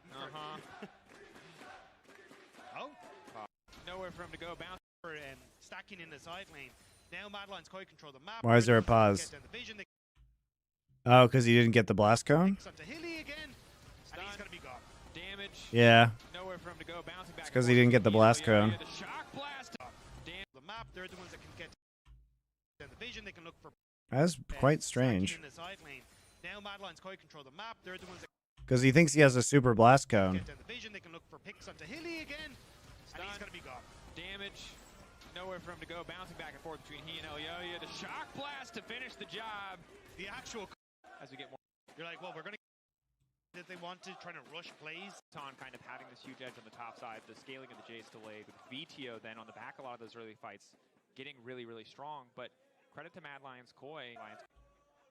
Known bug chrono break. Thank you, Medic. You're watching. Welcome back to the LEC, buddy. I hope you had a nice vacation.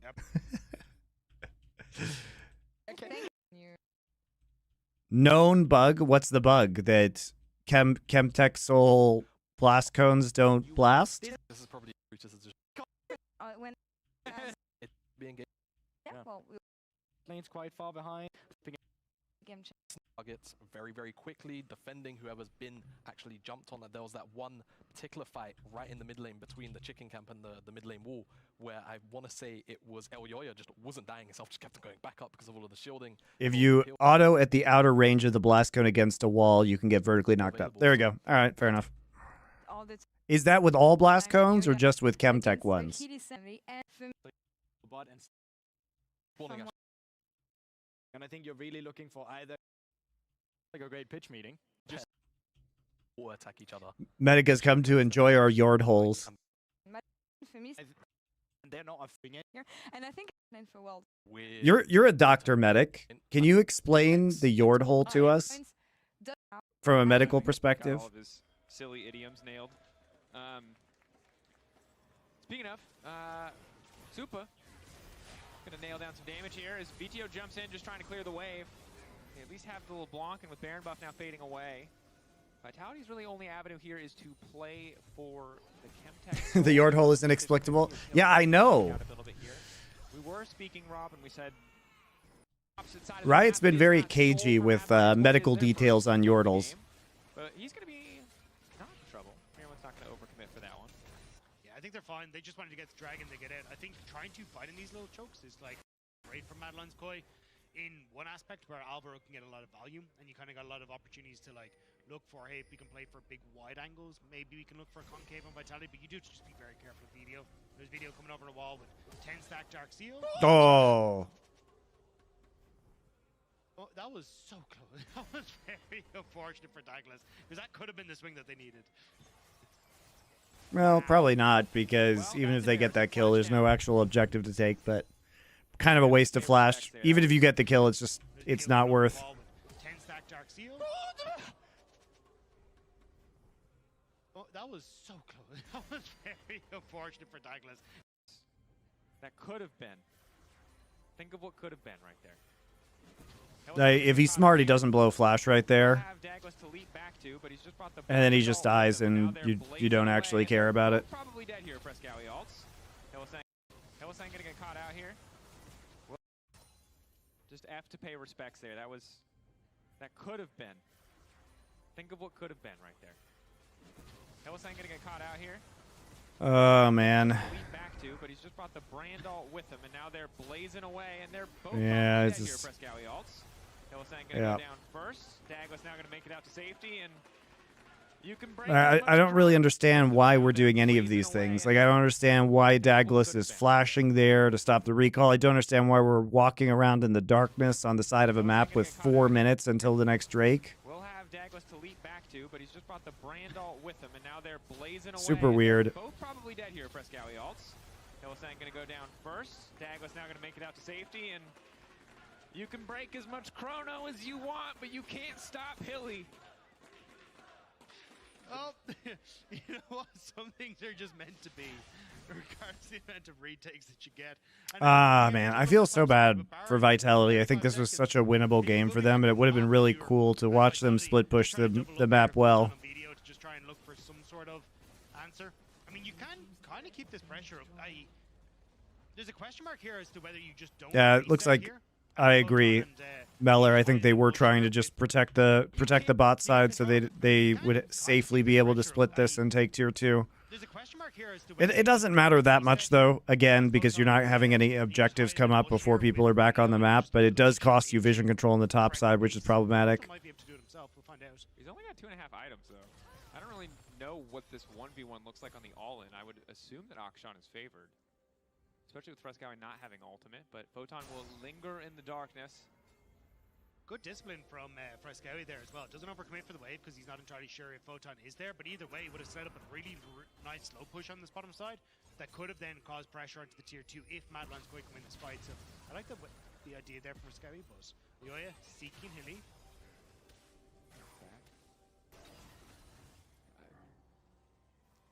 Yeah, I don't really know what to say about that one. Anyway, bot side. Continued push from Photon. Leveraging that stealth as much as possible, just waiting to see if anyone's there to respond. Baron has now been started. Photon does have the TP. Will need to use it if they want to. They know that this is happening. Douglas can just flip it on the 50-50. He lost the last one. And Photon TPing into his team's side of the map. So Mad Lions Koi, recognizing that, can just back away, knowing that they got the TP advantage. Can look to just play side lanes more now in the meantime, knowing that the relative threat of Photon on side is significantly lower. That said, Frescowi, call out here. Chain's going to connect. Flash back. Hillisang debating if he can really follow up. Ulti has been used. Mad Lions Koi in the meantime.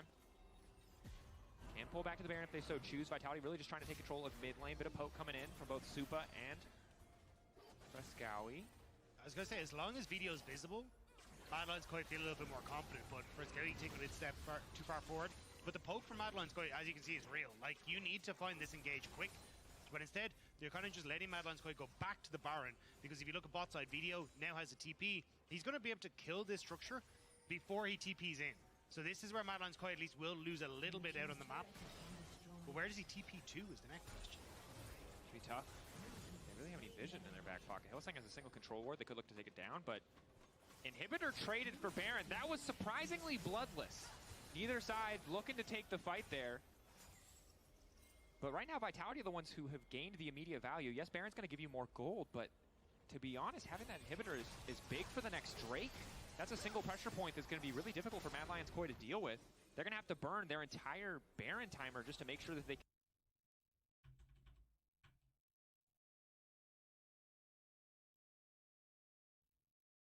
because if you look at bot side, Video now has a TP. He's going to be able to kill this structure. So they are trying to actually enact this split push. Thank you, Godbody, for your Twitch Prime sub. be tough. They really have any vision in their back pocket. Hillsang has a single control ward. They could look to take it down, but Inhibitor traded for Baron. That was surprisingly bloodless. Neither side looking to take the fight there. Be really difficult. Yeah, but now all your split push pressure stops. Like, you can't give up Baron with a split push comp, otherwise you can't do shit. Flash forward from Garzi, determined to get something back, but is a disaster for the Vitality counterpunch here. The rest of the team from Mad Lions, They're trying to split push into Baron. Okay, well, this is one way to lose the game, I suppose. Vitality looking to make a counterplay here. This is one way to lose the game. Photon's just going to push into a tier 2. Remember, they're pushing lanes that have tier 2s into a Baron team. And yes, there are super minions, but you're just not going to be able to deal with this siege. You also are playing into a Baron buff.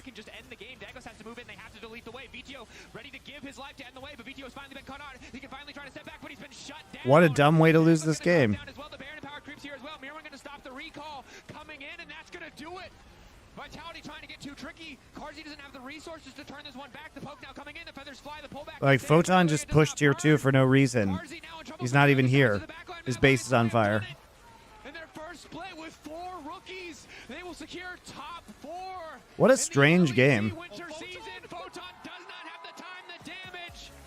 Mad Lions Koi lock the best of 5s, lock top 4, and knock Vitality out of the winter split. What should a Vitality have done? Not tried to fight them in River repeatedly, or like have Hillisang into River and actually just apply split push pressure to get forward wards in the jungle so you can create picks, right? That's what should have happened, guys. It's hard to run that comp. That is a tough composition to run, but I think they could have done it. I think they could have done it.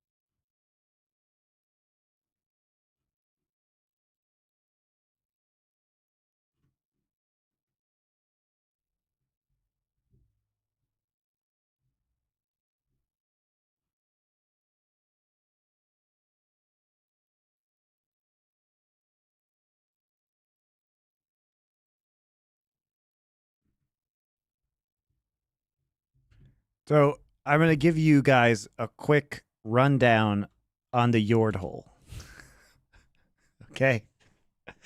For those of you who don't know why we talk about Yordles and why we don't refer to other things, I'm going to show you some stuff. So, Arcane brought in a lot of questions about Yordles. Okay, Meller is subscribing for this. All right. So here we go. I have joined at the right time. So the question was, so Arcane, all right, we have these Yordle prostitutes that show up in Arcane, right? Yes, thank you very much, Just Laxus. So we have questions because we have Yordle prostitutes, okay?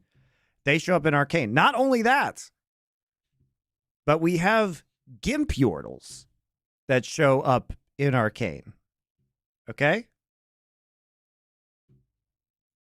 But we have a question on Reddit in Lore of League about Yordle genitalia. Rioters have said that Yordles don't reproduce like humans do, and newborn Yordles just show up in Bandle City. But Arcane has Yordle prostitutes, which means they have sexual intercourse possible with humans. But then why do Yordles have genitalia? They have mouths and hands, don't they? Exactly. So this obviously implies the existence of the Yordle.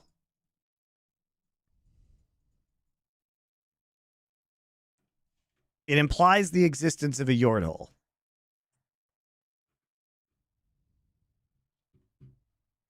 Because otherwise, why do we have this and this?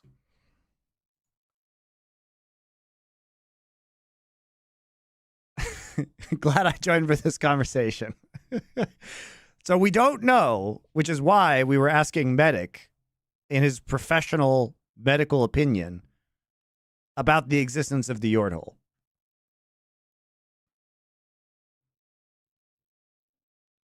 I think we cooked too much. And this is why we discuss Yordles here. Because it's the great mystery of League of Legends lore. It's the great mystery of League of Legends lore. What is the Yordle?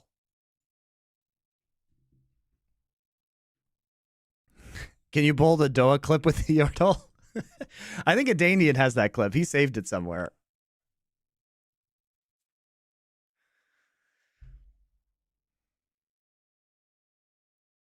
Be me. Try to write code while listening to Monty discussing the existence of Yordles. The theoretical existence of the Yordle. It's theoretical. Where does the Yordle go? It's like a black hole. We don't know.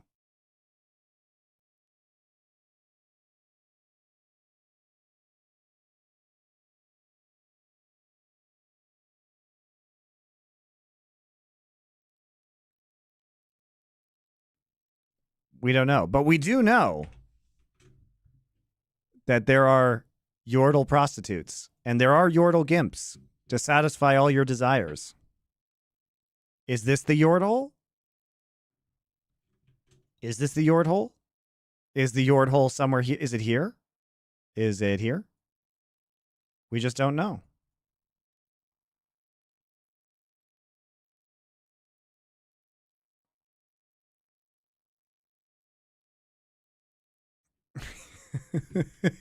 That's a high question.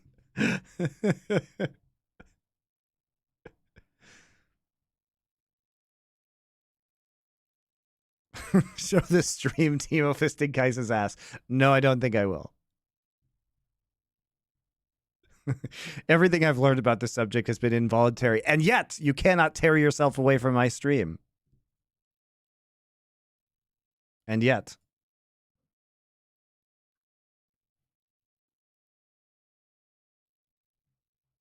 The Yordle could be on the back. Is this the Yordle?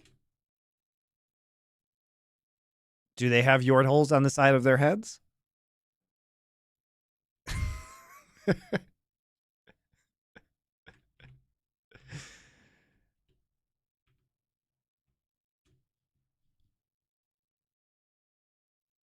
Show butt face Poppy.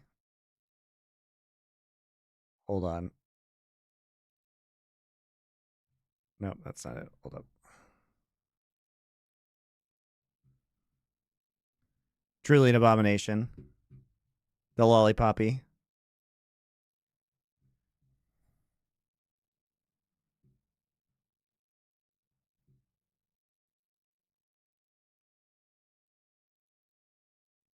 All right, thank you, Adanian. Hold up. We can use Riot's own lore to partially answer this question, because in Arcane there is a scene where one of the characters is walking through what is presumably a house of prostitution, and there is a Yordle in S&M getup, kind of dressed like a gimp almost, walking past. Yeah. So it is. We can assume that Yordles also participate. But just because they can have sex, it doesn't mean that they can create. Well, exactly. But I'm just saying, like, that interaction is there. Takin knows if a Muslim is served pork without their knowledge, it's not haram. It's the knowledge of it that makes it haram. So if you don't know you're being served Yordle, whether it is or not, with your knowledge, you're good to go. Hold up. I guess we were talking about eating Yordles. What is that video at the bottom? Good. I'm glad that Twitch is trying to show me shower wrestling with 114,000 views. How did it know what I wanted to watch?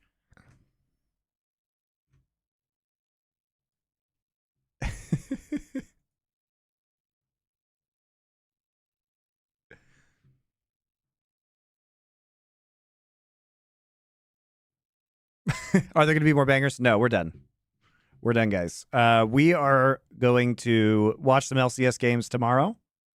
But thank you for the history of the Yord Hole. It's very enlightening.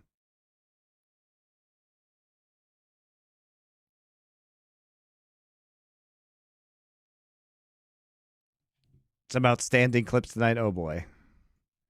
Some very inappropriate clips tonight. Show the stream Timo fisting Kai's ass. No, I don't think.